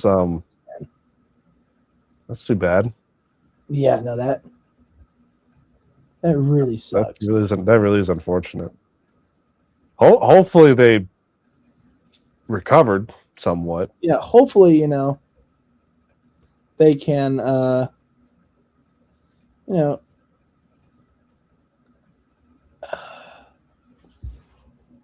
Ken Patterson. hopefully, yeah, Ken Patterson. Well, hopefully, he can, get a GoFundMe, get going with that, and, maybe he can, receive some financial support from, the community. For sure. Yeah. Again, ending off on a messed up note. Indeed. It's quite interesting how we end up here. They ran into there. Well, All right. so here we'll end off with this. Thoughts on a -9 with, get ready, it will make some people mad. Let's go. Rage baiting everybody in chat. Rage bait. Everybody in the chat. There we go. You still notice that this is the Santa Fe Super Century Limited. The Santa Fe Central. The Santa Fe Central. The Santa Fe Central Chief Super Limited. That sounds like the most AI name ever. It sounds like ChatGPT shit that out in like 2 seconds. The Central Fe. Central Fe. The Central Fe. Oh my god. The L. The L. I'm trying to think of something really stupid. The L Centerel. The L Centerel. I don't know. Dude, Cody, you look numb. I am numb to it all. I am numb too. On that note, guys, thank you so much for watching. Cody, good to see you pop in the stream. For sure. Thank you for the invite. Guys, thank you all so much for watching. We're out of here, y'all. We're out of here. You're out of here. Good night. Take care. Night, y'all.